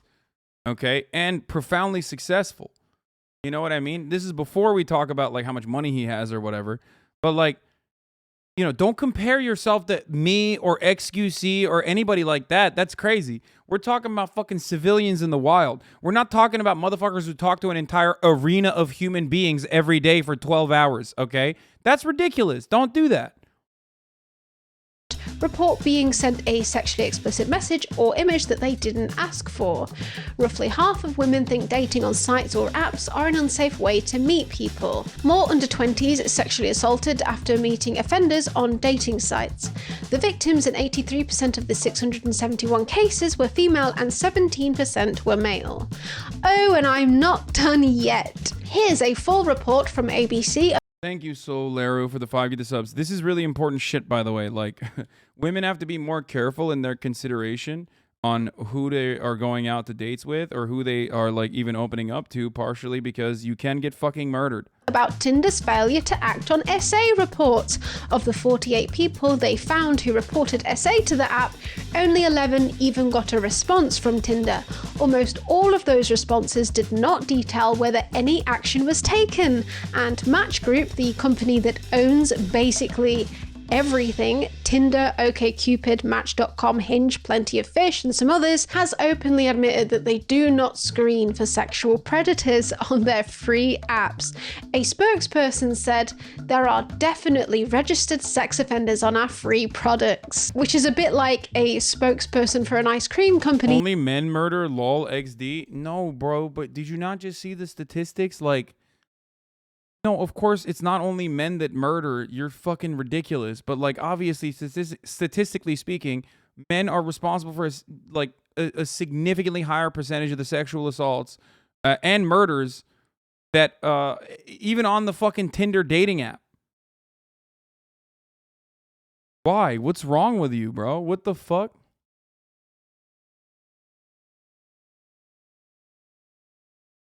Men are more likely to murder? Yeah, and I'm not a fucking weirdo. Like, that doesn't mean that, you know, you should prosecute men across the board or, like, assume that all men are murderers, right? Unlike you, probably does feel that way about, like, black people because you fucking use the faulty statistic of, like, 1350, which is not even, like, real fucking arrest. They're not even conviction rates, but instead just arrest rates. You know, it doesn't work that way. But it is something that women are, like, women are considering the fucking, you know, the physical differences. Yes, I, by the way, admit that. The physical differences are real.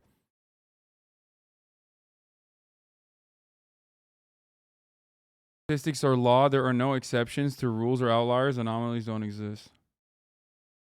He's saying there are definitely flesh-eating spiders in some tubs of our ice cream. Don't blame me, I just work here. So lucky you, ladies. While Tinder makes men pay for the slight hope of more matches, you'll have to pay for the assurance that you won't be assaulted. And even then, it's not guaranteed. I cannot stress this enough. Dating apps do not represent real life. Dating apps represent an extremely shallow, gamified version of dating that artificially creates the Pareto principle. Since women are more likely to have had previous negative experiences with men, I'm not discounting that men have them too, but the fact that women have them more often than men is relevant here. So also, on a fucking application, you're not able to showcase your personality. Men oftentimes have a harder time, in my opinion, and this is anecdotal, okay, straight up. I'm sure there might be empirical evidence on this, but this is a purely subjective concept. But, like, you don't know how to take photos I don't know how to take photos. You don't know how to take photos. None of us fucking know how to look good in photos and shit. Like, as a consequence of the patriarchal constructs that basically objectified women for so many fucking years and continues to do so to this day, women are better at fucking presenting themselves in a physical environment like that. They know, they know how to take photos. They know how to like make themselves look better. You just don't know how to do it, okay? And therefore, it's a little bit harder for you to showcase your wonderful, blossoming persona, okay? And the application is operating on the fucking binary of like the hot or not. It's going to be difficult. It's going to be difficult for you to, have a success rate on an application. That doesn't mean anything, though. Meeting people in person is probably where you are going to have the most success. Women are more likely to have their guards up when swiping and chatting, so this causes men... Oh God, hypergamy? Dude, hypergamy is such a fucking idiotic take, okay? It's such an idiotic take. This idea that, like, women are always looking to level up. Women are always looking to level up. Women are always looking to level up. It's like, first of all, women are always trying to date above their actual dating pool or whatever is such a silly fucking take because, again, that is super subjective. And secondly, it's not like you don't want to fucking date an attractive person that you find to be attractive. Everybody wants that. It's a normal human quality. It's not exclusive to women. To get less matches on the ladies that they're swiping right on, and the men are getting annoyed that they're getting less matches because this leads to less of a chance that they'll find someone that they like. To them, this just becomes a numbers game, so they start swiping right on more and more and more women, and the women start to realize that whoever they swipe right on, they're quite likely to get a match with them. And because they don't want too many unsolicited pictures of male genitalia taken with a pissy toilet bowl in the background to deal with, they start being more picky, confident that this won't matter because they'll still get a lot of matches anyway. As the women get more picky, the men get less and less picky. It's a negative feedback loop. It's not real life. Another stat that Red Pill seems to ignore, 80% of users on Tinder are male and 20% are... As someone who suffers with autism, your advice about social skills being a muscle has really helped me be more open to talking to people, women especially, and I'm now a lot more confident and have a good chunk of friends. Thanks to your advice. I will always be in your debt, and thanks for your advice. Thank you, HasanAbi. Also, you're welcome. I also suffered from social anxiety, okay? When I was younger, I was fat. I was scared. I didn't want to fucking talk to people. I would shut down, okay? It takes a lot of time. And it's the same as, like, going to the fucking gym every day and building healthy habits. It's just how it works. Anyway, the Tinder men to women ratio, 78% of users are men, 21.9% of users are women. Holy shit. Female. The bad experiences are causing women to leave the apps altogether. This means that there are women out there, guess what, in real life, who are single and want to meet somebody, not on a dating app. From the incel perspective, women are hypergamous, calculating, and uncaring as they leverage emerging technology in the pursuit of the ideal masculine partner while maximizing the resources they yield from orbiters.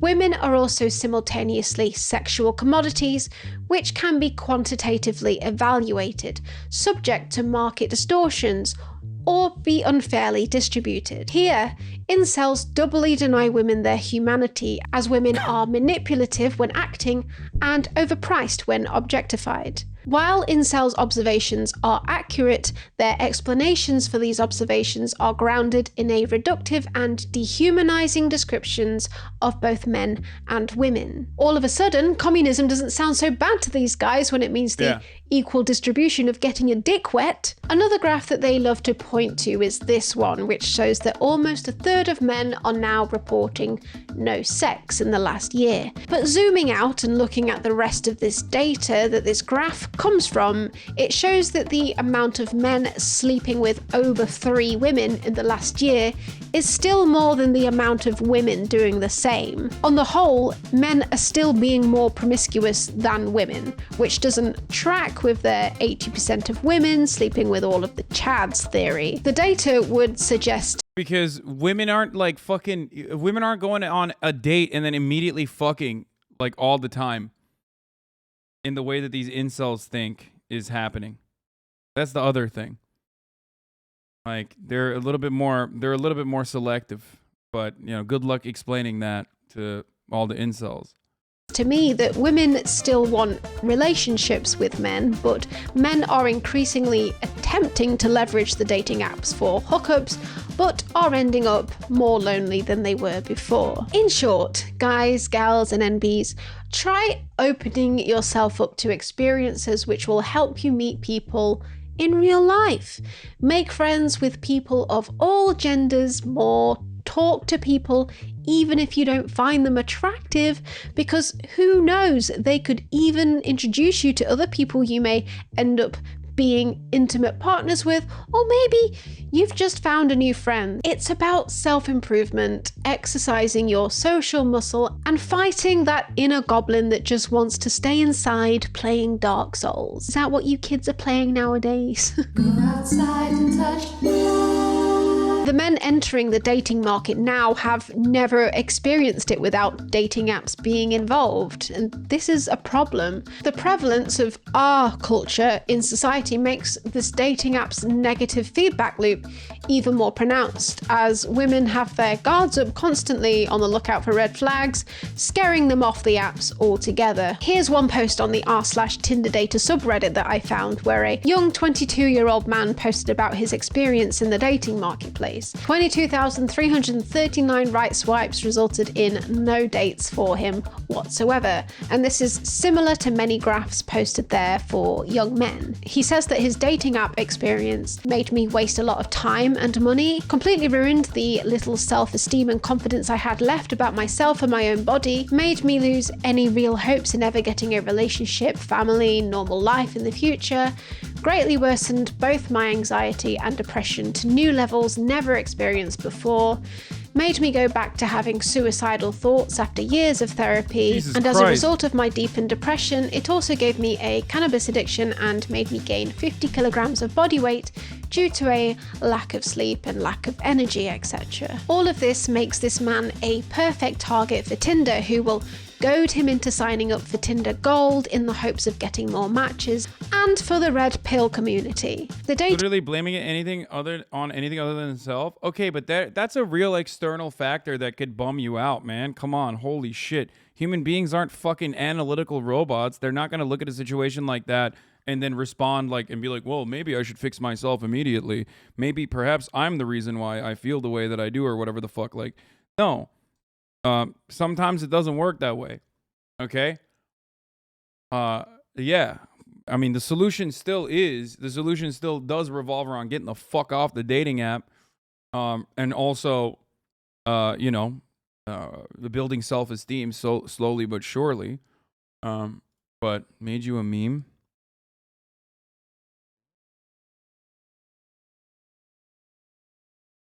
Y'all are so weird, dude, sometimes. dating apps and the red pill community are not making money out of finding you happiness and a relationship. The more sad and lonely you are... Okay, but cannabis addiction? Yeah, I mean, that part is ridiculous. So what? Don't get too caught up in that, okay? It doesn't matter. The more they've got you trapped. So why is our culture completely ignored by the red pill? Well, they don't think it exists at all. And this isn't a belief confined to the red pill itself. It's actually held by right-wing pundits everywhere. And on college campuses, they like to say, oh yeah, 1 in 4 women get raped on college campuses. No, it's actually more like 1 in 2,000. This Generation Z is having... Where did you get that number from? I just made it up, bitch. Least amount of sex of any other generation, but yet we live in a quote-unquote hookup culture, because right? we're using the female lens. 1 in 3, Wait, people aren't even saying we're living in a hookup culture. It's always the right-wingers that say we're in a hookup culture. And that's part of the reason why it's like people aren't like getting into relationships and stuff. Like that... I feel like they themselves literally fucking ended up writing these like new boundaries, and then they believed in it, and now they're just like, yeah, it's happening, but it's not even happening actually. And 1 in 5 women are going to get sexually assaulted on campus, which is just nonsense. Which we both agreed is the idea that rape is perpetuated, encouraged, or tolerated in a society. You would need to present some kind of data. Because it's this idea of rape culture. It's the rape fantasy of, I don't know, third wave feminism. I don't know what it is. I don't believe rape culture exists. Because people know that rape is bad. Some surveys were run to find the I have that same Discord partner hoodie. Oh God, I'm never wearing that again. prevalence of SA on college campuses in the US, not long before Obama and Biden were elected. 1 in 5 of everyone. People all understand and recognize that rape is bad. The problem with rape culture is a lot of things that would otherwise be considered rape, these fucking weirdos don't consider rape. That's the problem. And rape culture is the normalization of sexual harassment and the refusal to ask for consent. That's the issue. One of those young women who's dropped off for that first day of school, before they finish school, will be assaulted. The right claim that this was not true, and they still believe that to this day, claiming that the real number is somewhere around 1 in 52 women. According to the Department of Justice, or Bureau of Justice, about 1 in 52 of all sex. That includes, By the way, that's still an alarming number, man. What? Like, what the fuck? It's not 1 in 4. It's 1 in. It's not 1 in 5. It's 1 in 52. Okay. Oh shit! I didn't realize, man. Okay, never mind. I guess that's okay. Playing grab ass.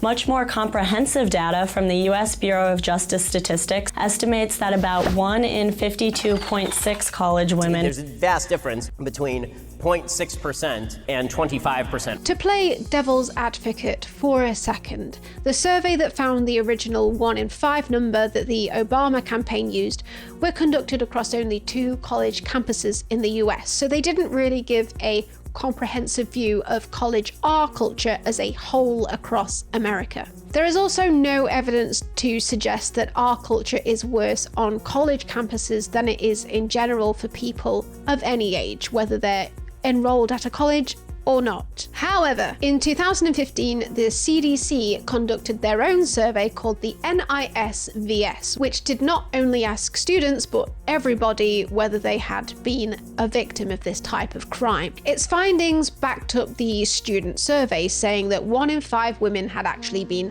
R'd. This contrasts with the numbers obtained by the Bureau of Justice and Statistics, and these are the numbers that the right-wing pundits use. So this number is based on the NCVS Crime and Victimization Survey, which states that around 1 in 52 people of all ages has been a victim of R or SA. For that reason, there's no way for me to compare the stats for college-age women from the BJS numbers versus the CDC numbers for the college-age women, because there's no CDC survey that focused on just college women. So for that reason, I'm scrapping the college age part. We're just looking at everyone to keep this simple. So I'm going to compare the CDC's findings that 1 in 5 women have been R'd and the BJS's findings that 1 in 52 women have been R'd or SA'd. One talking point that they like to give us is that the CDC's definition for the crime is like far too wide, and the BJS's definition for the crime is very precise. And the questions were extremely vague, not direct like the definition that we gave you guys before as far as grape goes according to the FBI. So first of all, let's compare the definitions of the crimes. So there's always going to be grey areas here as to what people define as crossing the line. But overall, these definitions between the surveys are more or less pretty similar, wouldn't you say? So how did the CDC find that 50% of women had been a victim of SA and 1 in 5 had been a victim of R, whereas the BJS found that 1 in 52 people had been a victim of either R or SA? It's down to how you conduct your survey. The stigma surrounding R culture prevents people from knowing they're a victim of R or SA and even willing to admit to themselves or others that they're a victim of R or SA, especially if it was perpetrated by a close friend or intimate partner, which is most cases. The CDC used trained staff to carry out the NISVS. This survey only asks respondents about R and SA, no other victimizations. They also did not use the words R or SA in their questions, but described events to the respondents whilst reminding them that the event, if it happened, is not their fault. They didn't even make the respondents say yes because that can trigger trauma, so instead they asked how many people have ever made you and listed certain acts so that the person could just say a number. The Bureau of Justice and Statistics used the NCVS to find the 1 in 52 number. So this is a generic crime victimization survey. The staff were not trained on how to speak to people about R and SA.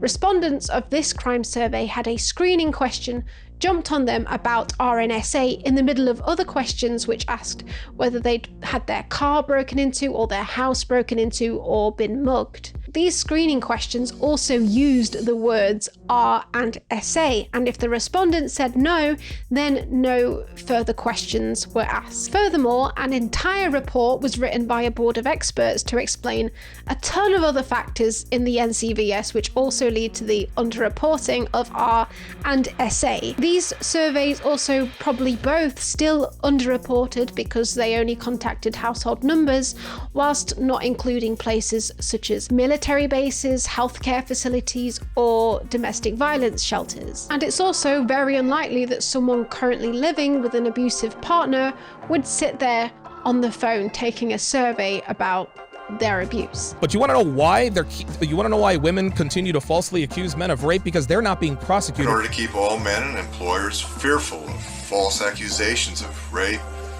domestic violence. We cannot believe the victims as soon as they come out, because sadly, that's what these. Okay, this is my favorite type of discussion on this otherwise incredibly serious subject matter over the fucking SpongeBob game. That's awesome. These women do. They falsely accuse people of rape, and then when you call them out, they get mad at you. And a few days later, they say, yeah, it was for clout. You know, you can't completely dismiss. I will never get over how much Matt Walsh embodies like a liberal soy boy in the way that he looks. He straight up looks like he brews IPA, craft beers on his fucking spare time, and yet, like, I don't know why people just like don't point that out regularly. He just straight up looks like it's awesome. 100% that guy from The Boys, yeah. This very real fear that men have that some evil woman could come along and just ruin their life with a story. In this whole era of the Me Too movement, evil woman. I think that we've done a huge disservice to everybody, assuming that anytime anybody's accused of anything, that it must be true. There is currently no evidence that any women anywhere are getting any sort of benefits from accusing men of R or SA, whether it was false or not. What they're more often getting is harassment and setbacks in their careers, especially when it's a powerful man being accused. But how many of these accusations are false? Well, Rollo and other manosphere influencers like to insinuate that these sneaky Bro, why is everybody fucking... I don't care about the new Black Panther, man. I don't care about watching that right now. females are doing it all the time. So the thing is this, is that the definition basically says that any allegation of rape can only be classified as a false allegation if it has been determined after a thorough investigation that a crime did not occur. It's basically trying to prove the negative. So just because those fraudulent ones were the ones that they could record according to the definition of what it is, does not mean that 98 to 98% are true, but that is exactly what a prosecuting attorney will try to convince a jury. It is true that we'll never accurately know, but there is an estimate of between 2 and 10%. And if it could be as many as 1 in 10, that could be a problem. Okay, so let's learn about false R allegations. To best determine whether an R allegation is false, Police look at the nature of the allegation based on previous investigations where R's have been proven to be false or the accuser has retracted the allegation. Looking at these cases, the most common occurrence is a minor who has skipped school or missed a curfew, and to avoid punishment they say that they've been assaulted. In the vast majority of these cases, the parent will file the report on behalf of the child, and when the child comes into the police station, it becomes clear that this was not a real event, as they will not name or describe the perpetrator or the event. Other common motivations include people attempting to cover up unfaithfulness to their partner, anger or revenge, attention or sympathy. In these cases, when the allegation has served its purpose, it is normally retracted or dropped. Another large portion of them come from mentally ill people. These people will also very likely describe a violent attack, the type of R that we know is not actually that common. An R allegation is unlikely to be false if the victim describes a situation that involves someone that they know, an intimate partner or a friend, as the perpetrator, and the issue of consent could be construed as a grey area. But of course, we don't know. Some of the allegations counted as true could be false, but just as much, some of the allegations counted as false could be true. But this doesn't mean that police are throwing men in jail based on the assumption that an allegation is true based on the nature of it. You still have to prove it beyond reasonable doubt, which for R is incredibly difficult. Out of 216 complaints that were classified as false, only 126 had even gotten to the stage where the accuser lodged a formal complaint. Only 39 complainants named a suspect, only 6 cases led to an arrest, and only 2 led to charges being brought before they were ultimately deemed false. Here, as elsewhere, it has to be assumed that some unknown percentage of the cases classified as false actually involved real Rs. What they don't involve is countless innocent men's lives being ruined. According to the National Registry of Exonerations, since records began in 1989, in the US there are only 52 cases where men convicted of SA or R were exonerated because it turned out that they were falsely accused. I'm going to go ahead and assume that a gigantic percentage of that is also black men as well, at least historically. I don't know if that's the case, but historically that has been the case. By way of comparison, in the same period, there are 790 cases in which people were exonerated for murder. In the average case of a false R complaint, the charges will be dropped and the man accused, if there even is one, will never even know about it. You are far more likely to be a victim of R or SA as a man than be falsely accused of it. You're also far less likely to report it or tell anyone about it. This includes domestic violence as well. If the manosphere really cared about the well-being of men, that's what they'd be talking about. But it's not masculine to be a victim of DV, R or SA. You know, my mom. The single mothers raise criminals. We're gonna stop this video here because this is really long. I'm gonna watch the rest of this tomorrow. There was so much to fucking go over, but like we got stuck. Basically, if you want to finish it on your own, you can. If you want, this is Mooncat's video. I debunked the entire manosphere. It is a really good video, though. I like it a lot. Top G Ben Shapiro's training the OTK boys camp canoe. Right. Don't create this weird fucking like alpha male like Jordan Peterson, Andrew Tate hierarchy of what a man is. That is not what. Whoa, relax. We don't have enough masculine men. Too far. Fuck off, man. No. Put Who's this guy? Putting weird fucking attributes on what it means to be a man. You're all in the gym. You're trying to be stronger because you enjoy the process of self-improvement. I and do. Feeling better in your body. Gender is a Feeling more social capable. construct. You know what I'm saying? Should I go this or like lower? Yes. The only reason why I'm lifting weight is because I want to look like Goku. That's it. Actually, That was pretty good. What you would say is that it is only logical for a man to build a spine. This might be a little too heavy. In hunter-gatherer environments, the man would be responsible for hunting. The woman, gather. That's too heavy, right?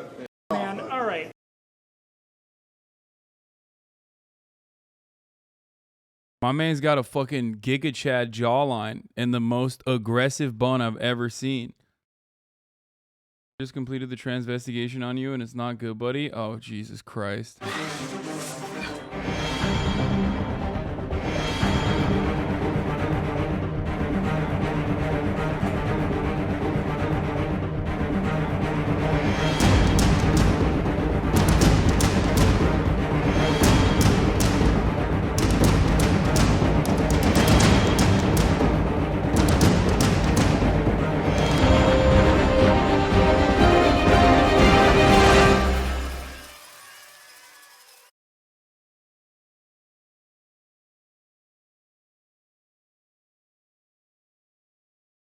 I've been outed. You're a real man, Hassan? What is this? The year is 2038, 23rd of March. Why are you sending me a misgift subreddit post with one upvote, dude?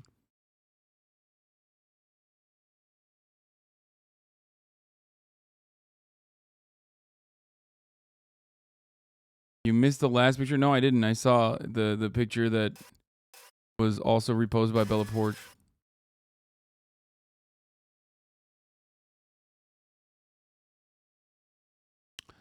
I want to watch the cartel vid, but I also there's so much to cover. Holy fuck. Are you still gonna do an IRL stream in a foreign country this week? No. No, man. I'm here. I was gonna go to Korea because a bunch of my friends were there, and my brother wanted to go. Okay, but Miskiv wanted you to see this a while ago and sent it to you.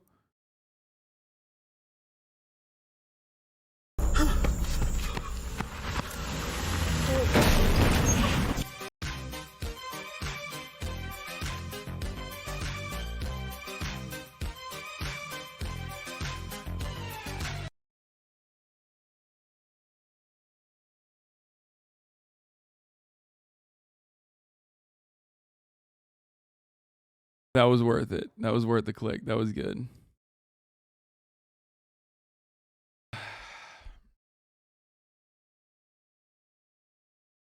The new Veritasium video? No. Why is Austin calling me? I'm live, brother. Yeah, what's going? Yeah.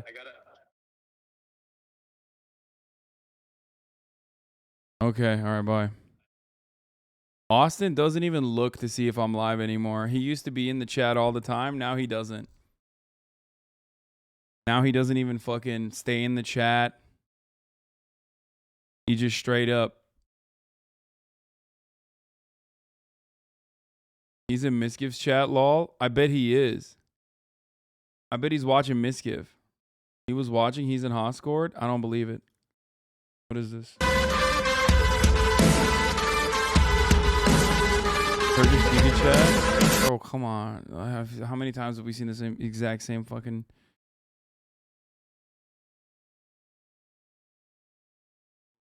Is Alpha? He's in Hoscord? Why the fuck was he... Why is... I missed the men in Europe?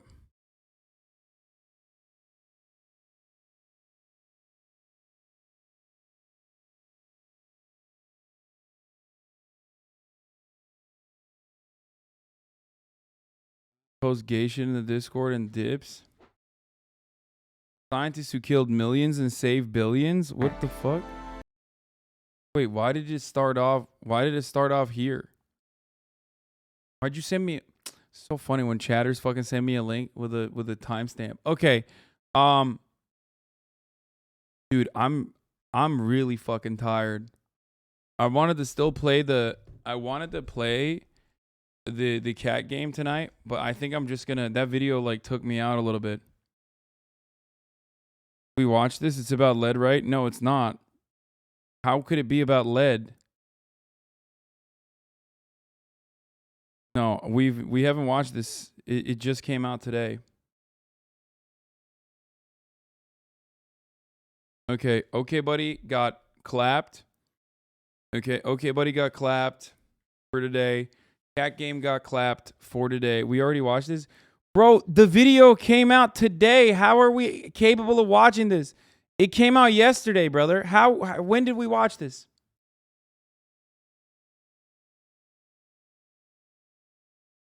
People are saying you 100% watched it. I remember. The video came out yesterday. Alien Isolation got Giga clapped. Yeah, okay, don't even start. Okay. Tomorrow we'll continue on this journey. There's a lot of shit to watch. And there's Okay Buddy. I'm gonna do tomorrow. I'm gonna do Okay Buddy. Tomorrow I'm gonna watch the What is a Woman's Purpose. We'll finish the debunk the entire Manosphere video. We got Blammo videos. We got the infamous children of the most dangerous drug lords. Okay, but for the time being, I'm done. I'm fucking like really hot. I feel weird. I don't know. I don't know what it is, but I just don't feel too great right now. Okay, no cat shit. React oversimplified? No. Taking 3 days to finish a 4-hour game? Yeah, motherfucker, because I'm a political commentator who does like mostly fucking political commentary, okay? Jesus Christ. Y'all are so fucking annoying sometimes. Like, holy shit. I stream 8 to fucking 9 to 10 hours every goddamn day, and you motherfuckers are still complaining. Like, what the fuck? Cat people are so unreasonable. Oh, my lord. Stunning lo-fi introduction, starting off the day. Anyway. All right, I don't know what's wrong with me. I feel really hot. Fucking hate this shit. I think this video is another retake of the video of the man who killed the most people in history. Okay. COVID got you again? Yeah, dude. Yeah, I probably have COVID, except I haven't fucking interacted with anyone on the outside world for the past, like, week and a half. So how the fuck would that happen? It's been more than a week and a half since I've been in public. Like, you know what I mean? It's been more than a week since I've been in fucking public.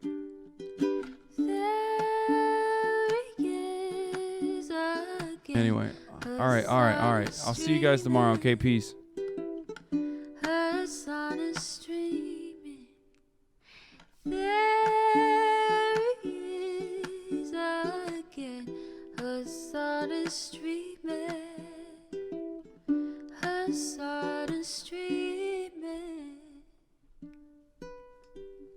Reviewing the P.O. box. Uncle Uger's face. Sudden discord at your prop. Great names take embrace. Tiny Bernie Sanders, LGBTQ Air Force. The whole left at your fingertips. Ane at your door. H3 crowded debate, the Young Turks online show. 3 full fucking years of this, plenty more to go.